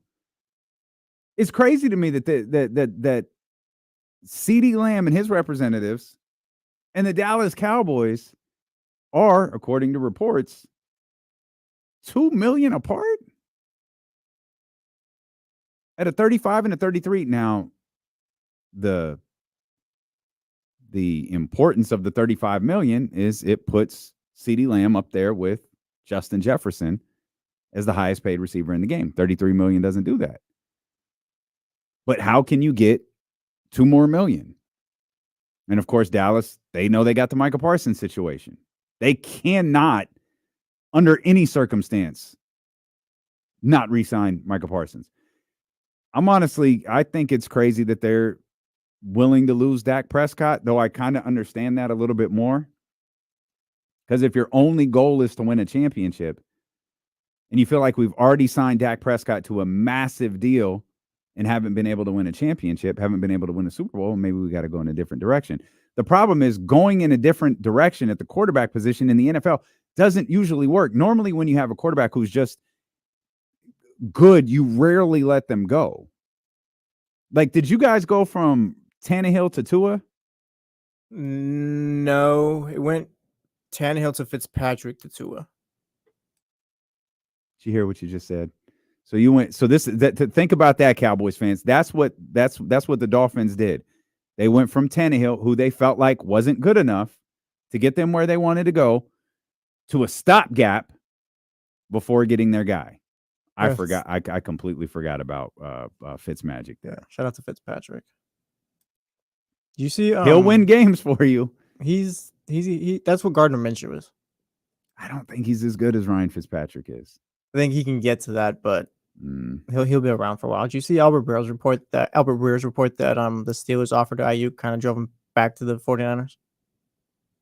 No. Yeah, I saw that today. I was reading NBC Sports Bay or whatever. I was reading their article and they attributed to him or whatever. He said that the Steelers offer was kind of closer to what the Niners were offering, so that's why he came back to the table with the Niners. The Patriots are the only ones who are offering what he wants, I think. What's that tell you then?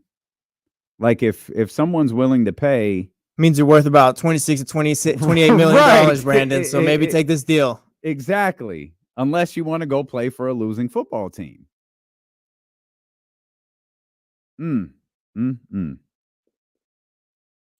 Speaking of the Cowboys, Trey Lance played all right. He got off to a bit of a rocky start. I thought he finished that game pretty strong. I actually saw Mac Jones highlights. Yeah, he had a touchdown. He played all right. Yeah, Mac Jones. I think someone said that's what happens when your defensive coordinator is in your offensive coordinator. I think Matt Patricia was the offensive coordinator at one point. Yeah, Matt Patricia. Goodness. Bill Belichick was doing some wild stuff towards the end of his tenure. That's facts. And now everyone's going to be watching for the first coaching firing because Bill's still out there. I mean, he's out there. He a media guy just like everybody else. It won't be Mike McCarthy because they don't have to pay him at the end of the season just because he's on the last year of his deal. How do we feel about Nick Sirianni? I think Sirianni and the dude who I always mess up, McDermott, Sean McDermott are the two guys to watch.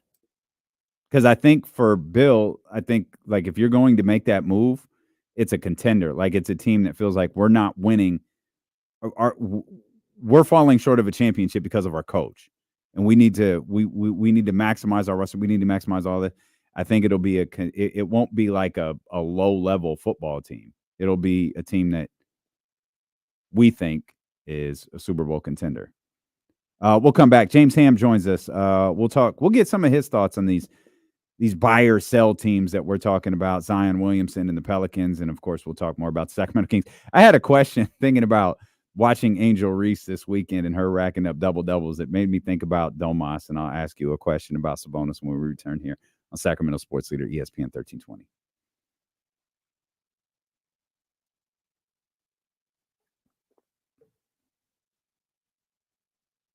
Kyle, we do know Tua's the guy. Stay tuned for this year. I guarantee it. Playoff win coming. Watch. We're going to win games in December, Kyle.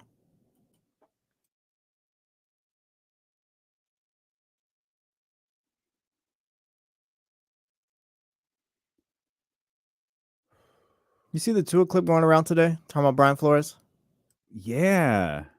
That's not new. That's kind of like, that's always been known. It's like, this is more like everyone's seen it now, but yeah. Yeah, I can't be, that whole 3 years with Flores or however many years it was, everyone involved seems pretty bad.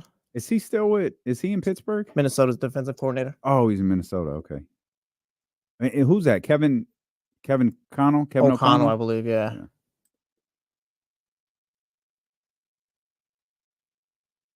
I get it, Kyle. I get it.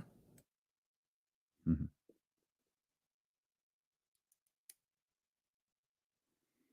Oh man, I don't know that there are cliff notes for this version. It's not necessarily the Becky Hammond Hambry situation. It's more like the Aces situation with her, and there's a lot. Cliff notes is hard, but in short, they're essentially mad that she got pregnant and according to her, revoked some of the things that they promised that they would do. Tuition to a school, housing. The housing thing I don't quite understand. Teams usually provide housing for players during the season. My thought was they're not obligated to. You have the ability to stay in a house, to stay in an apartment, and it's kind of the team's discretion as to whether they'll pay for it. Like if you're doing appearances for them, if you're kind of working for them all off season, they'll pay for it. Otherwise, you pay the rent on it, just like a regular. You pay rent. It sounds like they revoked that privilege to her. It sounds like they made a bunch of promises to her when she signed there. Then she got pregnant, and they revoked all of those things. And that is something that is explicitly in the collective bargaining that you can't do. So it's kind of a who do you believe type thing there in Las Vegas.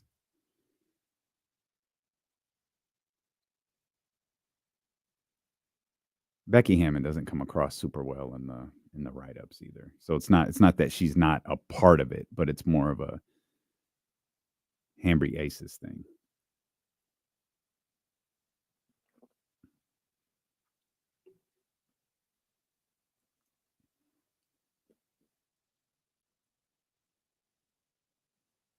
You see Jacob Fatu came back? I did. Yeah, with a boot. Yeah. With a boot. So, man, the pop Roman got when he put that thing on was crazy.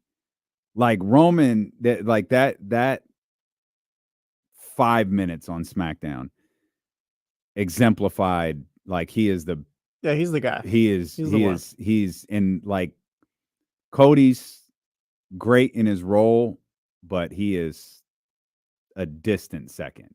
Well, yeah, Cody's whatever like Randy or like the Edges were during Cena's run. Mm-hmm. Yeah. I'm trying to figure out how they book this, because I think you don't go against the grain. You let Roman be this massive baby face. And then you have Jay and Jimmy come back at some point. Oh, 100%. Jay, Jimmy, Paul, the original bloodline. Absolutely. You do all of that. But I didn't think this at first, but you do babyface Roman versus heel Rock. WrestleMania? Mm-hmm. And then I think the real spiciness comes when you do Roman and Cody, and that's where I think you turn Cody. I think we're done with that, Dame. I think we're done with Roman and Cody. No, I don't think so. You flip the roles now. Roman the baby face going after Cody the heel. You don't think that would be good? No, I have like you hate Cody Rhodes. That's why. No, I like Cody. No, I like Cody. I like my you hate idea. Cody. Have him drop it to Cena, turn him heel that way. Then Roman can beat the hell out of Cena and get the belt back that way. But yeah, you don't want Roman to beat the hell out of Cena though. Why not? That's another legend right there. He kind of puts him out to retirement. You don't want Roman to beat the hell. You don't want Roman to be the one to beat the hell out of Cena. All right, bro. You say that. They're going to give the belt to Austin Theory. It's going to be your fault. Well, thankfully, I think there was a legitimate fear that was going to happen. Thankfully, that's passed. That's a good point, Jeremiah. Jesse hates Damian Priest and Cody Rhodes. Who do you like?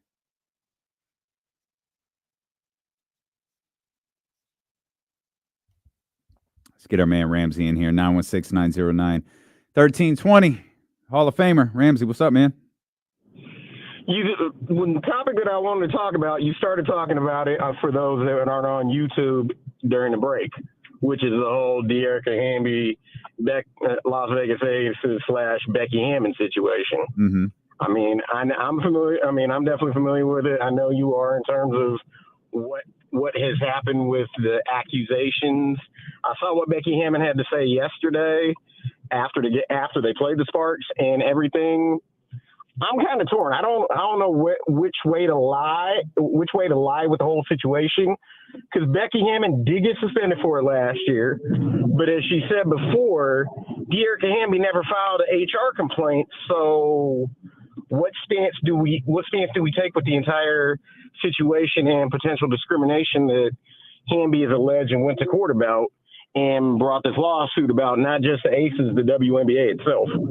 Yeah, it's a really ugly thing that's kind of hanging over the league right now. It's obviously gets attention, especially when the Aces and the Sparks played yesterday. But I'm kind of with you, Ramsey, in that I don't necessarily know how to feel about it, given the fact that I'm not going to tell Dearica Hamby like how she should feel about something.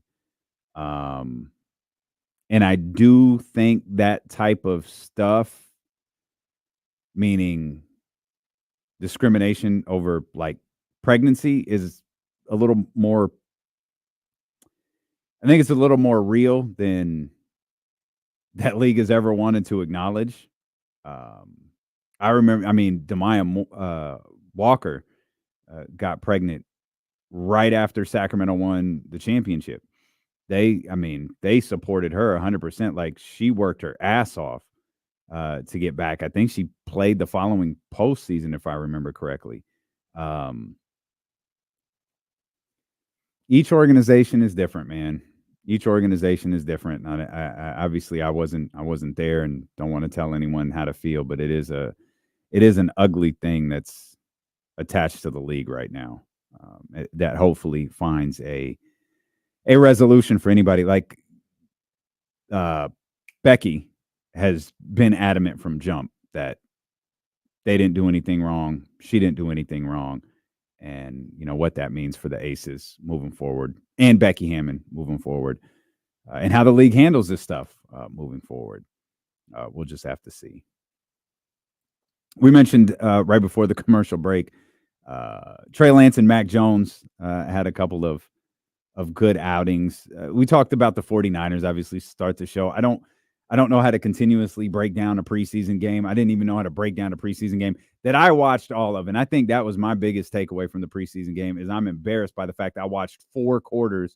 Not only did I watch 4 quarters, like I was actively watching the 4 quarters. It's not like there was a lot on TV. There wasn't a lot going on, but I was just sitting there watching it, locked in. No problem with that. I had Seahawks. I think it was Seahawks Rams on at one point. I'm a big preseason guy, I think. I'll passively watch any preseason game on.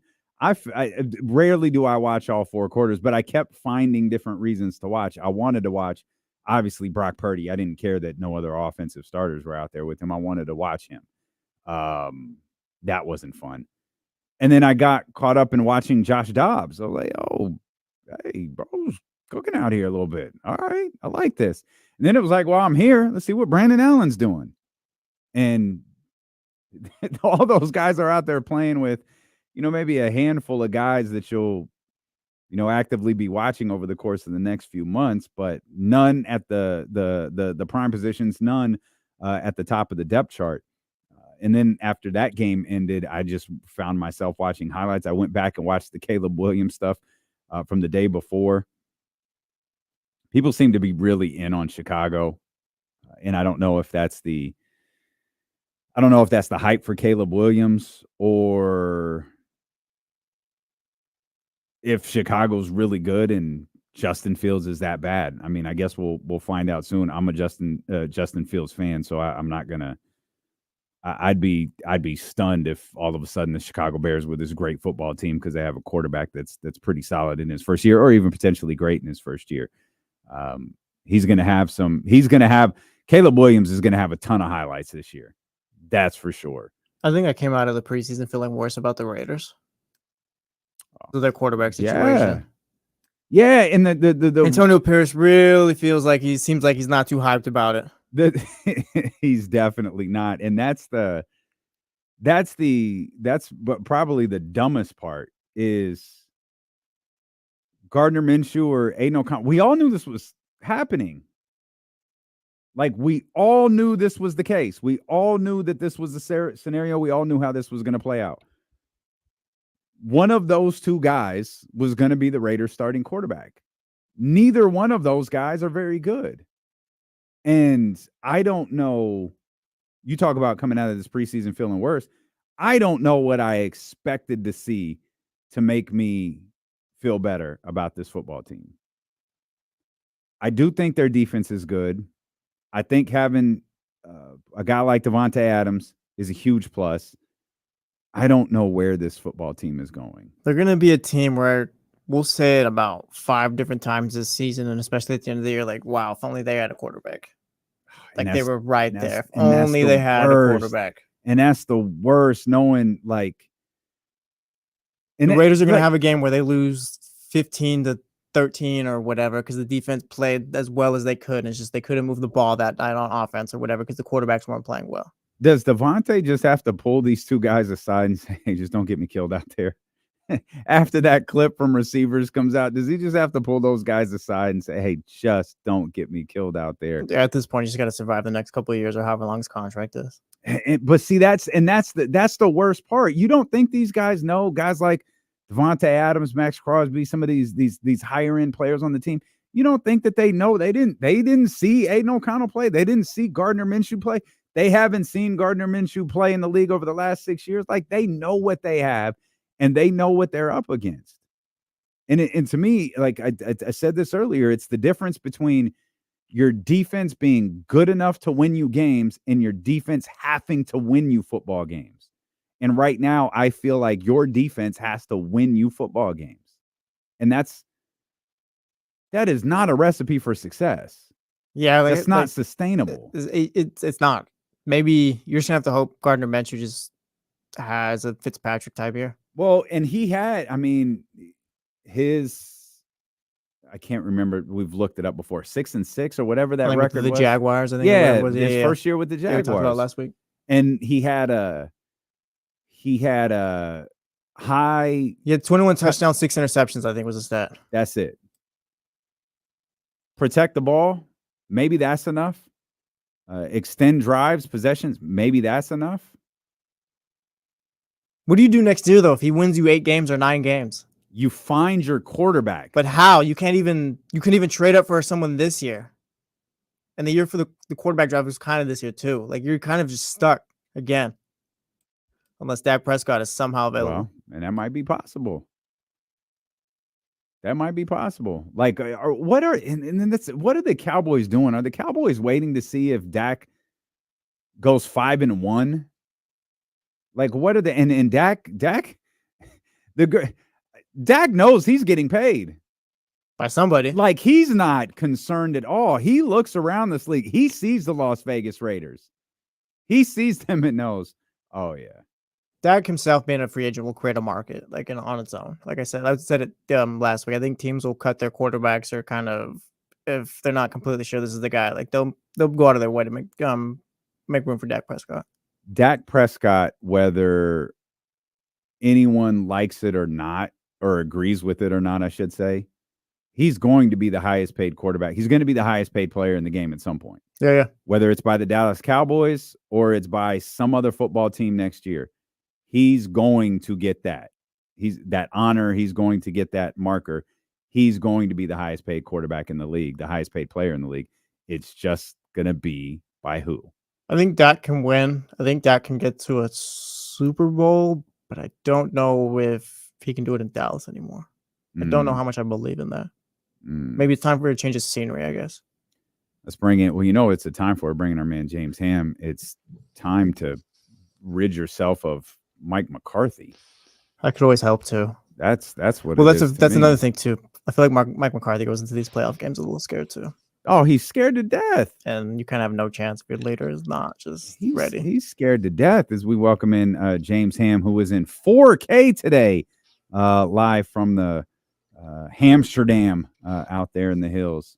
Hammer, what do you think happens with Dak Prescott and the Dallas Cowboys? Oh, that's a good question. Like we discussed this a little bit earlier. We can't wait to start doing Fantasy Fridays on the Insiders with Faraz Siddiqui, and I'm a guy I have a 2-man keeper league, and I always keep Mahomes, which a lot of people disagree with, but I found it to be a really good strategy. But CeeDee Lamb is our other keeper, and like I don't know what to do there. Like, do you keep him or not? Is he going to be any good 2 weeks in, 3 weeks in? Or are you going to?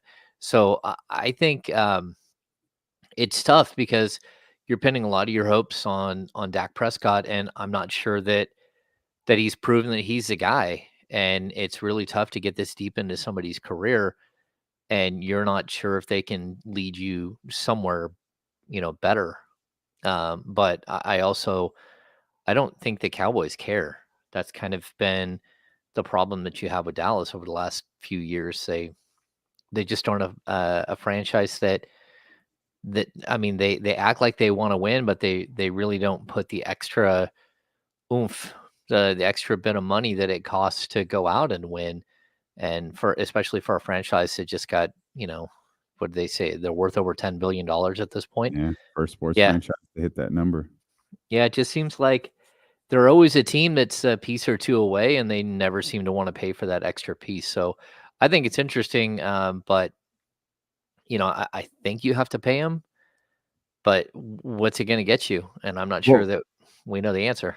I think the other question, what's it going to get you? I think the other question is, what's the alternative? If you don't pay him, what's your strategy? What are you doing moving forward? Because I'm of the belief they're going to pay CeeDee Lamb. They'd be absolutely ridiculous to not pay Micah Parsons. So you have those two, juggernauts at their position. You have a lot of other good football players around you. If you're making the decision to move on from a franchise level quarterback, what are you going to do? And that's the question they have to have the answer to. No, I totally agree. I mean, you can draft quarterback. You can go out and try to sign somebody else. I don't know. It seems like their system there does allow for lots of passing yards and sort of stat padding. But like at the end of the day, if he can't get you over the hump in a playoff game, I mean, you do have to try something different. In his defense, his coaches have not been good at all. Yeah, and it's not just McCarthy. I mean, before that, it was just as bad. It was Jason Garrett before that, and they're a team that, for whatever reason, they're more than willing to hang on to bad coaches, but they're not willing to take the other steps necessary. And I mean, you bring up CeeDee Lamb, you bring up Micah Parsons, but look at the 49ers. I mean, we can name, 5 or 6 guys that are big time payday guys that you have to pay, maybe even more than that. Whether you're looking at Kittle or you're looking at, McCaffrey, Trent Williams, you just keep going down the line. Like the Cowboys have some players, especially the defensive backs and stuff like that. But overall, like I don't know what else that they're paying the big money for, because it's not like they're doing it for running backs that are super effective, or second wide receiver, or star tight end. They're not paying the other money that you're seeing a team like the Niners do.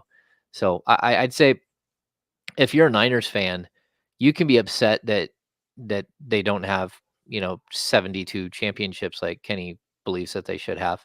Yeah. But what you can't be upset with is their willingness to pay, and their willingness to go the extra mile to try to build a team and something that's sustainable, and something that has like a clear path that you can look at. And I think you can say that for most of the time during the 49ers run here. I mean, there have been some lean years where weird things happen, but overall, that they're putting the time and the money into it. And now it's, how can they afford to transition from the Cowboys to the 49ers? How can they afford to get this situation with Brandon Ayuk taken care of, which I believe will immediately be followed by getting the situation with Trent Williams taken care of. And then it starts the countdown clock to getting their franchise quarterback, or at least the guy we believe who is their franchise quarterback, signed next year. Oh yeah, totally. I mean, that's where the 49ers are going to, maybe that's why the Cowboys haven't paid Dak, because they're worried what that means. When you do pay a guy, then look at what it means for all the other positions. And, you're going to end up paying, everyone just says like they just keep putting the $60 million a year out there for Purdy. That's possible. but it's also possible it might be a little less than that. It could be 50. But he certainly is worth it. That's what it seems like. Last night's preseason game, notwithstanding, which I thought was one of his worst performances I've ever seen, where you're just like, man, what are we doing here?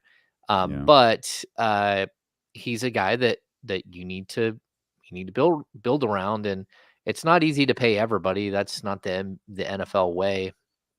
You have to be super crafty, not just with your with who you sign, who you don't, but how you continuously backfill those positions that you're losing. And I think that that's one of the biggest problems that you have is that if you don't have a system in place to continuously draft and develop players the correct way at the NFL level, so when you lose one, you've got another one ready. Then there's no way to find tremendous success, and that's why I think the Niners have been so successful. Although they make a ton of mistakes in the third and fourth rounds, more than I think most teams should actually. For especially for a team of this good.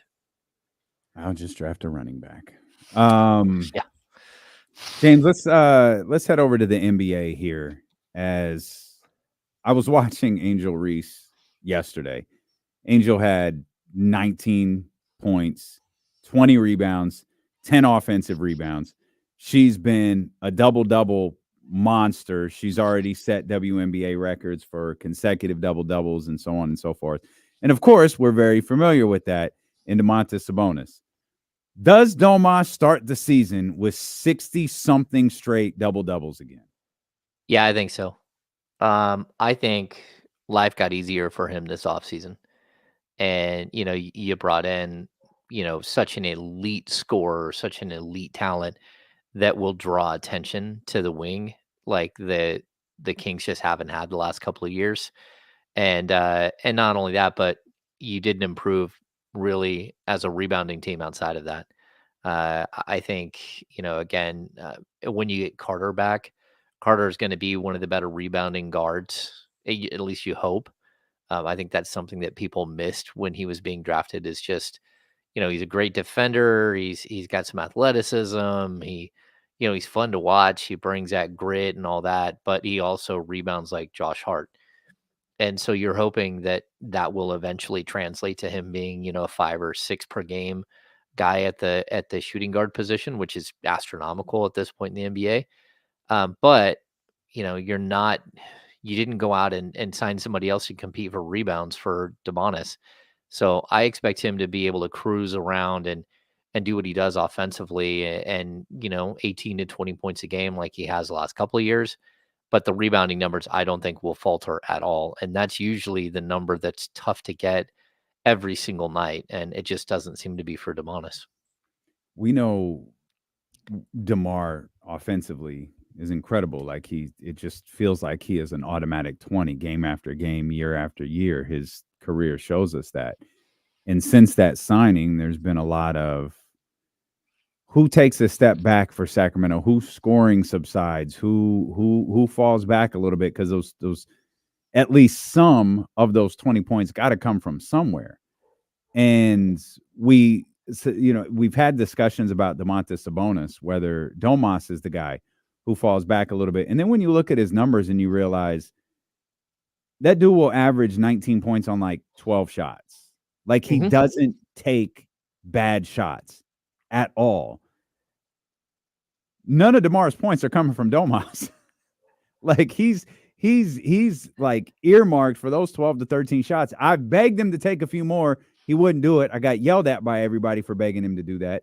But like he is, that's his comfort level right there. 12, 13 shots. They're all going to be great looks. He's not going to take a single bad shot, and he's going to wind up with 17 to 19 points. Yeah, I totally agree. I mean, it's possible he drops down to 18 points per game. And that's just because the Kings offense is so like finely oiled and it's just moving and he doesn't have to do any of that. But I also don't think that he takes things like that are out of the norm. And I think, people always ask for him to shoot more. They always ask for him to shoot more 3-pointers. Like I've always said that I really enjoy who Domantas Sabonis is. and the consistency that he's demonstrated during his time in Sacramento, but realistically, the consistency that he's demonstrated over like the last 6 years of his career, he's one of the most just day in and day out consistent players that you're ever going to find. And I think that like taking things away from him, there's not even a reason to do that. He's going to do his dribble handoffs. He's going to get rebounds and putbacks. He's going to on occasion pull up for three, and every once in a while he'll pull up from the free throw line. He's going to go to the line because he gets fouled a ton. But I also think that, you know, free throws are something that become contagious, right? And when you start having sort of the landslide and you get the officials calling whistles for your team, it usually benefits everybody. And we saw this 2 years ago with the Kings, where they got to the free throw line all the time. Like, it wasn't even a question whether Fox or Harrison Barnes or DeMonis were going to get their free throws. They just did, night in and night out. They're one of the better, not only like shooting teams, they're fine as far as like percentage, but realistically the amount of free throws they took was really high. And you got away from that a little bit last year. And I expect that DeMar DeRozan's ability to get to the line will help Domantas Sabonis. It will help De'Aaron Fox. And just you're going to have to, somebody's going to be open. Like, when you've got to take away DeMar, you've got to take away De'Aaron. You've got to try to at least slow the DHO at the top with Sabonis and everyone else. I think it's going to open the door for a guy like Keegan Murray to have all kinds of wide open looks, and the same for whoever's playing the shooting guard spot. I think there's going to be a lot of open looks for players on this team. What's the area that Domas needs to improve the most on? Well, I did just talk about free throw shooting. He's got to hit his free throws. That's one thing that he's got to do. But outside of that, again, it's not like he's going to get taller or his arms are going to get longer. And like defensively, I've always thought that he's way underrated as a defender. He's much better than people think. Just his position rebounding. His position defense is really good. And I know, like, a lot of people will argue with me on that, but like the advanced metrics on him are really solid.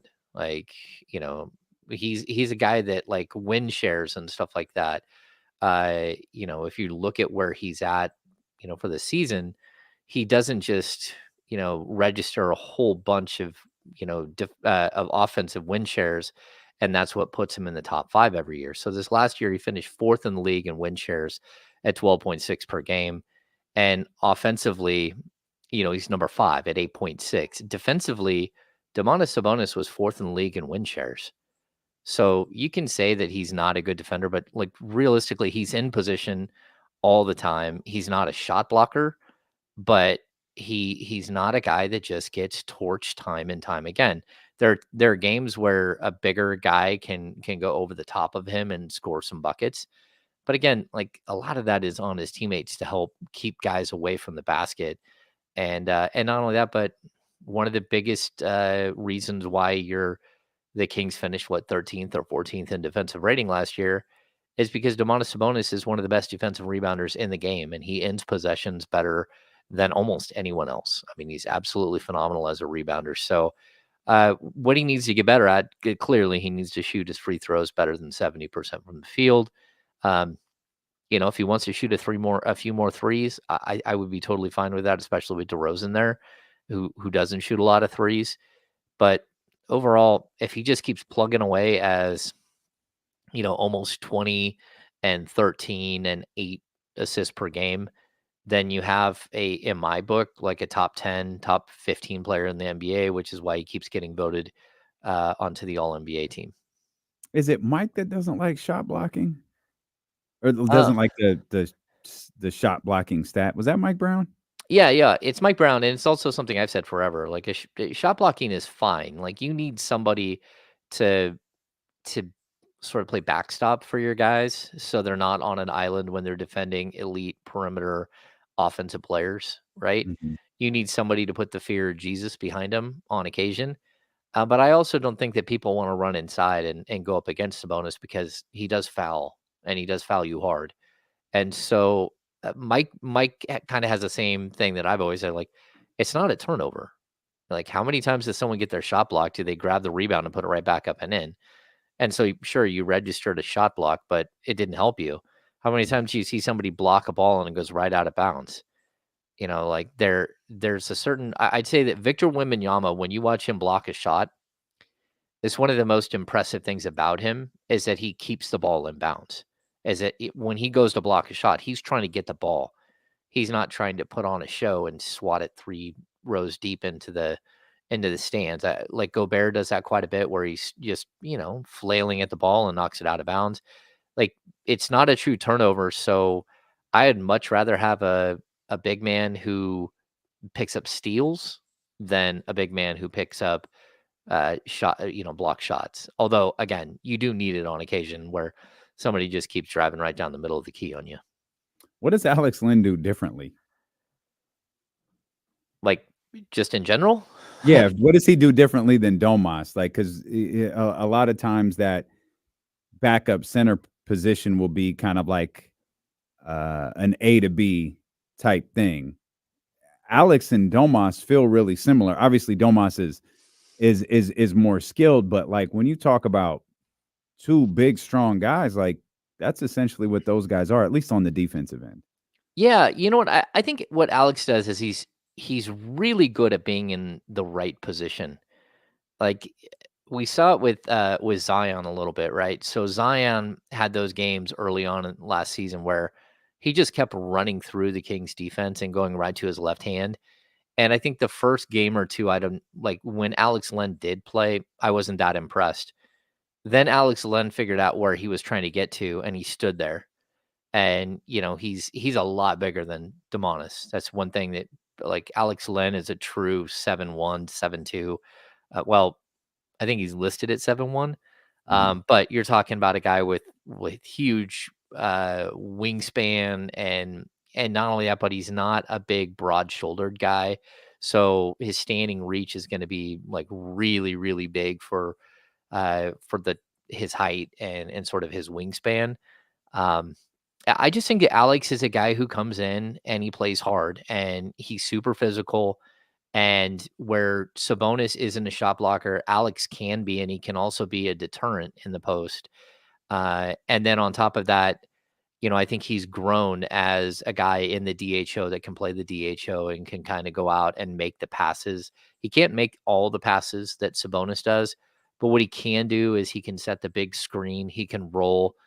He's not a great lob finisher because he's not a big vertical guy.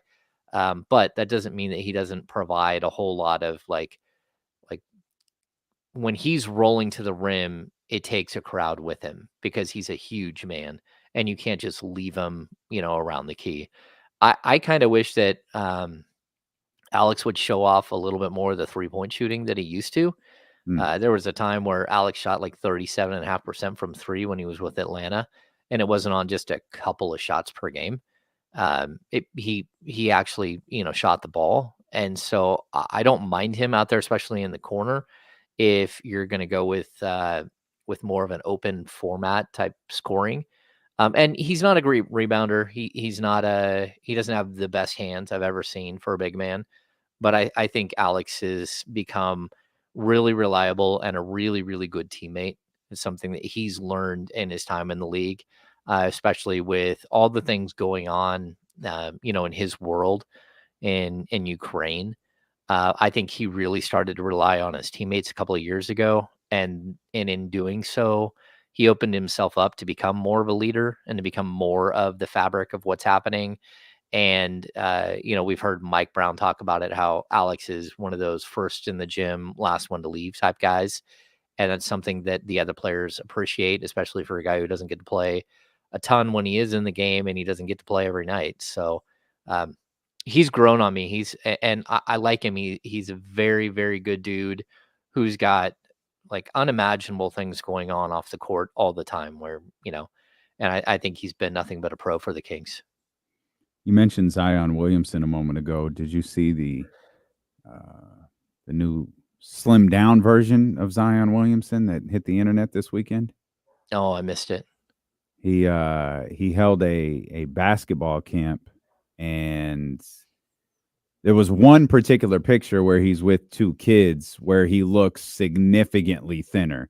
You can tell in the rest of you could tell in some of the videos and some of the other pictures that, yeah, he's still a big dude, but he's clearly lost weight. And I think the number, Chatty House will help me remember, I think the number we had him at was 281 right now, which is 4 pounds below what he played at Duke when he was 285.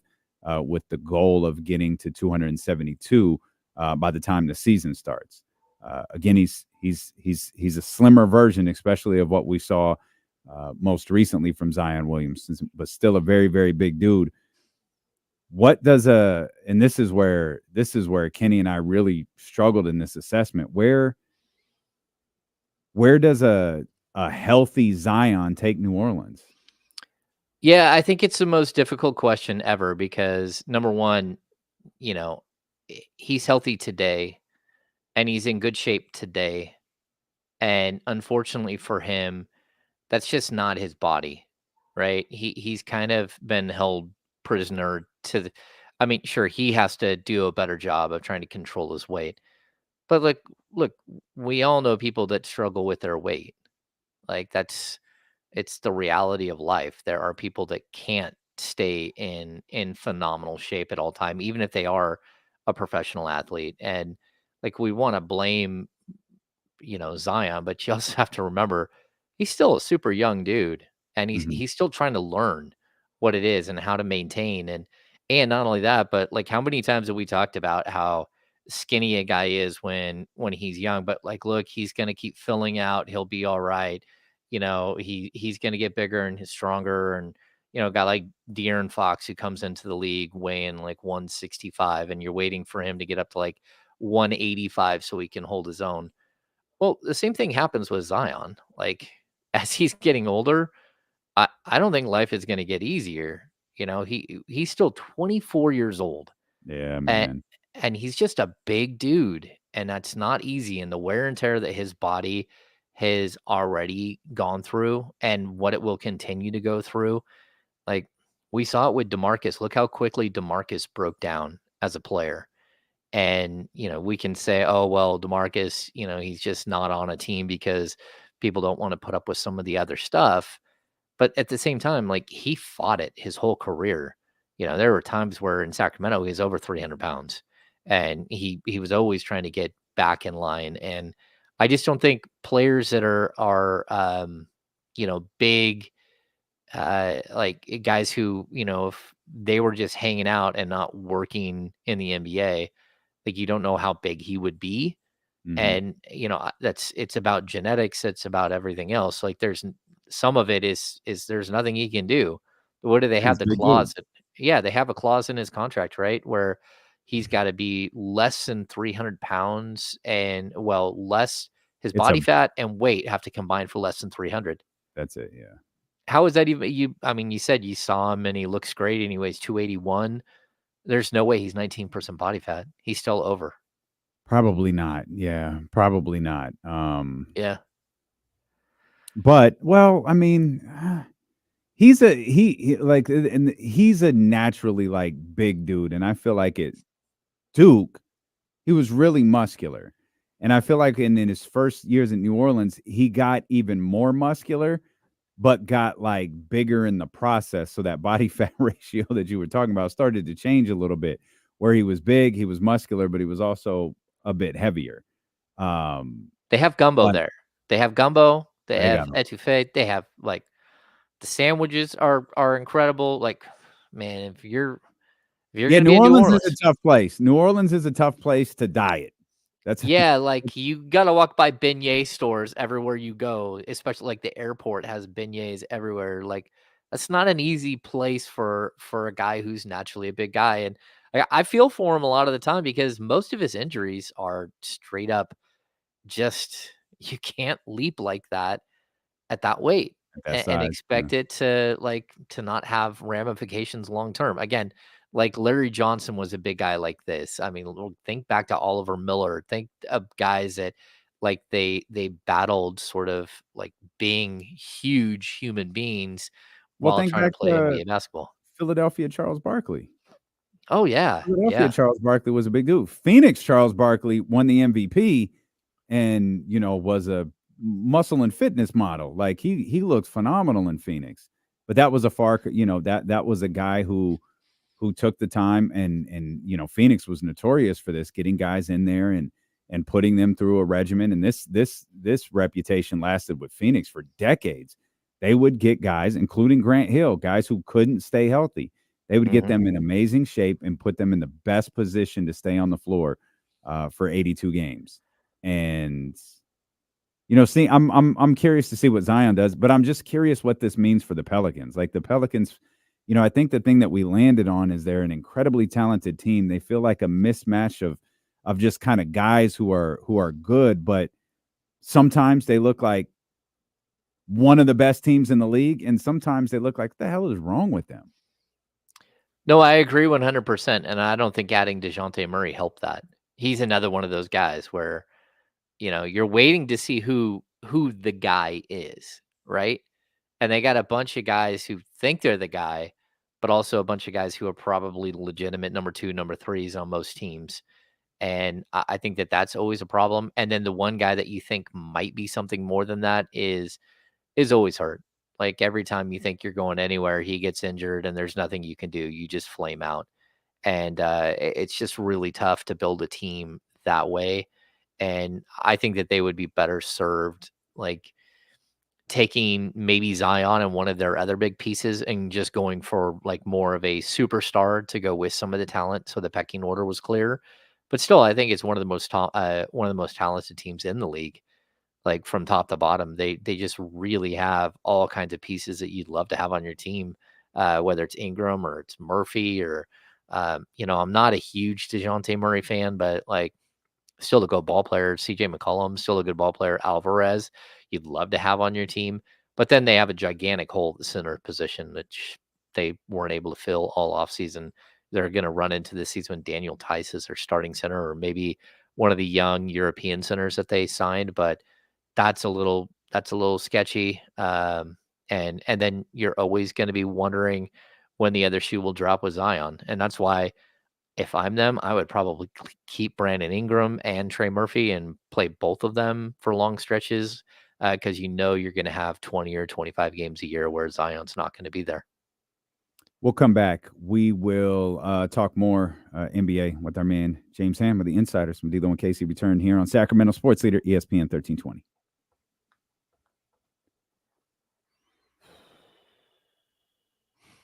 Is that the first time you've seen that bubble there? Is this the first time you've seen that bubble there with that? I don't know what's going on. Bubbles are the reads that I do. Oh, like map training, Matthews mattress, stuff like that. Oh, got it. They're on the wide orbit log. They come across as little bubbles to remind us to read them. Yeah. Yeah, man, the league has had a history, Kyle Renata here brings up Caleb Swan again. That's one of the saddest stories of all time. While he was here in Sacramento, he worked so hard to get his body in shape. And then, the problem is it doesn't matter what kind of shape you get in, you might not be able to earn a spot still, like earn a rotational spot. So now you're just sitting there and you can work out and do the best you can to try to maintain shape. It's just not easy. And that was a kid who, his whole life story was just tragic from the day he was a little tiny baby. And RIP, Caleb Swanigan, very, very nice kid. Mm. Yeah, he really did balloon up, didn't he? Oh, yeah. Before he passed away, he was in court for something, I think drug related, and was huge. And just like he was going to fight that no matter what. Yeah, he was homeless, was like his whole upbringing was tough. And a really, really quiet, a good kid. Like,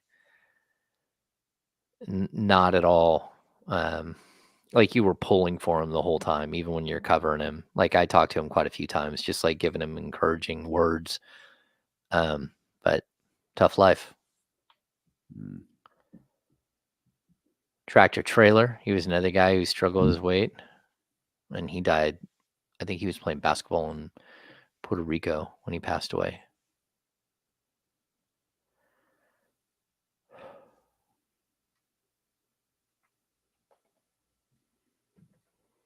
A beignet sounds good right now, doesn't it, John Poles? You out there eating beignets.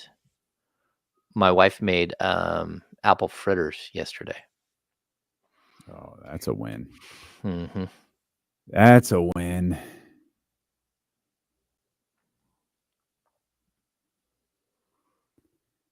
Come on, Seth. Go in there and saw something or hammer something.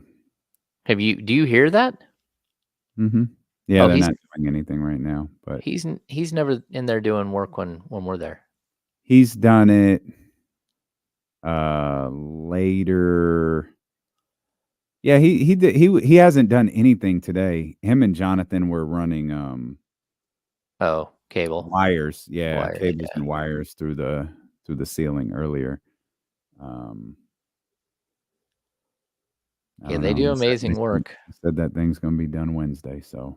Oh, really? Yeah. I'm waiting to see the big reveal. Believe me, buddy, I am too. Because I took a peek behind that curtain and I was like, I told Kim, I was like, this isn't going to be done. She was like, yes, it is.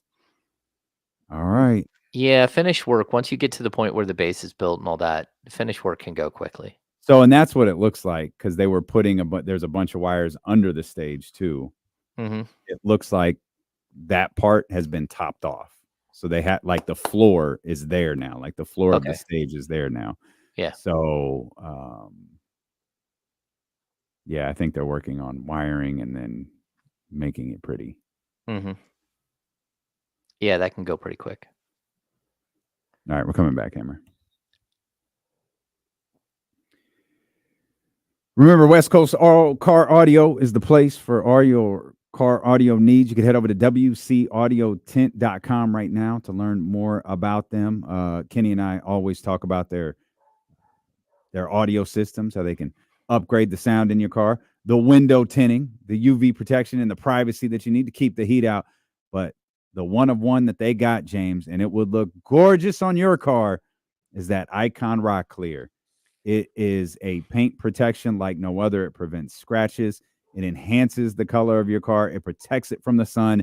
And West Coast Car Audio is the only place you can get it. They got 3 locations, one in Sacramento, one out in Elk Grove, one in West Sacramento. They can demonstrate what that Icon Rock Clear does for you right there in the car or right there in their shop. So learn more, WCAudioTint.com or head over to West Coast Car Audio.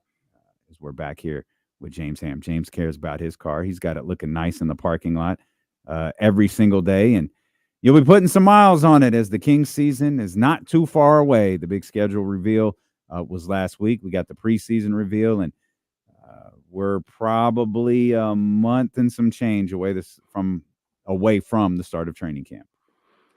Yeah, I can't wait. We're about to turn a year with the car, and it's almost to 25,000 miles. And that's just kind of my life is driving a lot. And like I'm so used to having a car that hits 100,000 miles after 4 years every year. And a lot of it is Kings coverage. So we'll see.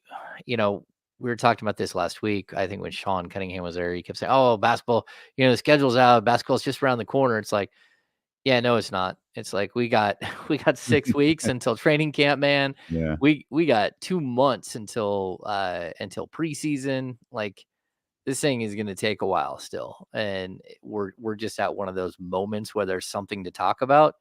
But you're hoping that there are a couple more trades, a couple more moves here, not just whether it's Kings or whether it's someone else around the league, but the August and early September have kind of been the last couple of years when things like late happen, and it's been a little surprising. But I wouldn't doubt that we're going to start seeing some of that stuff again here in the next couple of weeks. Who puts more miles on their car, you or Sean? Oh, that's a Because good Sean question. lives in town, but man, Sean is everywhere. He covers the 49ers, Giants, A's. Like, he is all over the place in that ride. I think he told me the other day we walked out. I think he's at 275, 275,000 miles. But I'm gonna guess, just because of the age of his car, that it's me. Still like because it's consistent, especially now driving to Roseville every day to go in studio. It's consistent. Like, there are, I would say, in a normal year when just doing Kings coverage, there are at least probably 110 days a year that I drive down to the arena. And now that's coupled with going into the studio on all the other days. Well, you just said that buying the car was a good investment with the Ham household. So let's stick with the buy or sell conversation. We had this earlier. Actually, Kenny brought it up. He said he heard it from your boy, actually, Tim Bontemps and Windhurst, and I think it's Tim McMahon over on the Hoop Collective, and they were talking about a couple of teams in the Western Conference and one in the Eastern Conference, and it was one of those: are you buying this team for the next 2 years? Or are you selling this team for the next 2 years? If I asked you, buy or sell the Denver Nuggets, where would you be at?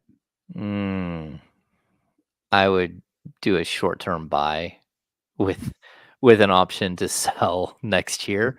Of course, James is creating clauses in the buy or sell. That's right. For me, like, look, I think they've got one more year where they're Having gonna your be Mrs. Ham, attorney at law, reviewing the papers to see if there's an out on this buy for the Denver Nuggets. Yes. I think short term, I think that they can compete this year, but like 4 or 5 seed, maybe a 3 seed. I mean, you never know. Once you get up that high, Kings learned that, it's a little different when you're up in the 1, 2, 3s of the league. I think that they could be up there, but I, it's a little bit like the Dallas Cowboys. Not that they're cheap and they haven't been able to keep things rolling, but replacing the pieces that they've lost has become more and more and more difficult for the Denver Nuggets, and that's always tough. You're always hoping that you can keep a team together as long as possible, but losing Kentavious Caldwell-Pope was a tremendous blow for them, and it comes on the heels of the year before of losing Brown, and so between those two, and Christian Braun is coming up, and you're hoping he can replace some of those minutes. You're hoping that Watson can replace some of those minutes, but at the same time, they've got 2 other pieces on that team that I'm always leery of, and that's Michael Porter Jr., who is a ticking time bomb with his back. We're talking about a guy who had 3 back surgeries before he was 21. And then, I've never been convinced that Murray's going to stay healthy long term. He's a guy who already blew out a knee, and who just has that look and feel of somebody who's not 100% healthy most of the time. And you hope that he holds up, but that's why I kind of look at that team a little bit of a house of cards. Like, Jokic, they're always going to be good as long as they have Jokic, but like, there's a difference between being good and being great in this league, and losing like valuable role pieces and not having just the next guy. Again, I think Christian Braun is going to be just fine and he'll be a solid player, but you don't have the player that fills in and takes his spot that you're replacing. And they lost Reggie Jackson, but they replaced him with a guy like Russell Westbrook. Again, that's just kind of it doesn't really move the needle. They brought DeAndre Jordan back. That doesn't move the needle. Like, they've got a lot of question marks about depth and sort of, how long they can keep that thing to going the right way. So I would say I would probably sell, like, to be honest with you. Yeah. Like, it I just think we all would. like, looking into the future, it's probably like, again, I think they've got one more season where they're going to be highly competitive. But then after that, I don't know how long they can keep that thing together. It was a 57-win team last year. That one late loss versus the San Antonio Spurs took them out of the number 1 spot, and it feels like everyone is almost universally down on them heading into next season. And that was even before Jamal Murray's Olympic performance. Like, this conversation started before then, and it started during free agency when you start looking at them like, boy, they, from that team that won a championship. And that's really what this comes down to, Hammer, is when you win a championship and you have the same core squad of a coach and a star player, the only expectation moving forward is to win another championship. It's not to win 60 games or get to the Western Conference Finals. It's just, can we win another championship with this group? And you exhaust that possibility as long as you can before you move on, make changes, or do whatever you do. And it feels like this group, no one believes can win a championship again.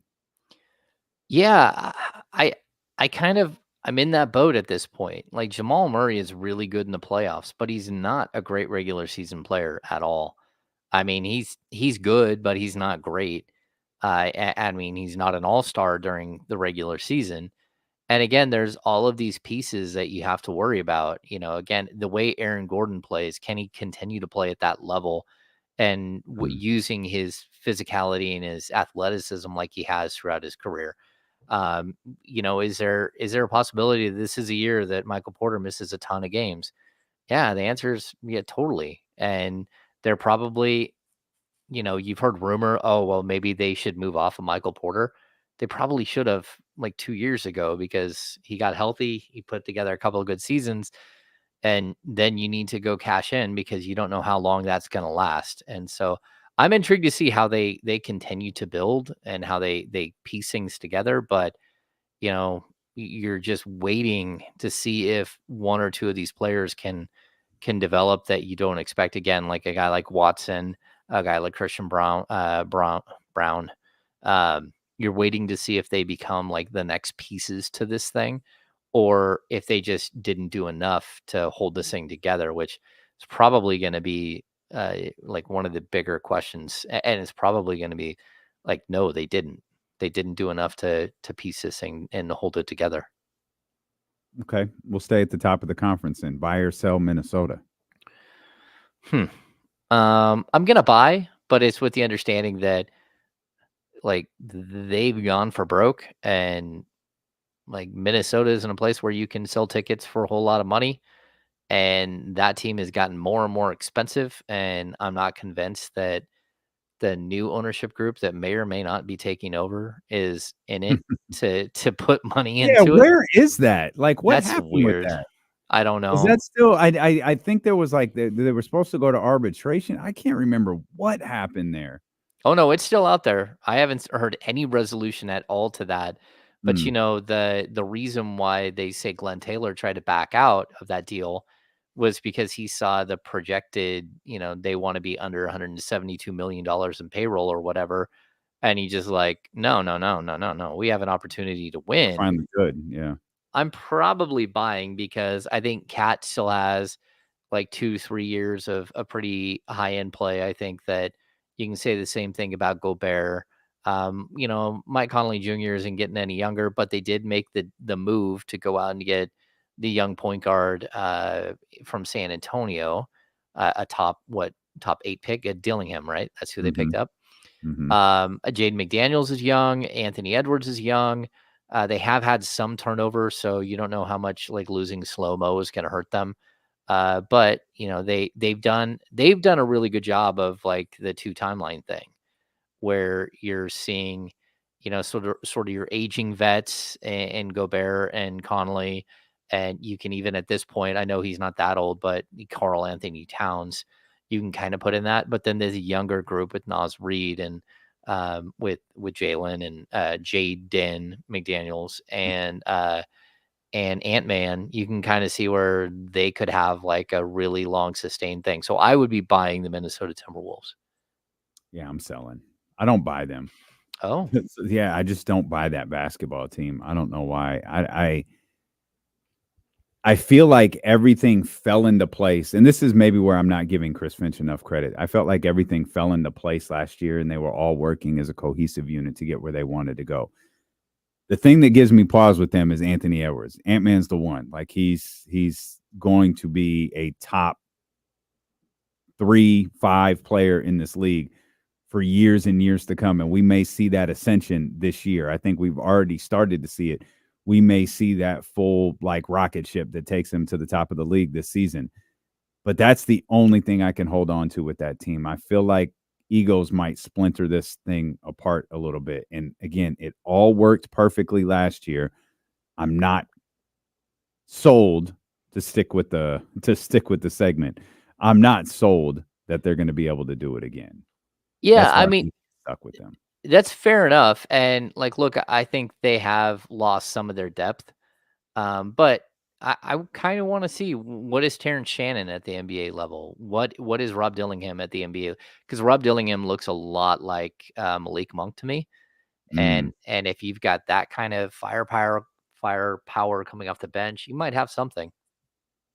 Well, you mentioned Malik Monk. Might as well. We haven't mentioned them today. Would you buy or sell the Sacramento Kings? Oh, I'm buying.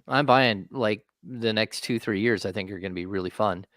They've got so many playmakers that they just didn't have, like the collection of playmaking. I think it's going to be tremendous. I think they've got scoring punch all over the place. I think defense is going to be a bit of a problem, but they got on the right path last year about how to play physical, how to match, some of what your opponent's doing. Again, by the end of the season, they were 13th, 14th in defensive rating, but they were like number 8 after the All-Star break in defensive rating. They were able to clear up a lot of the bad 3-point defense. I think you got guys in their prime, a bunch of guys in their prime, and for some reason, DeMar DeRozan at 34 is still in his prime. I don't think he's at the back end of his prime, but you got a 26-year-old De'Aaron Fox. You got a happy birthday Keegan Murray, turned 24 today. You've got 28. Happy birthday, Chris. Yeah, and happy birthday, Chris. You have you have a 28-year-old Domantas Sabonis. You have all of these pieces that are around the same age still, and I think that they're going to be tough. Their depth is something that stands out, and the continuity of depth. Like you've got players who have been in that system now. A guy like Trey Lyles, even Keon Ellis has been there a couple of years. Kevin Huerter's been there a couple of years. Like your depth pieces here outside of your top 5 players, they've been around. Alex Len, has been around for like 3-4. I think he's been on the team 5 of the last 6 years, something like that. So I like the continuity that you've built, and like this is one of this is the prove it year, right? This is a year where they need to take some sort of leap to at least get over 50 wins per year, 50 wins this season, but like something that they can do the next 3 to 5 years. And that's where you're hoping. Is it unrealistic to think that this team can be close to the level that they were offensively 2 years ago while still hovering around the level that they were defensively in the second half of last season? I think the defense is going to take a little bit of a step back, but I think the offense can be top 3, top 4 NBA. I don't know if they'll be number 1 in the league. And you also have to look that some of the teams that play that style of offense that are just so over the top good offensively, it'll just say Indiana, they're so bad defensively. And so part of the reason why their offensive rating is so high is because they're just running down to the other end and not playing any defense and then getting right back and scoring again. I think the Kings have an opportunity to be one of those teams that are a solid defensive team and a great offensive team. So not just a sieve on one end and great on the other end. I think that they'll have better balance than some of the other teams that are putting up ridiculously high numbers. They're not going to be the Boston Celtics, who are one of the best offensive teams and the best defensive team in the league. And they're not going to be like the Timberwolves, who were the best defensive team, or right there with Boston as, such a high level defensive team, but not as high offensive. I think they'll be a sort of a happy medium. And in the half court, I think they'll be one of the most unstoppable half court offenses to go with the speed and the pace they play with. I think they'll be really dangerous. Would you credit the defense that they played last year? Because you said you think it'll take a step back this season. To credit's probably the wrong word, but was it a product of the way the game was being officiated at the post all-star break time in the NBA? Well, I think it was the Kings' ability to adapt to the new NBA after the All-Star break, where other teams didn't. I think guys like De'Aaron Fox went into games with a new attitude and look, if this is the way they're calling it, and if I'm not going to get any calls on the other end, then I'm going to play. I'm going to manhandle people. I'm going to get physical. I'm going to go for steals that I normally wouldn't go for. I think that the Kings were able to amp up their level of energy and activity in the second half to match the new rules. And look, they're a team that wasn't getting the respect anyways, as far as free throw attempts and stuff like that. They kind of just threw all caution to the wind and said, hey, let's just go for it. If they're not going to call anything, then man up. Let's go. Let's play as physical as we can. And maybe more than any team that we saw in the league, they took that step post All-Star break, where I think, again, the Minnesotas and the Boston Celtics of the world, they were already great defensively, but I think the Kings were able to understand the memo from the NBA and run with it as well or better than almost anyone else in the league. You mentioned free throws. That's got to be one thing that Kings fans should be most excited about when it comes to the acquisition of DeMar DeRozan, is that man will get to the free throw line. More than that, that man hits his free throws. Oh, that too. Yeah, I mean, there's one thing for a guy to get to the free throw line. What is it, 7.7 times per game last year? But on top of that, this is a guy who is a career 84.1% from the line. He shot 85.3 last year. Over his career, he's averaged 6.6 attempts per game. And again, I think that's something that's contagious. When you're the aggressor on the offensive end, you get more calls. And if DeMar DeRozan starts getting those calls, I think the other players on the team will also kind of follow suit. I think they will start to attack the rim more and sort of get to the line. The biggest thing for me, last year, the Kings shot 74.5% from the line. They were atrocious. They were 30th in the league in free throw percentage, and there's no excuse for that. They also dropped all the way down to 21st in the league at 20.9 free throw attempts per game. And what I was talking about earlier is the year before, that wasn't really all that big of an issue. They shot 79% from the line. They were 12th. They also shot 25.1 free throw attempts per game, which was 7th in the league. They made the third most free throws the previous year when they were the best offensive team in the league. And they should be able to get back to that this season with the addition of DeMar DeRozan and sort of this collective. It's almost like when guys start hitting home runs in Major League Baseballs, and everybody's hitting home runs. And the same thing, when guys start missing free throws, everybody misses free throws. I mean, I think it was 2 games during the season where Malik Monk missed free throws that cost them the game. And we're talking about an elite free throw shooter. And I think they let that seep into their sort of part of their identity, which is not a good thing. And you just said that they were the worst last year, right? Were they the worst in the league last year? Oh, they were by far the worst. Yeah, by far. They were 30th in the league in free throw percentage, and it wasn't even remotely close. And when you are missing free throws like that, you tend to not go try to go get free throws because of it. And I think that becomes as much of it's like a self-fulfilling prophecy. It's one thing to miss them, but then when that gets in your head and you got an opportunity to either hit the gas and go right at somebody at the rim or pull up from 16 feet and hit a little jumper, knowing that one could lead to you going to the free throw line where you're shooting, 70% from the line. I think a lot of times guys started to pull up a little bit, and that's because it gets in your head a little bit when you're missing free throws. And again, it became contagious, which was not something I expected.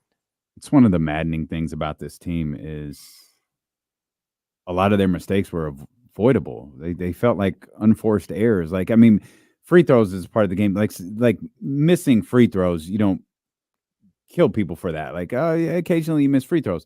The sheer volume in which they missed free throws was like, yeah, this is actually costing you basketball games. And it's one of the things you can hang your hat on as a Kings fan is that they are, and you try not to think too much of it, but they are better than what they played last year. And I think you could go so far as to say they are significantly better than they played last year. Oh no, I totally agree. And Damian, they averaged 20.9 free throw attempts per game last year. They hit 15.5, so they missed 5.4 free throws per game. I mean, that is crazy as a team to leave over 5 points a game on the table. And like you're talking about a team that scored huge numbers, but a team that finished 9th in the league in points per game at 116.6, they would have been, even if they hit 2 more free throws per game, they would have been like top 5 in points per game. Yeah, they left a lot on the table last year. Jesse's telling us we have to end our show. So, all right. Fun's over. We appreciate you so much for being with us. Tomorrow, episode number 999. The countdown to 1,000 comes to a conclusion tomorrow. We gear up for the big show on Wednesday. Make sure you're locked in beginning at 10 a.m. with James Ham, Kyle Madsen, and the Insiders here on Sacramento Sports Leader, ESPN 1320. And we did a show on Monday. Look at that. We are winners. I love this. You guys will appreciate this. I DM'd Michigan Wolverines on the Discord, and he responded saying, because I was like, Michigan, what's your name? Like, so I can put it on the list. And he responds like 6 hours after I send the message with, Manny has it. Ask him. Oh, sick. Never burn. mind, man. It's cool. I'd already turned the list. It's fine. Just Michigan, when you check in, just check in and say, I am Michigan Wolverines. I'm here to party. Yeah. And I'm headed over to KSFM. So we will see you guys tomorrow.